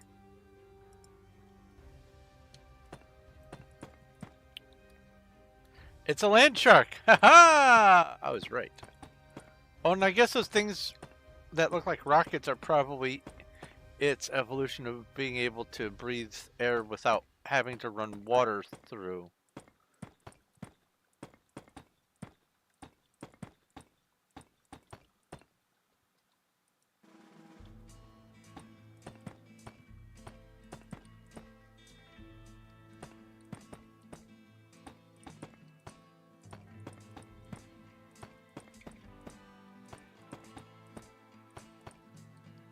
Thinking back, I came up with a lot of those examples of words.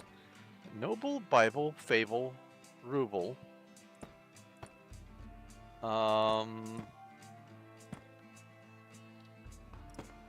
Mabel. It's a name, but it still follows the pattern.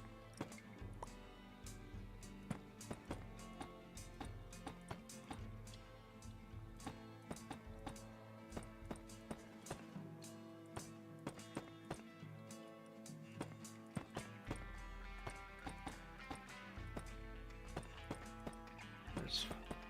Let's see here. Can I think of a sixth one?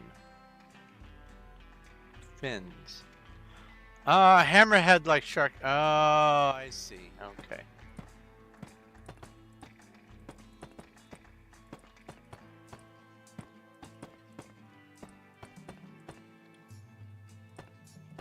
Sable, that's another one. It's a color. And I think also a type of dog. Bugle, that's another one.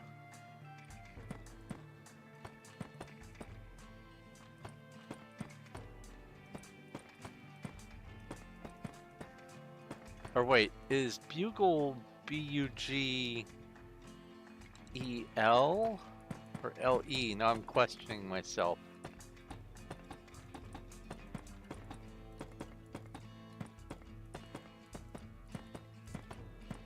Let's see if I can think of others though.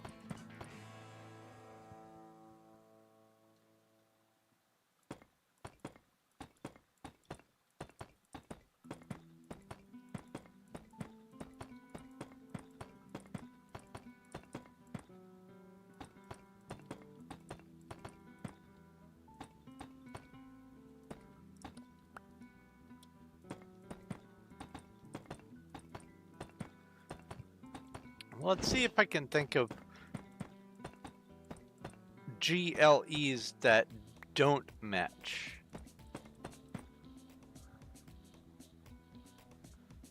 Five-letter GLEs that follow the format of consonant vowel GLE, that is.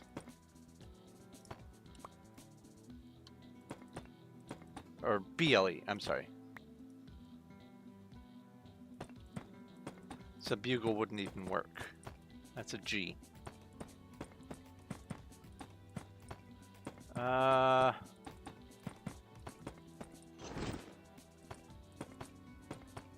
there's table also. That's an obvious one.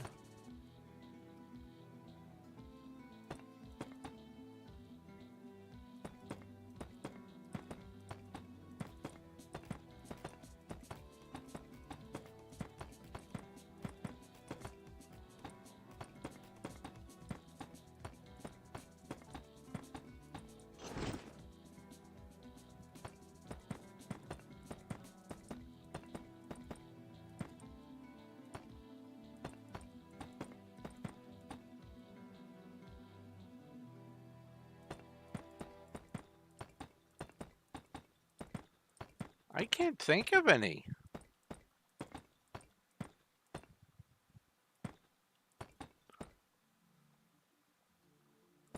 I can't think any that contradict that rule. Other than, obviously, gibble now.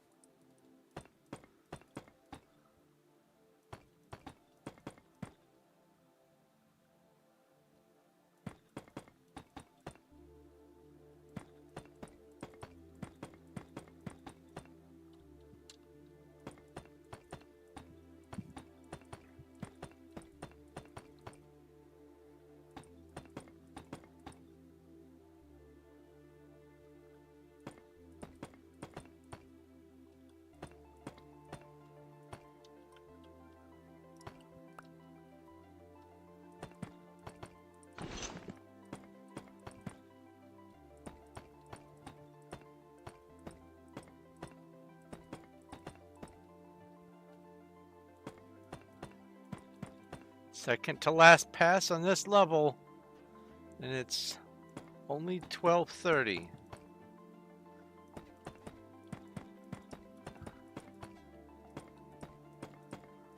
It might be past 1 by the time I'm done, but you know what? I'm fine with that.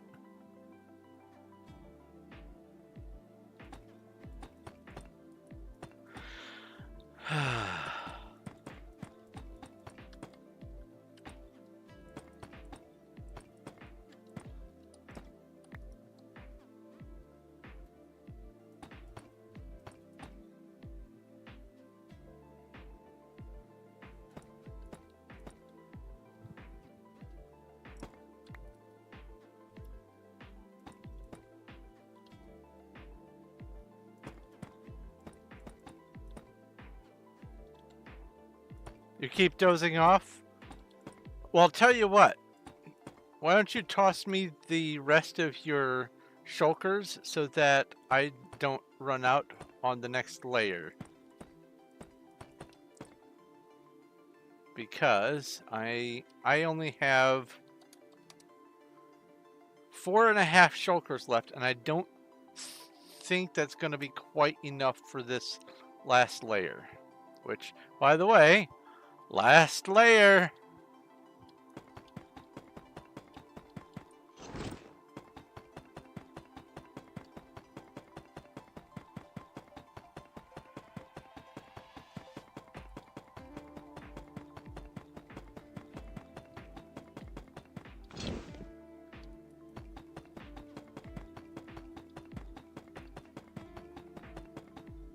I know the project itself isn't done, but getting this done feels quite good.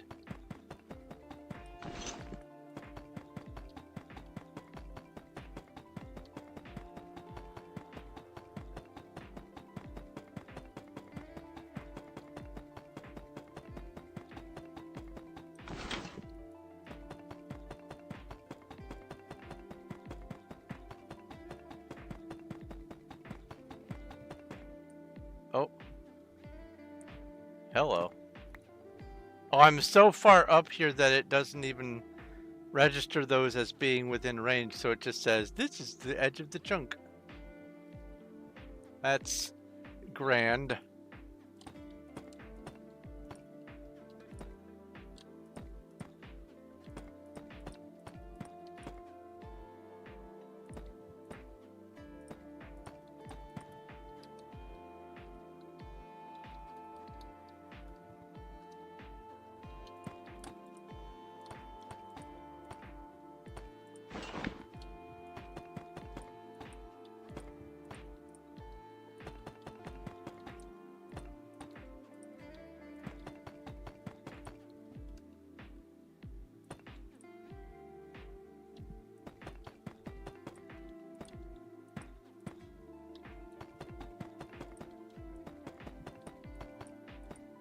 There we go.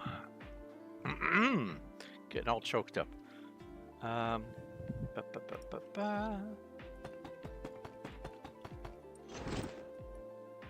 Oh, it didn't actually register the blocks. It just pretended to. That's fine. And I can't place anything on top. This is the top layer. Awesome. Wait a minute. Oh, no, never mind.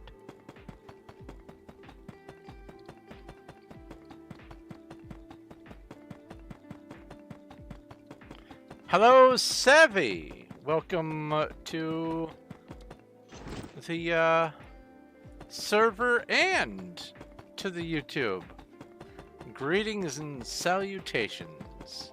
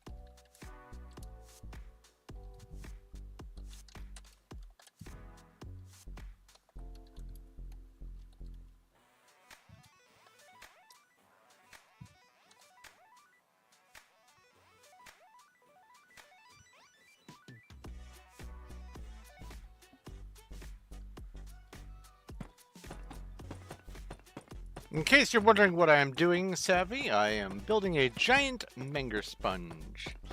3.2 million chiseled deep slate of absolute nerdiness.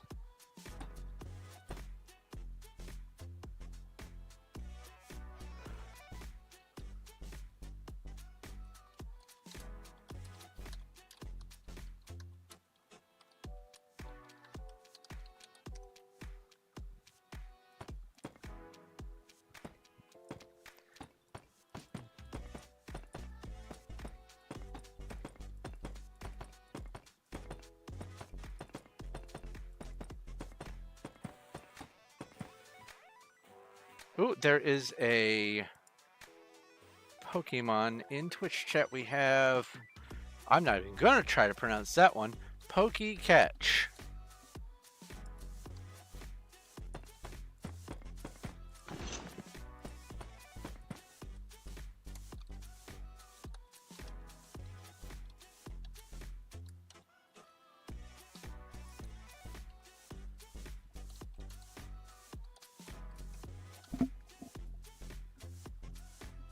How long has it taken? I started this project on June 30th of last year, and the goal is to finish it by June 30th of this year. We have 3 months-ish. 2.5, April, May, June. 2.5 months. I might have to work a little overtime. Oh, PV2.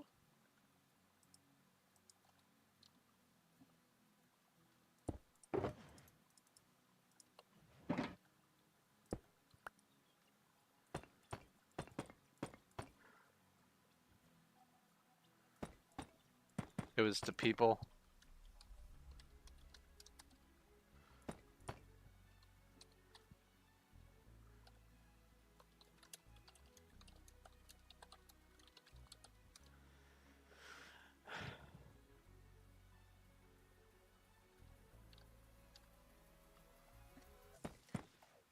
Also, speaking of Twitch, there is an ad in about a minute. Also, hello and thank you for the follow, Savvy.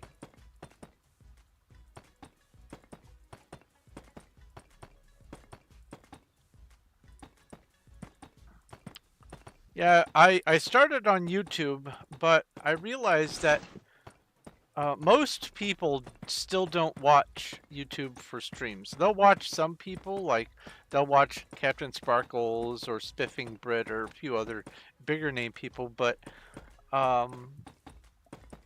people tend to go to Twitch for streaming. So what I did is I plunked down the money to get multi-streaming on Streamlabs, and I am now also streaming on Twitch. I may even expand to other platforms.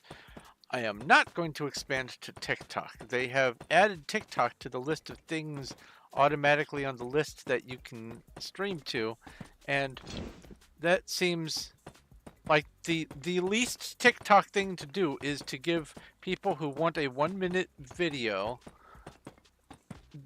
a 10-hour stream or 5-hour stream or even an hour stream. It seems absolutely silly. Streaming is not the crowd that TikTok wants, or however I want to say that.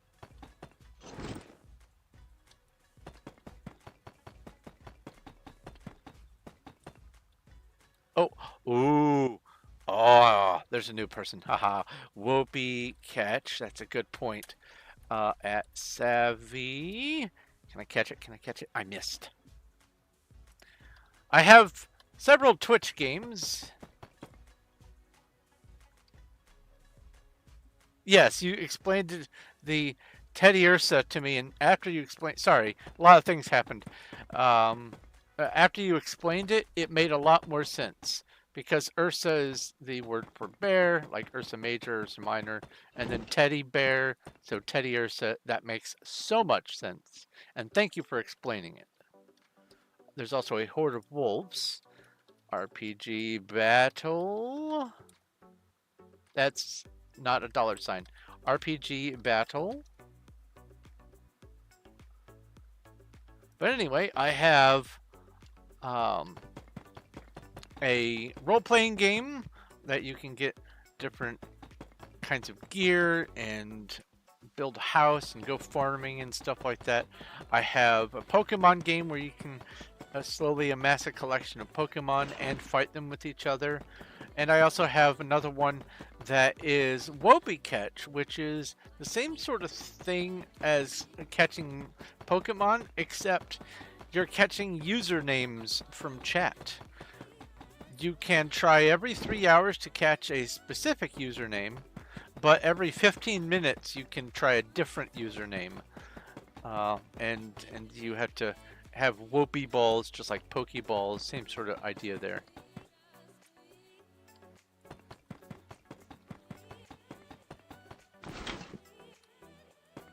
Lots of things to do. I also have Stardusts where you can do redemptions. You can have me summon a dad joke to read. You can, for a lot of them, you can have me switch games, although tonight I will not be doing a game switch because I am chomping at the bit to finish this last layer on this front end of the build. And I've just made affiliate on Twitch, so I can start expanding the things to do, like the cheers and the emotes and the stuff with the channel points. Ah, speaking of dad joke, how many dad jokes are we gonna do? Just the one?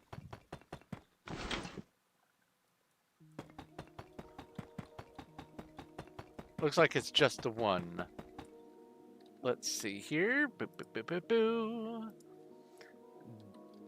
Dad joke. Why did the knife dress up in a suit? Because it wanted to look sharp. Every grill's crazy about a sharp-dressed knife. Oh no! There's another dad joke. Ba, ba, ba, ba. Dad joke. Nothing but dad joke. To be frank, I'd have to change my name. That would be funny if my name actually was Frank. Uh-oh. I think we're stuck in a dad joke loop. I'll just start counting. 1.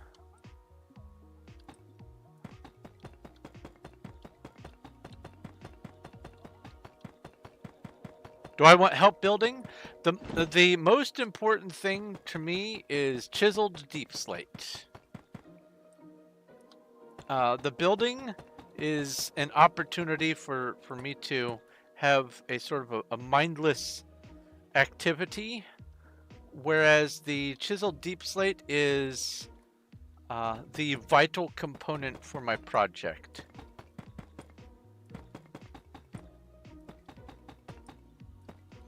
Oops, oops.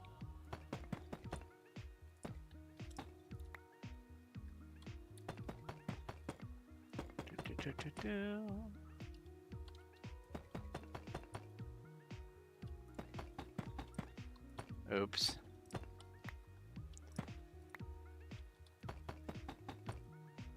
Now, granted, when I'm done with this project, I have tons of other projects to do, so I won't run out of things to do on this server, but I do want to do as much of this project on screen as possible, because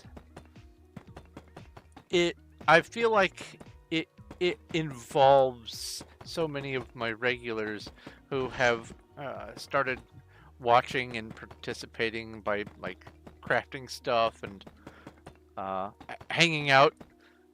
Right now there's no one here. Earlier there were a few, but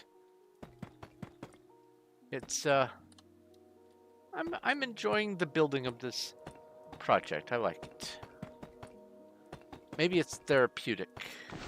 Oops. Do I have any extra unneeded kits? I could give you, let's see here. I just did the netherite. I just did netherite and amethyst. So, what's the next one down? Is that bedrock or obsidian? No, it's bedrock. Obsidian is under bedrock. I could vomit out a bedrock kit. Oh, okay. There is a block here.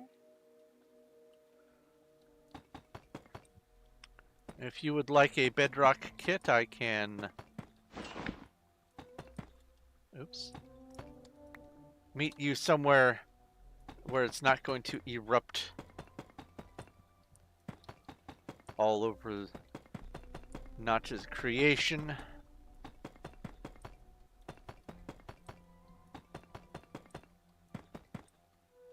There we go. Just give me the word. Let me know if you want a bedrock kit.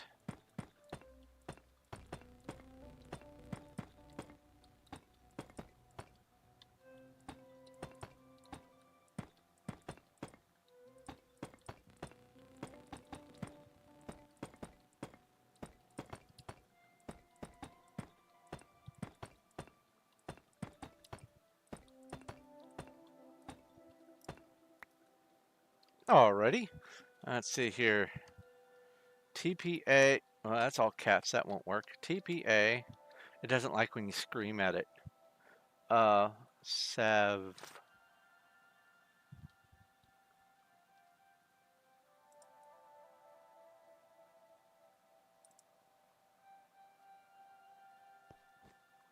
And kit bedrock. Bleh. Enjoy.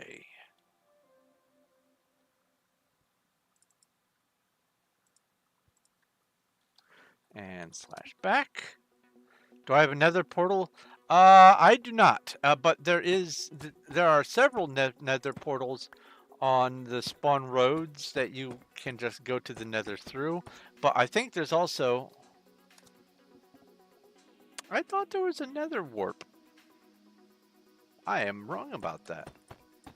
But there are several nether portals that you can use along spawn road. I have a home set somewhere in the nether, but it's where I have a project going, and so until I get all the claim blocks that I want to keep that part safe, I'm kind of hesitant to teleport people to that area.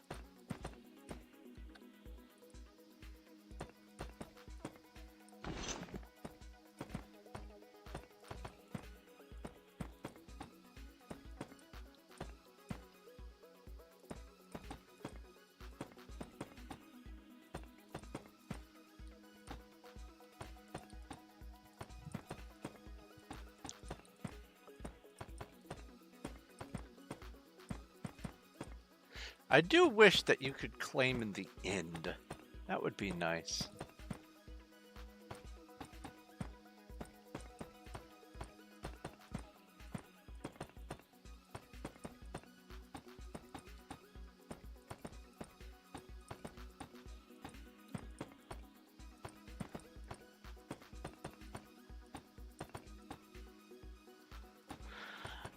Yeah, the best part about Spawn Road is you can throw a stone pretty much in any direction, and voila, there is a portal. What did I do?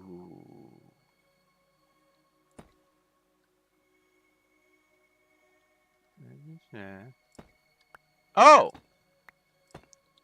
Ah, I see, I see.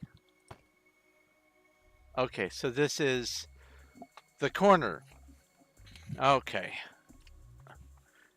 You forgot how to Minecraft? Uh-oh. A horde of pink slimes has appeared. RPG battle. Oh, no, that's a good point. RPG rage. Oh, RPG cast rage. All right, and then RPG battle. That didn't help at all. Still only got 6 pink slimes.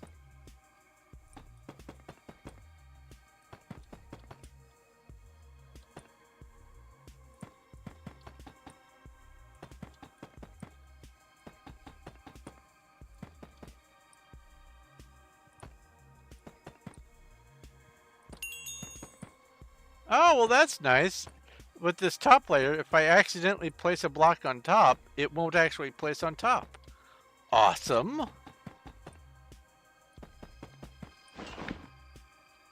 A Crawdaunt has appeared. I think I have that. Pokey check. I do not. Pokey catch. I've just seen it before.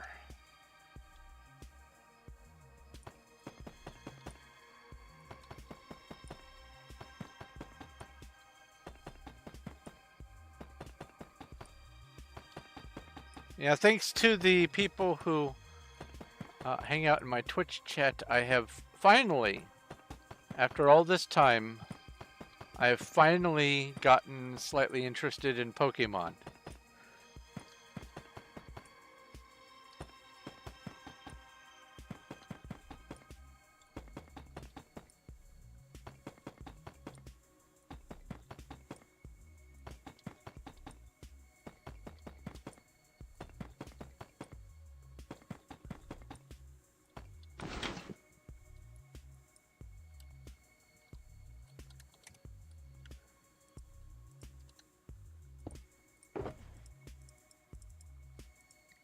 So I think right after Cuddles said that she was, wow, okay, here, I'll just do this and go accept.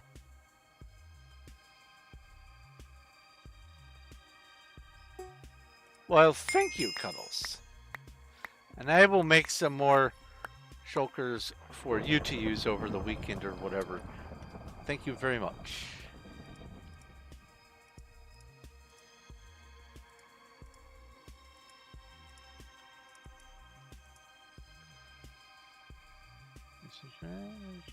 Yeah, okay. That will definitely tide me over for the rest of this layer. Thank you very, very much, Cuddles.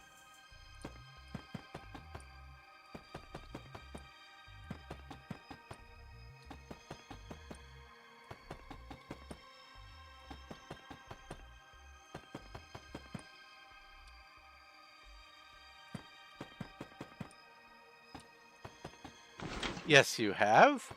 You've been seeing to your situation. That's much more vital. Do I get yeah, from cobbled deep slate, you can either turn it, you can either turn cobbled into cobbled slabs and then 2 slabs into a chiseled, or if you have a stone cutter, it's just 1 cobbled deep slate equals 1 chiseled deep slate.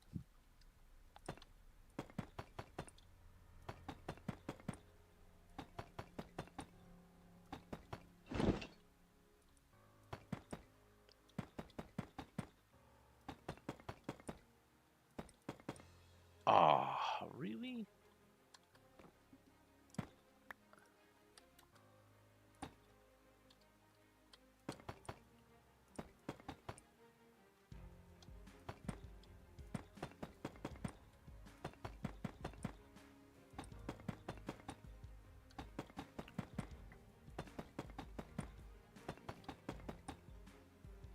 But, oh, again with the wrong spot.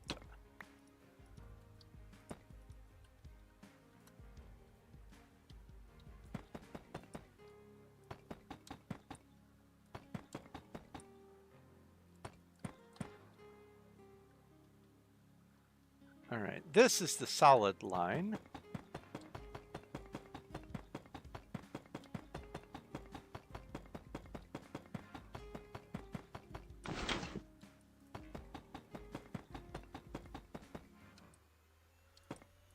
Oh, it is. It's 1 o'clock now. Yeah, I'm still gonna go to the completion of this layer, maybe about 1:30 or so, but that'll be fine.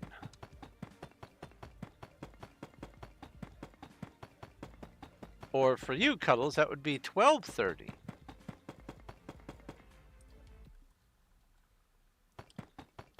What with having just moved and all. Wait, is it 12:30 or 11:30 for you?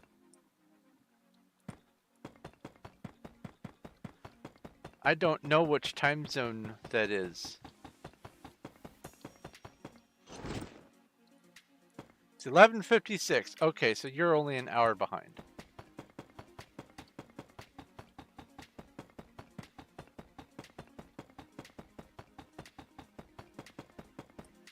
Is this an MCMMO server? Yes, it is.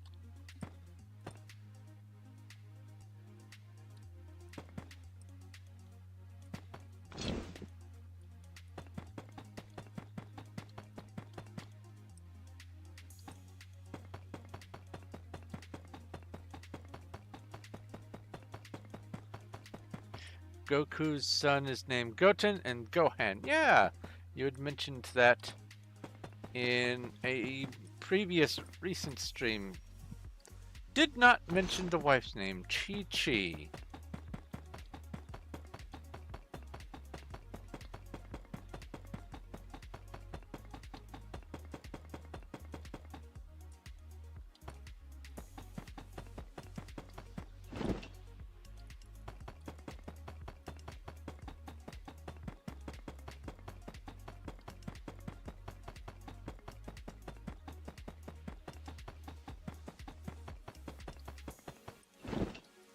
Oh! Completely unrelated to anything else that I've talked about today. I was just reminded that the Fallout series has dropped on Amazon Prime? Yeah, Amazon Prime.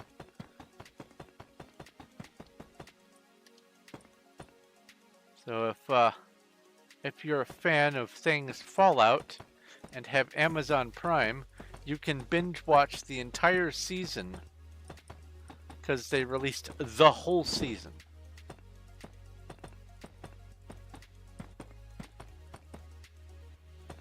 I will not be able to watch it, but I will watch discussions and breakthroughs or breakdowns on YouTube.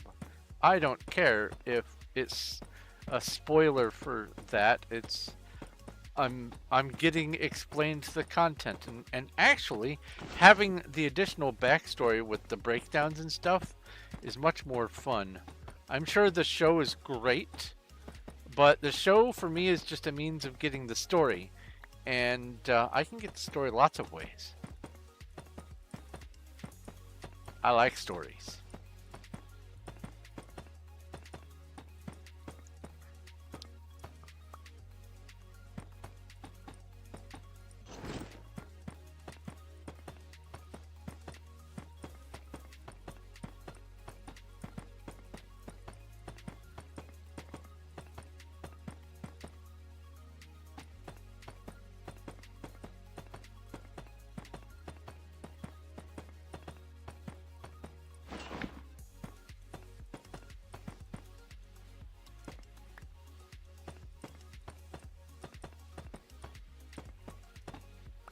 Oh, no, I got them. Got them both. Oh, yep, my phone says it is 1. Thank you, phone, for sharing and caring. Oh, there is a horde of golems. RPG battle.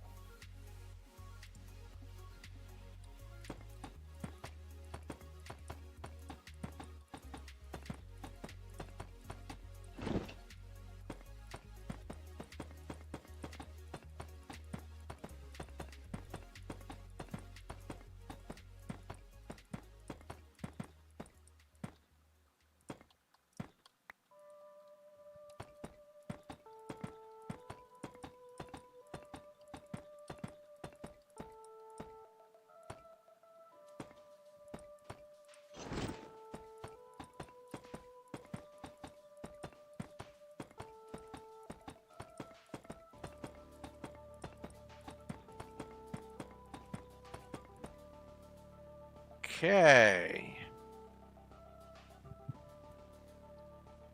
Ah, you don't have a stone cutter. Well, I can actually do you one better. Let me go get you a stone cutter. Let me finish this row first.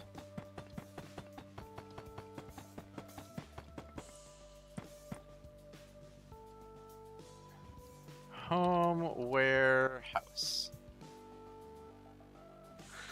Let's see here. I think I have a stone cutter in here. No, I moved that and repurposed it, and well, there's one right there. She's using that. I don't need this here. I could go find a spare, but I have one right there that I'm not using. So let's see here. Trade Sav. Boop. Oh, whoops, wrong one. There we go.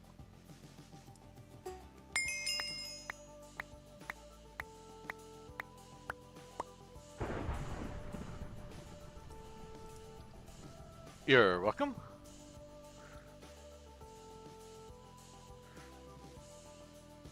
Oh, the one at the chest. Okay.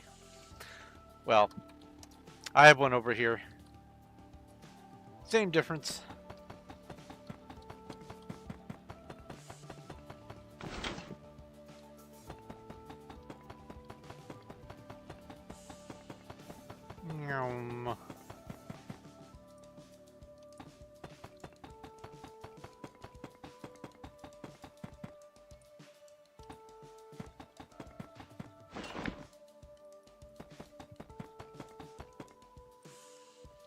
So, a tier 5 Menger Sponge is 3.2 million blocks, and it is comprised of 20 tier 4 Menger Sponges. Each of the tier 4 Menger Sponges contains 160,000 blocks. That number is hard to wrap your head around still.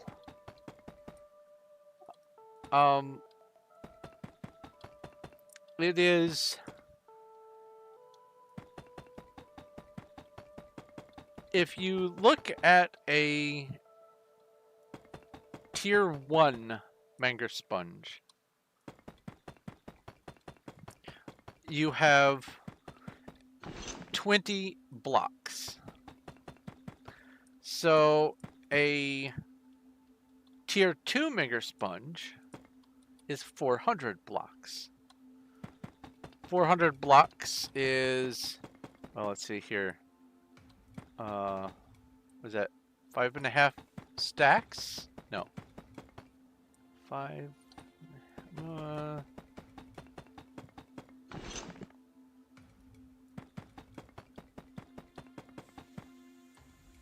4 times 64 is 256.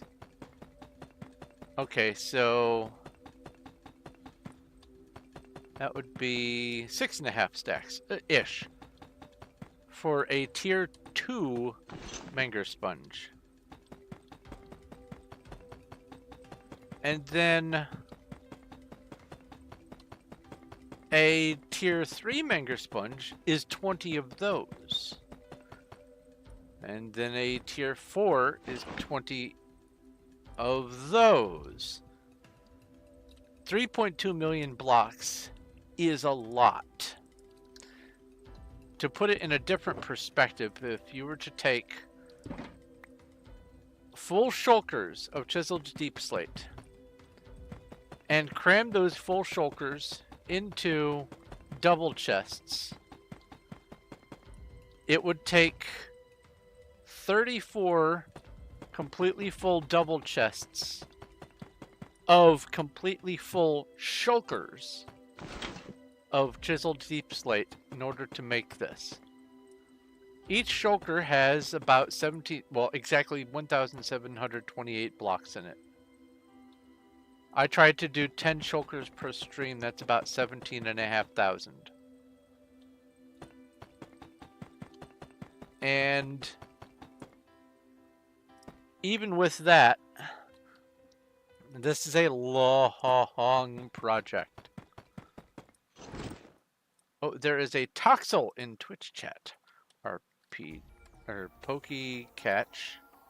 There's also a Horde, it looks like. RPG Battle? No. Oh, RPG Boss Battle. There we go. 5 whopping damage. Nice.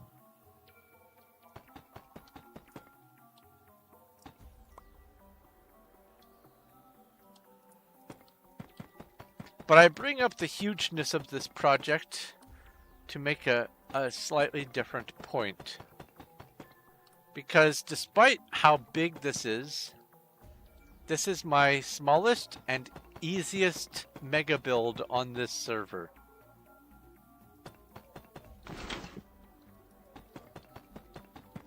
This is the one that takes almost no brain. Because it's an easily followed pattern. Just go layer by layer and hope not to get ahead of yourself. But it's not insignificant. It is, however, the smallest of my projects.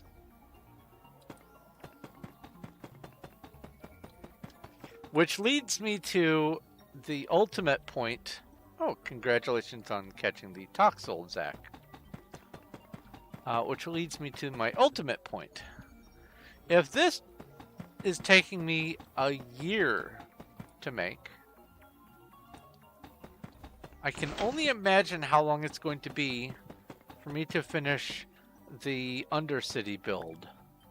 Now, granted, the Undercity is not going to be this extensive in placing blocks. Once the area is dug out, it's going to be filled in with a much emptier structuring, but it's still a massive undertaking. Especially because with the Undercity build, I have the template to go by on that one world, but in order to make it more reasonable, I'm going to be also, yeah, a year with help. But I'm going to also be in World of Warcraft gathering the details of the build, or for the build, from the actual game. So there's going to be a bit more detail going in. Now I will say this, Cuddles, if I didn't have help with it and I had set a goal of a year, what I probably would be doing is just streaming this every single day and only this all the time. It would be Menger only, and that would get a little tedious, but still it would get me to the end of the goal. But you have been tremendous help with the crafting of the deep slate and the building of the back end and everything else. You have been supremely helpful, and I could not appreciate you more.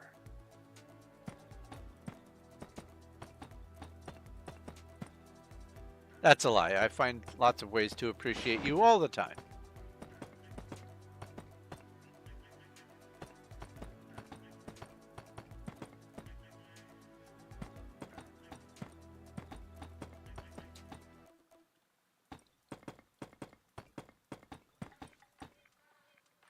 Oh, now there's a horde.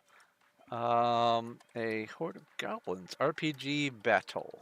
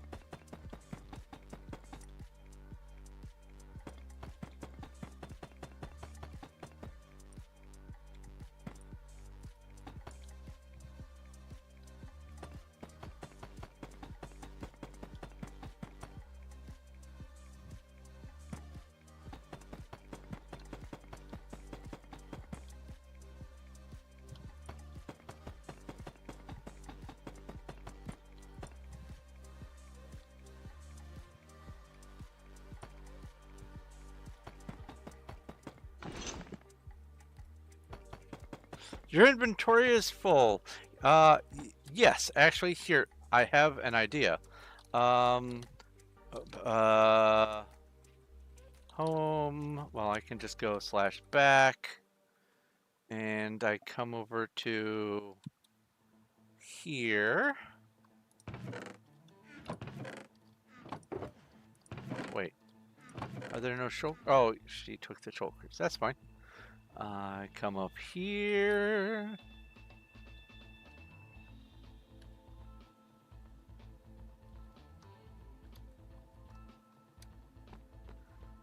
And I do this. 1, 2, 3, 4, 5, 6, 7, 8, 9, 10, 11, 12. Trade. Salve. You give me 12 stacks and I'll give you 12 shulkers. That way you can use shulkers to fill up and save space.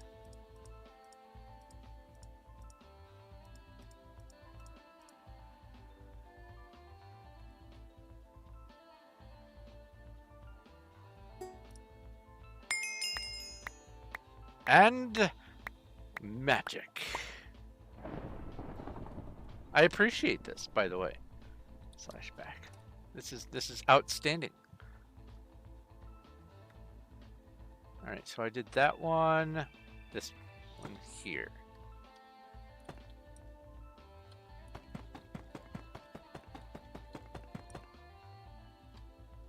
Oh, that was the corner. That's right. Oh, my base. I can give you a quick rundown of the base if you'd like. It'll only take a couple minutes, I hope. Home, upper.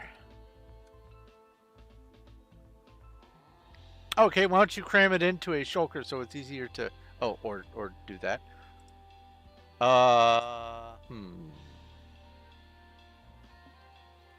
PV2.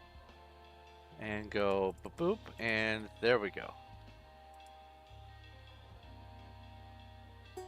Ah, it was in your hotbar.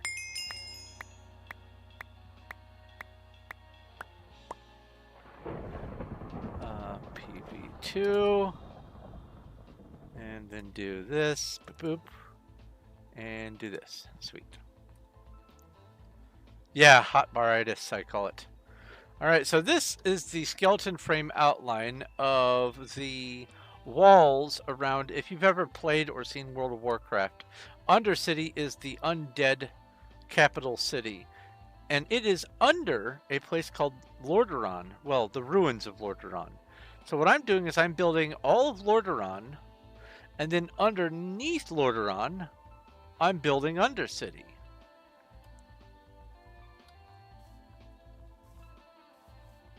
Let me come down here.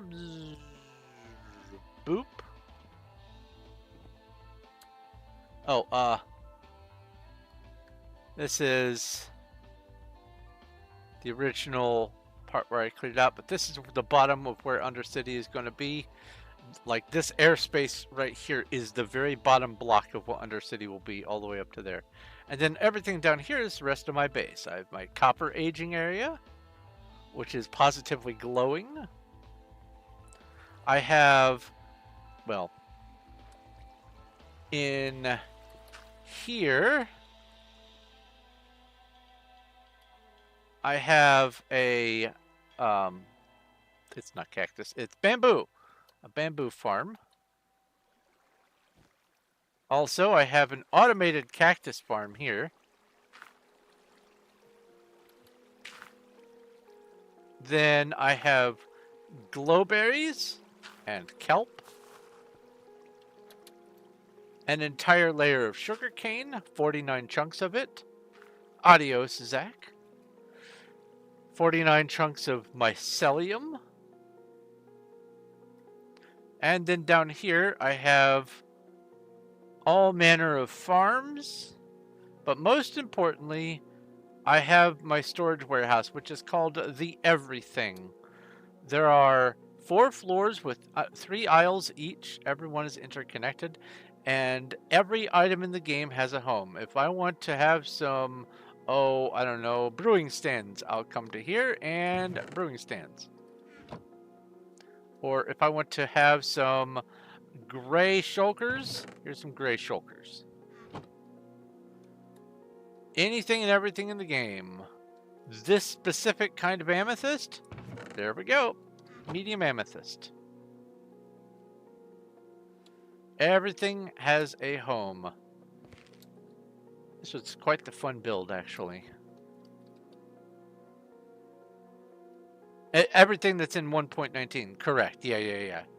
Nice caveat. Thank you for reminding me. I don't need the cactus on me. Slash back.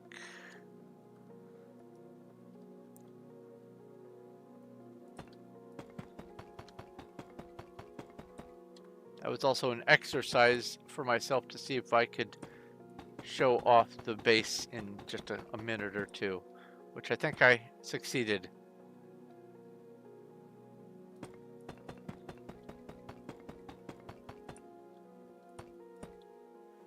$809 levels of mining. Oh, that, oh, 540 levels, like down here. XP. Nice. You have 800 something. Wow, Cuddles. That's pretty astonishing.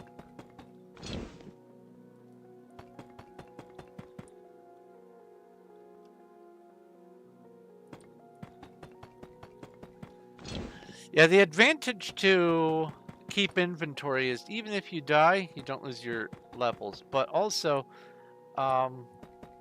when you are level 540, it takes a lot of experience to get to level 541.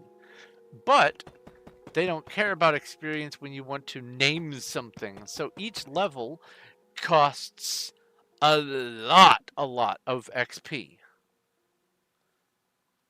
So when I go to name things, I tend to name a whole bunch at once. And also, if I ever do find myself in the need to name sometime in the future, I'm going to just be probably, I don't know, trading Cuddles all of my XP so that I only have a few levels and I can use them for naming, and then vice versa.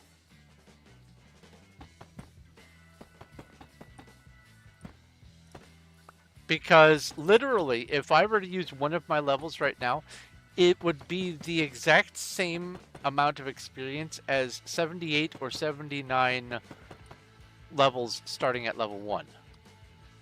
Which is nuts. Oh, there's a horde of skeletons. RPG battle. Yeah.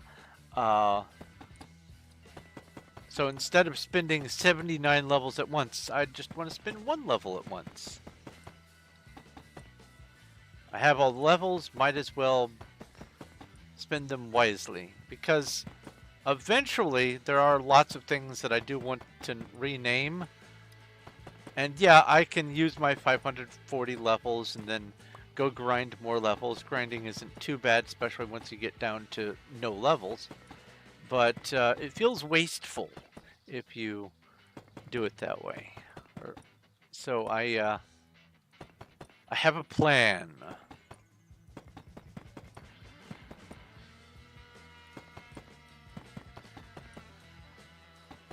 There is a tyrant. I think I have the tyrant. Pokey check. I don't. Oh no, that's the one that I keep checking and I haven't gotten it. I have the other one that sounds similar to Tyrant.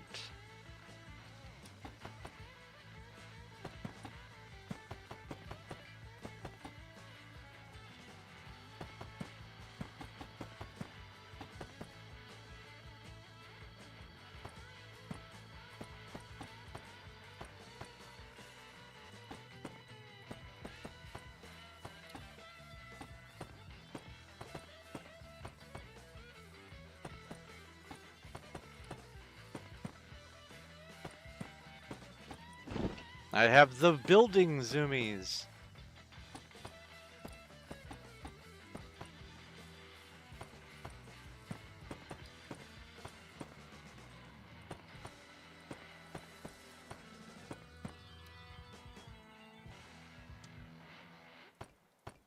Yeah, absolutely. Thank you for hanging out and following, and I presume subscribing over on YouTube.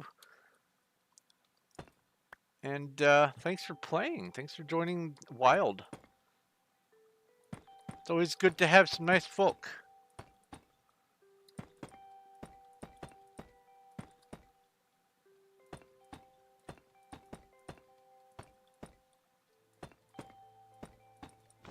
Oops. They also just joined the Discord. Oh, did they pick a role? I hope they picked a role. General. They picked a role. Hello! You picked a role. Yay!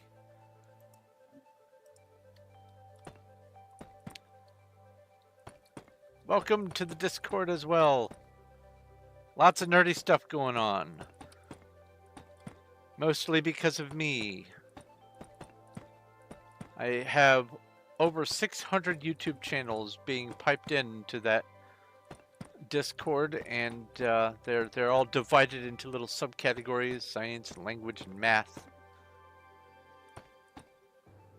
Don't know if they're still watching, but yeah, I've got lots of stuff going on the Discord.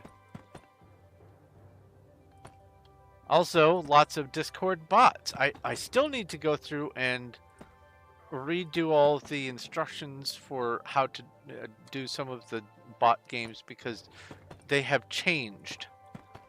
And so the previous thing that I set up doesn't apply anymore. I have to make a new one. Because they've changed their prefixes, some of the bots no longer exist.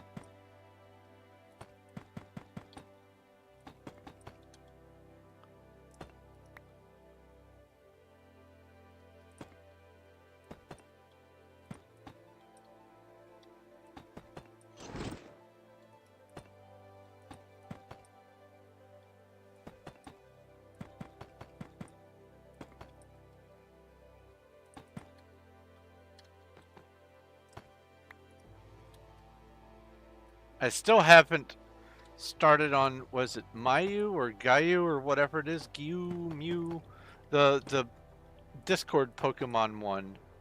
I still haven't started on that. I need to do that. So many things on my to-do list. So many things. So many things. Which reminds me, tonight I need to make some more headway on my story. I would like to, this weekend, I would like to get at least another 30 pages edited in Amber. Oop, my mouse just went over there. Move the mouse pad. Lots of stuff.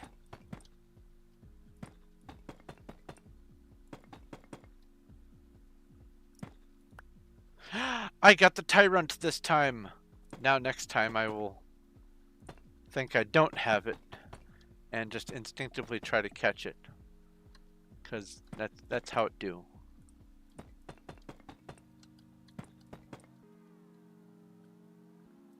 And by the way, Cuddles, if you get too exhausted, you don't have to stick around to the end of the layer. It's probably going to be almost 2 by the time I'm done. Because I wildly estimated wrongly the amount of work. Oh, thanks for hanging out on the stream. I appreciate the company.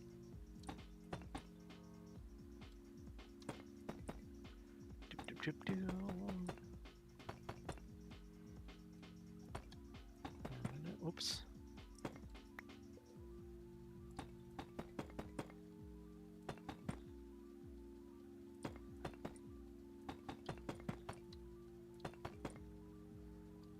That's that corner. All right. So now this is the front.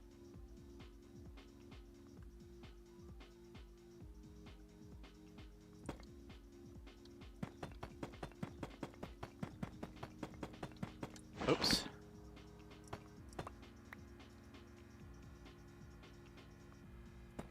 It's weird to be at the front and not be able to see the template because I'm on the top row. There is no more template. This is it. It's so wild.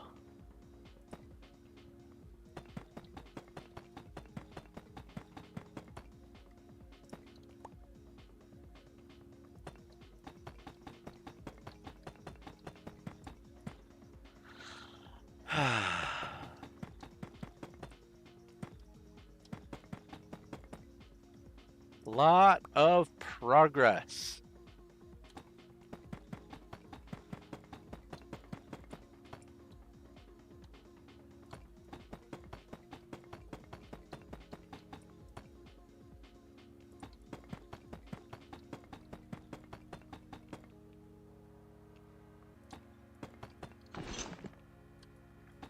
I can tell I'm really hyper-focused on this because my leg will not stop going brrr.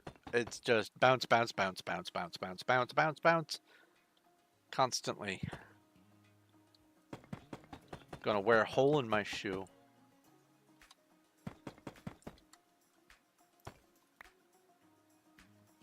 Hooray for ADH derp.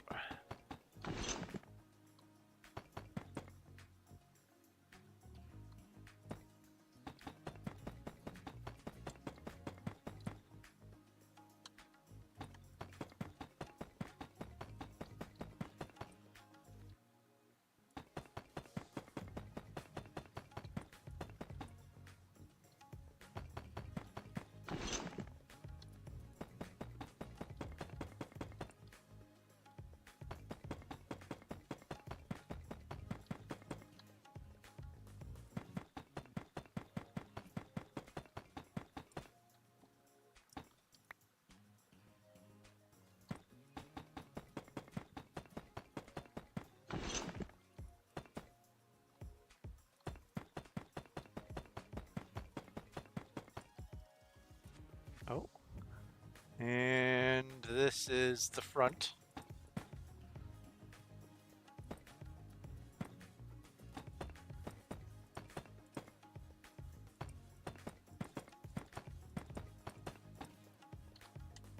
Well, thank you, Cuddles. Oh yeah, MC Top Mining. 504.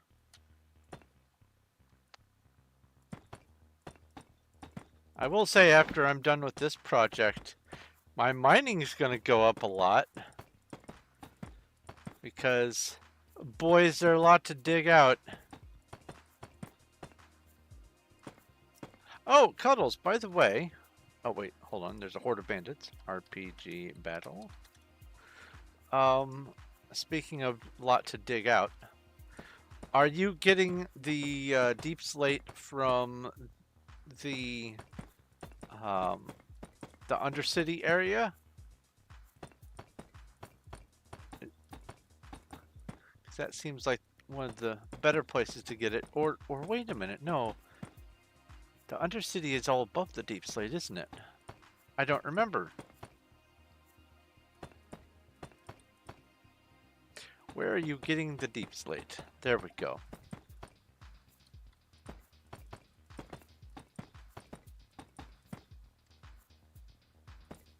Let me take a drink here.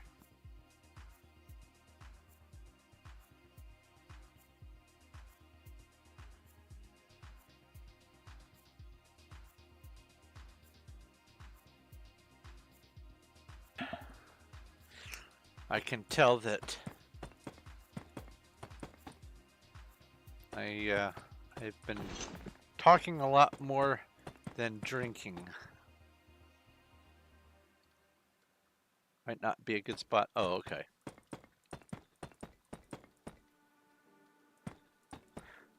I don't remember how far down into the deep slate the project goes. I just know that there is deep slate.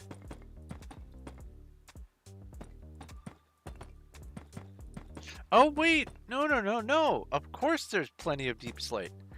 Because the first layer of where I dug down to was at the transition point. And since then, we've had to go down into the deep slate. So yeah, there's plenty of deep slate there.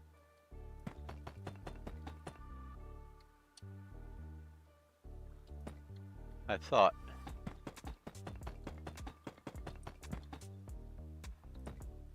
Oh, yeah, there's the Desert Raid. RPG Raid Desert. And RPG make 2 glass.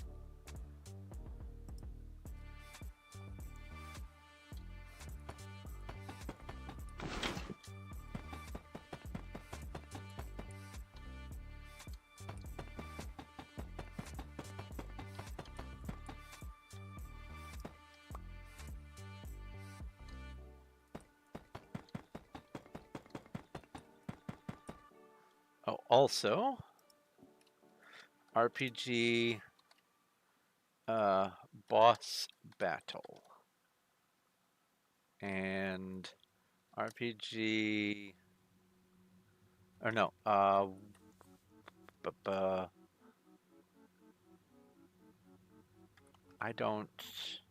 know I recently got a slightly better percentage Whoopee Catch Cuddles. So I think I will hold off just in case there's a new magical user.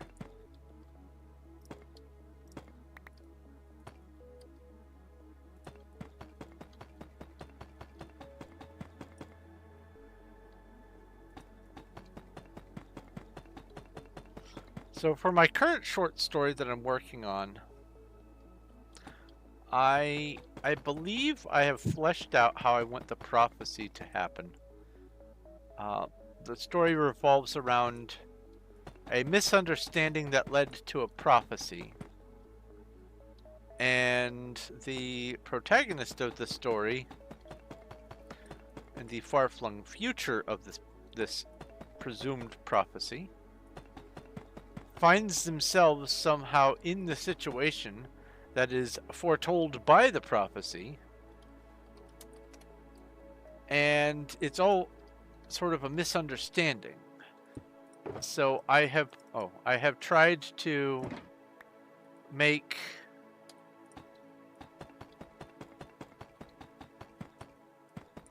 a reasonable facsimile of a prophecy that might be misconstrued across language barriers. And it's been a little bit challenging, but I think I pretty much have it. The prophecy is told by a very young person, so I'm keeping the number of things being foretold down to 3. So 3 steps have to be performed. And I've been trying to balance how I want things to work.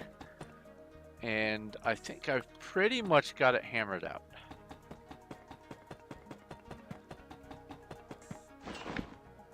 So that's exciting.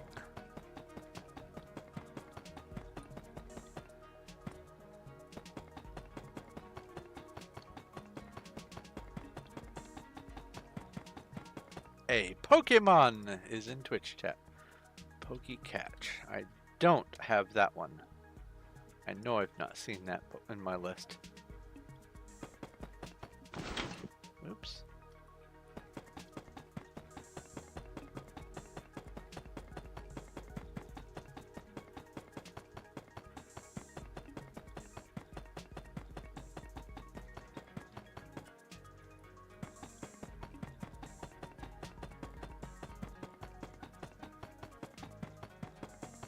I do believe I should be done by 2, though.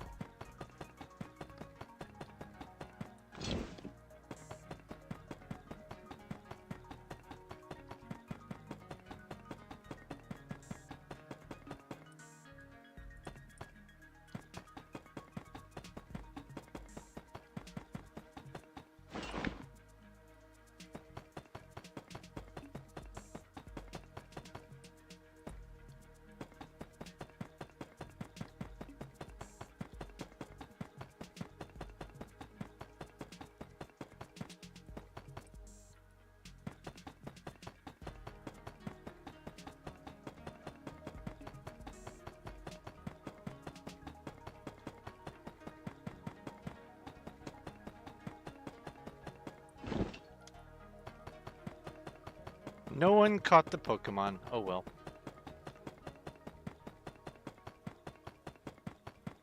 An ad break in about a minute.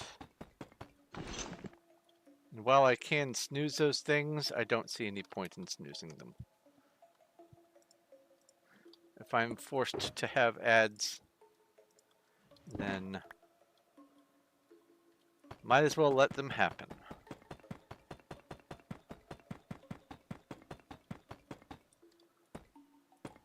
They're letting me stream my stuff on their platform, so least I could do is let them play an occasional ad.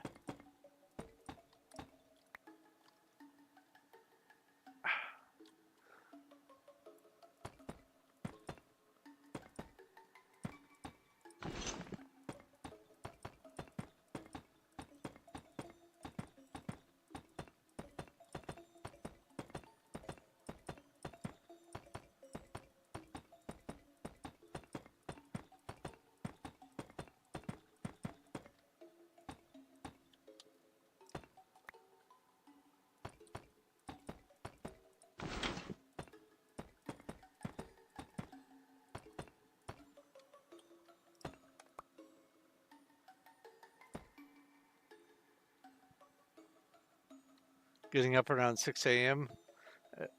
7 if you're lucky. Oh, jet lag.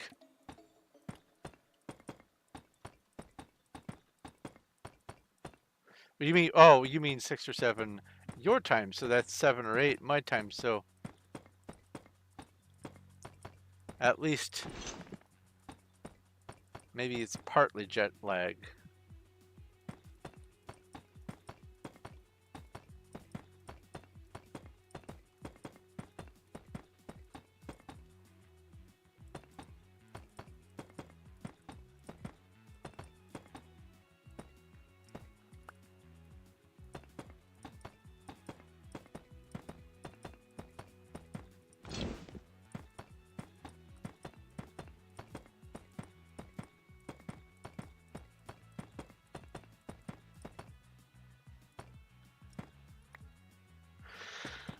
Whew.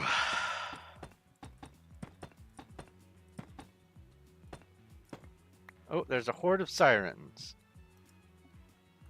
RPG battle?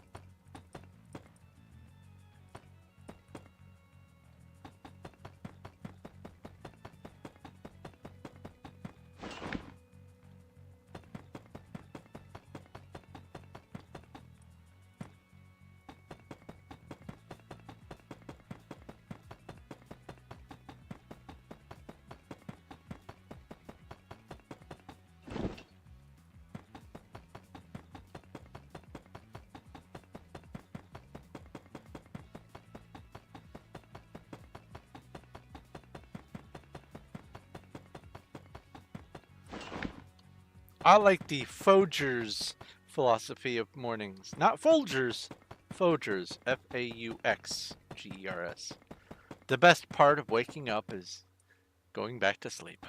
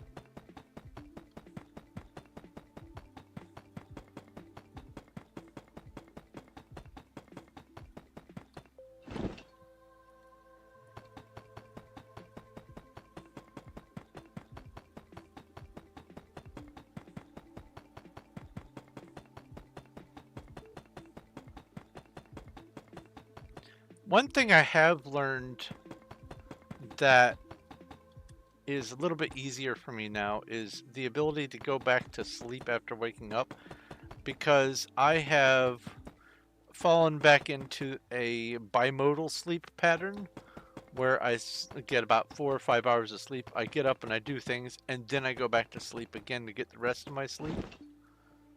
I find that when I do lay down for sleep, I can pretty reliably just go to sleep. It's not instant, but it only takes a few minutes. I don't even get to finish planning a chapter and it's something I'm writing or anything else. I'm just laying there and all of a sudden it's morning. Okay, well I have to get up now.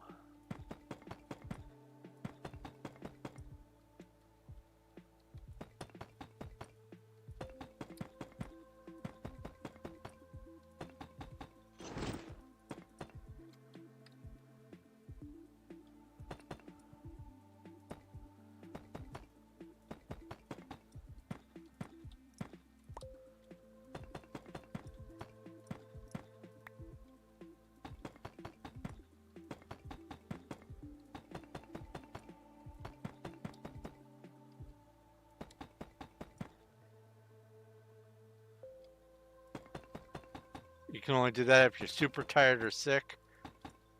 Yeah, that's unfortunate.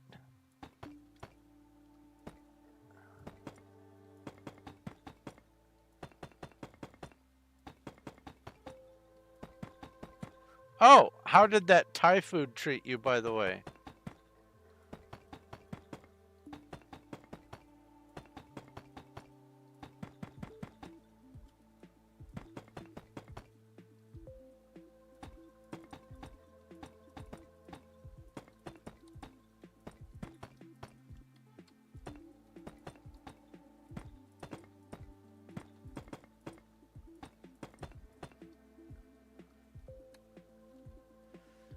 You're kind of shocked? Well, here's the thing. My hypothesis is that a lot of your food rejection that you've been dealing with is due to stress.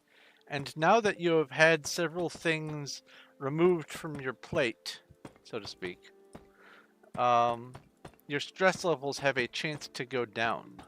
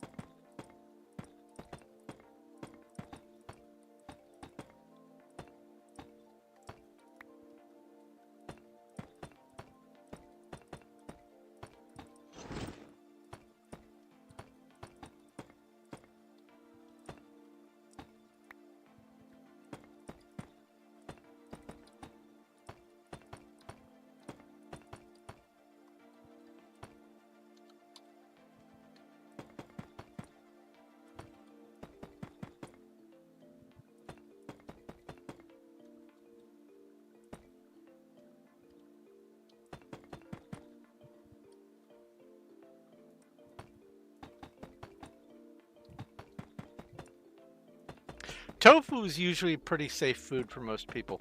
I mean, it's either safe food or the person has soy allergies. That's ultimately the main difference. And if you don't have a soy allergy, tofu is just blob of food. It's kind of just filler. It's like rice or bread. It's kind of just there. Or I suppose most other kinds of beans. Ouch. I've been having a craving for refried beans. I think I'm gonna get some Mexican food ingredients here, maybe over the next weekend or two.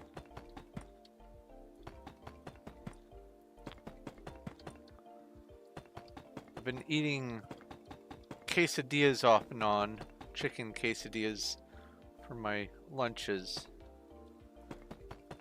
But it's just the quesadillas. It's not and side of brown rice and side of corn and side of this and that. It's just the quesadilla, and I think it would do good for me to have a little bit more variety. Some refried beans sound delightful. Maybe make a burrito.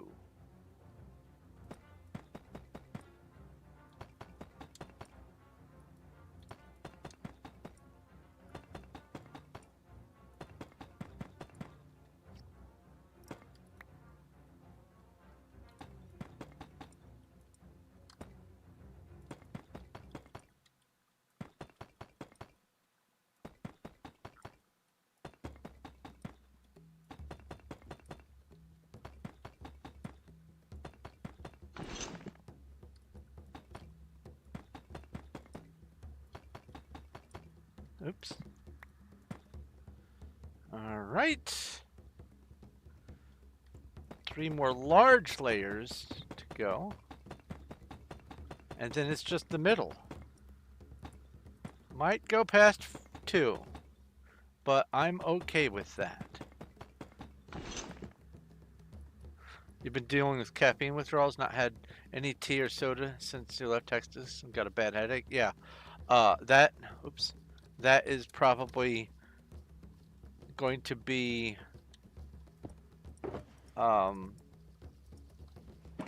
a 2 or 3 day experience of the headache, and then after that your body will tend to, when it's tired, it'll just make you go to sleep. Ooh, there's a horde of spooters. RPG battle.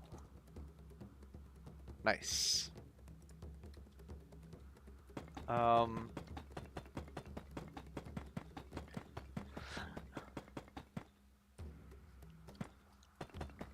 yeah, caffeine withdrawals are annoying. I joke that if the end of the world does happen and there's no more steady supply of tea or coffee, caffeine withdrawals are going to be the final straw for most people.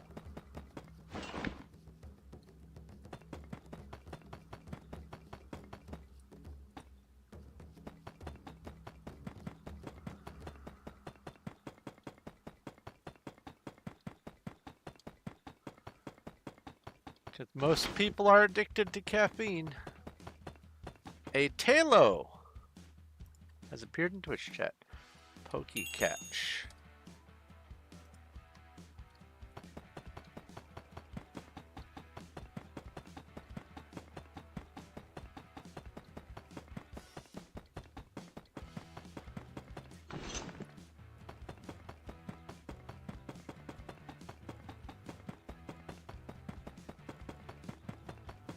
Halo sounds like a candle that's in the shape of a bird or something like that.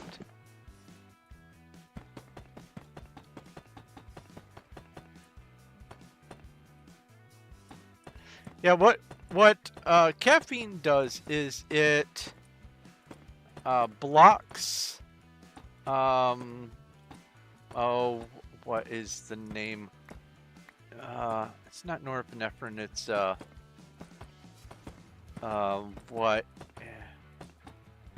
it blocks a chemical that is very similar to the shape of caffeine, and it blocks it from being able to be absorbed. It's an uptake inhibitor. That's what caffeine is.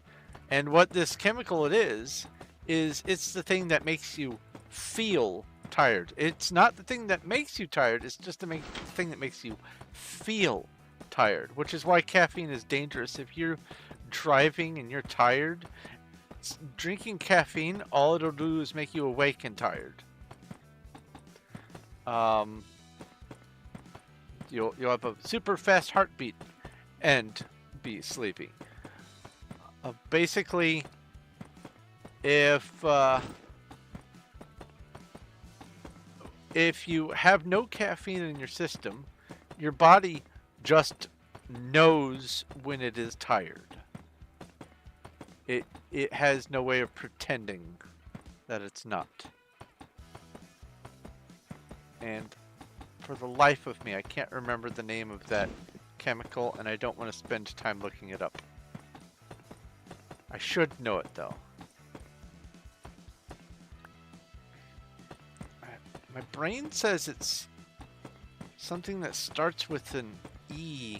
I know it's not like endocrine, that's a whole other word, but this is my brain saying it's this wrong word.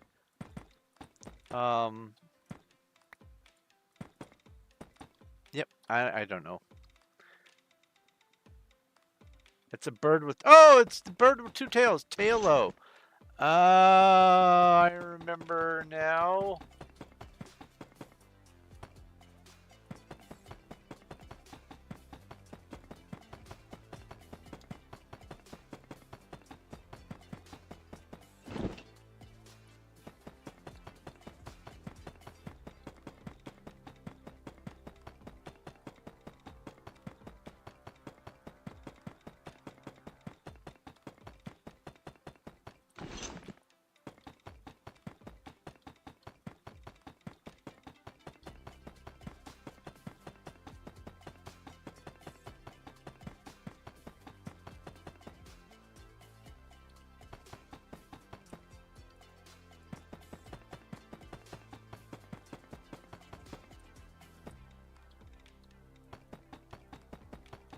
Because the mention of the tailo, you were talking about it after you explained what a buizel was, which also, as I recall, has two tails. And I think that was the segue.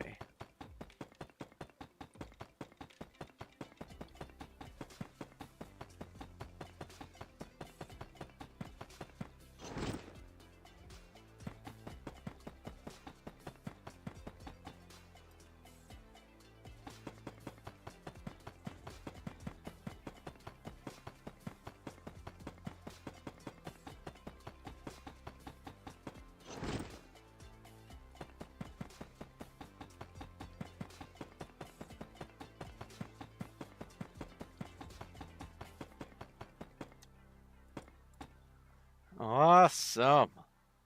Oh, my eyeball. I guess it was a rogue eyelash? Something. Better now. Alright. Blocks. All the blocks.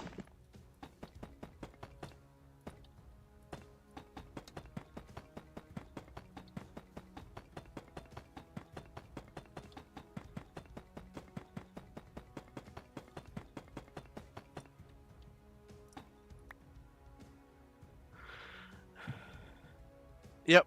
Good night, Cuddles.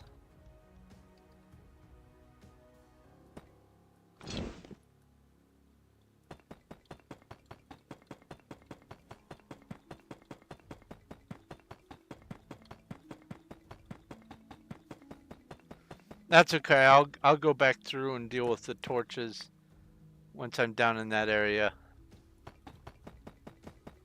Thank you for your help. Thank you for the donation of the chiseled deep slate. Thank you for the company. And thank you for being you.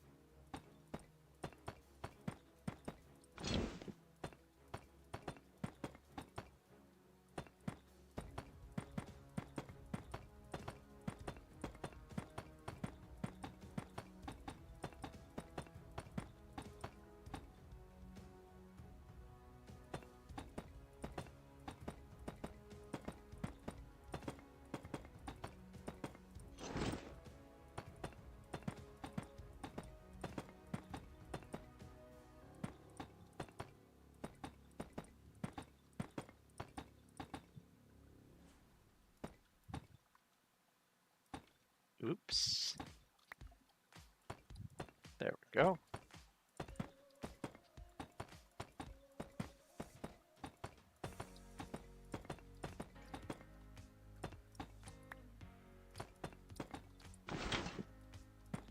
All things considered, I'm doing pretty good not overplacing blocks, despite the fact that I'm trying to rush through it.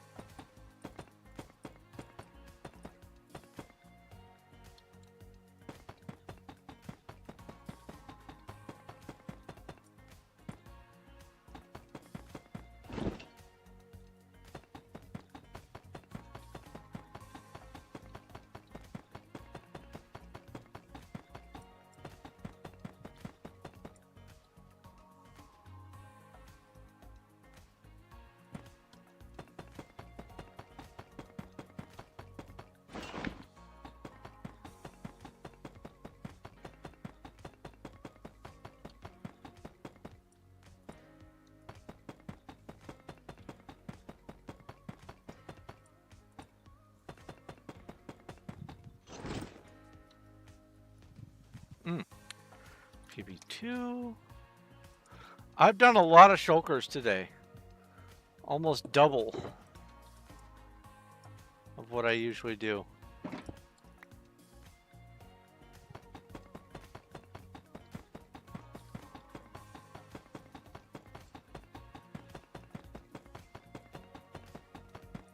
Oops, oops, oops.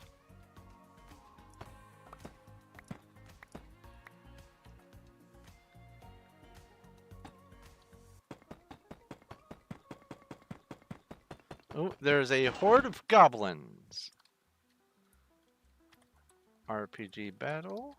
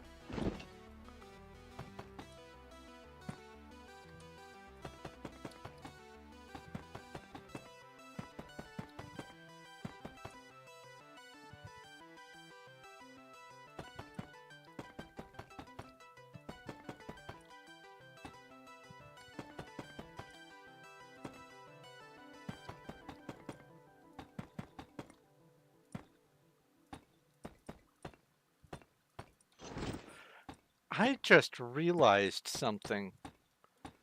I can make Nightbot run a command, a custom command. Like, I can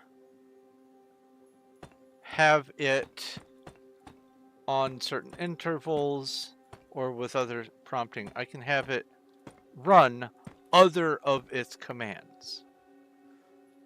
So if I have a command that makes it do something, that command can make it do several things in sequence or whatever. So if I can get a way for Nightbot or some other bot to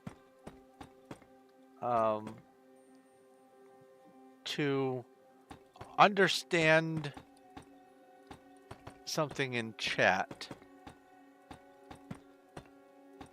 I might be able to have Nightbot or whatever make an actual sort of competitive rock paper scissors.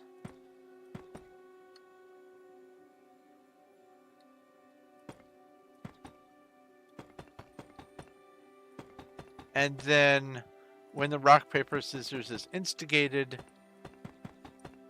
it would have Nightbot roll the rock, paper, scissors, and then it would listen for other people to do rock, paper, scissors, and then keep track of anyone who won versus Nightbot. I wonder if I could do something like that.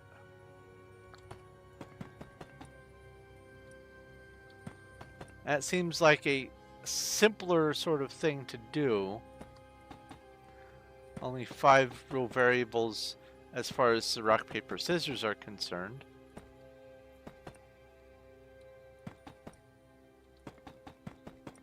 I'm going to have to put a feather in that. Alright, let's rearrange on the chair here. Almost done. Almost.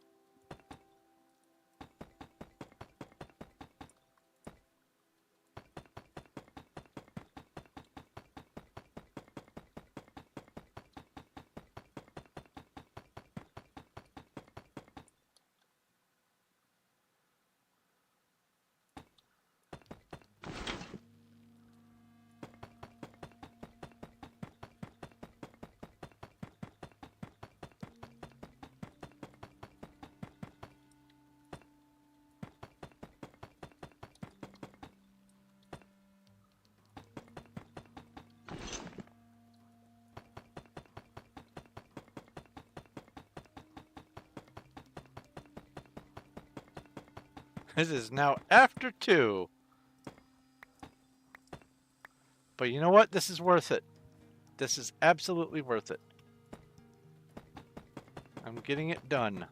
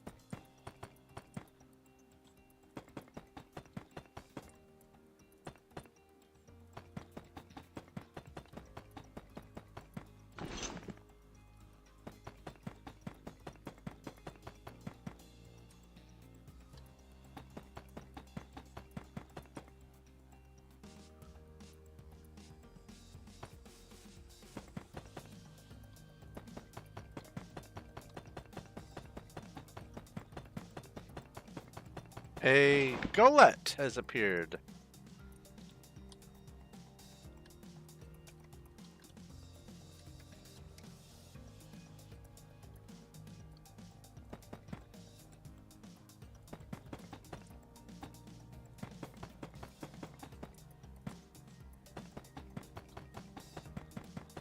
Oh. RPG boss battle. RPG raid desert. Now wait, in case I forget later. RPG make to glass.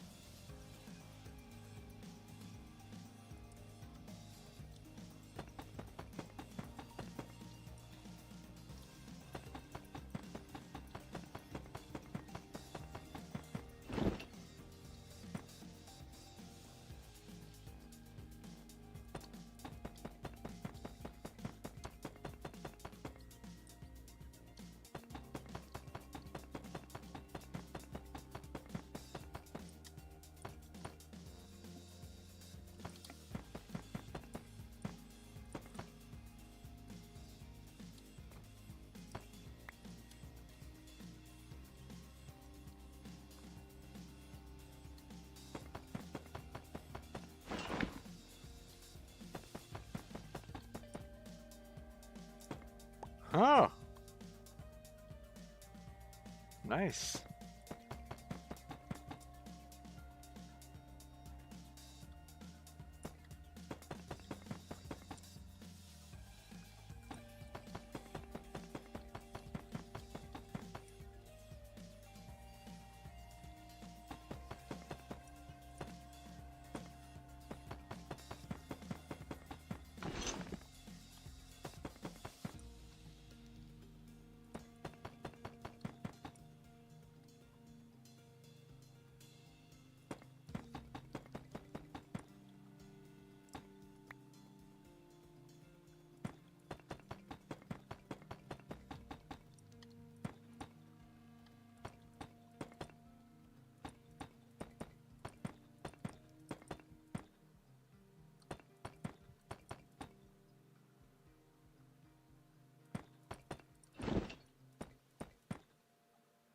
Now, when I'm done with this, I'm going to just wrap up. There aren't enough of us to really justify a raid, and I don't even know if anyone is playing. And usually, this is when most people are done anyway. So, I'm just going to wrap up. So, why don't I go ahead and start my little ramble? Oh, there's a horde of sand crabs. RPG battle.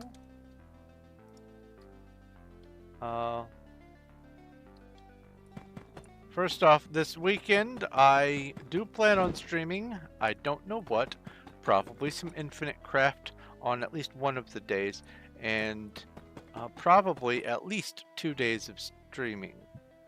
I'm not sure which. I might be able to catch one of RGA's raids, or catch a raid from RGA when he does his stream, if I'm able to stream myself, but I'm not guaranteeing that. I will try. But what I will be playing on Saturday is probably more Performium stuff, maybe work on some other projects than this. But then either Friday or Sunday, I will be doing the randomized games, which entails starting off with one thing that I'll randomly pick, and then playing that for an hour, and then picking another thing randomly, and so on and so forth. That way I can keep some variety going. And for some games, an hour isn't really a whole lot, but it's still something.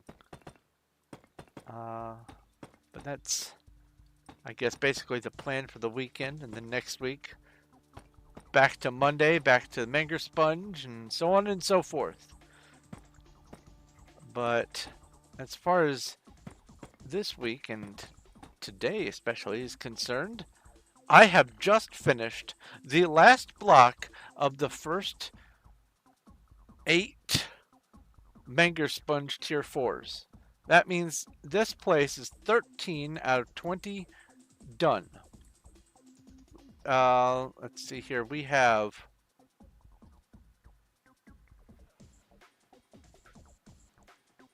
no, it's 13, 14, 15 out of 20 done. That's right. There is this to do, this back here, and then that, and then it's done. So starting Monday, I'll be working on these back 3, and hopefully we'll be able to just get this all done by June 30th. Man, this is awesome. This is a lot of progress. I am so happy that I picked this project, because I have always wanted to see one of these done without commands, without being able to cheese stuff. I have been itching to see one, and I realized that only I would be able to make that happen. If I wanted to see it, I would have to do it.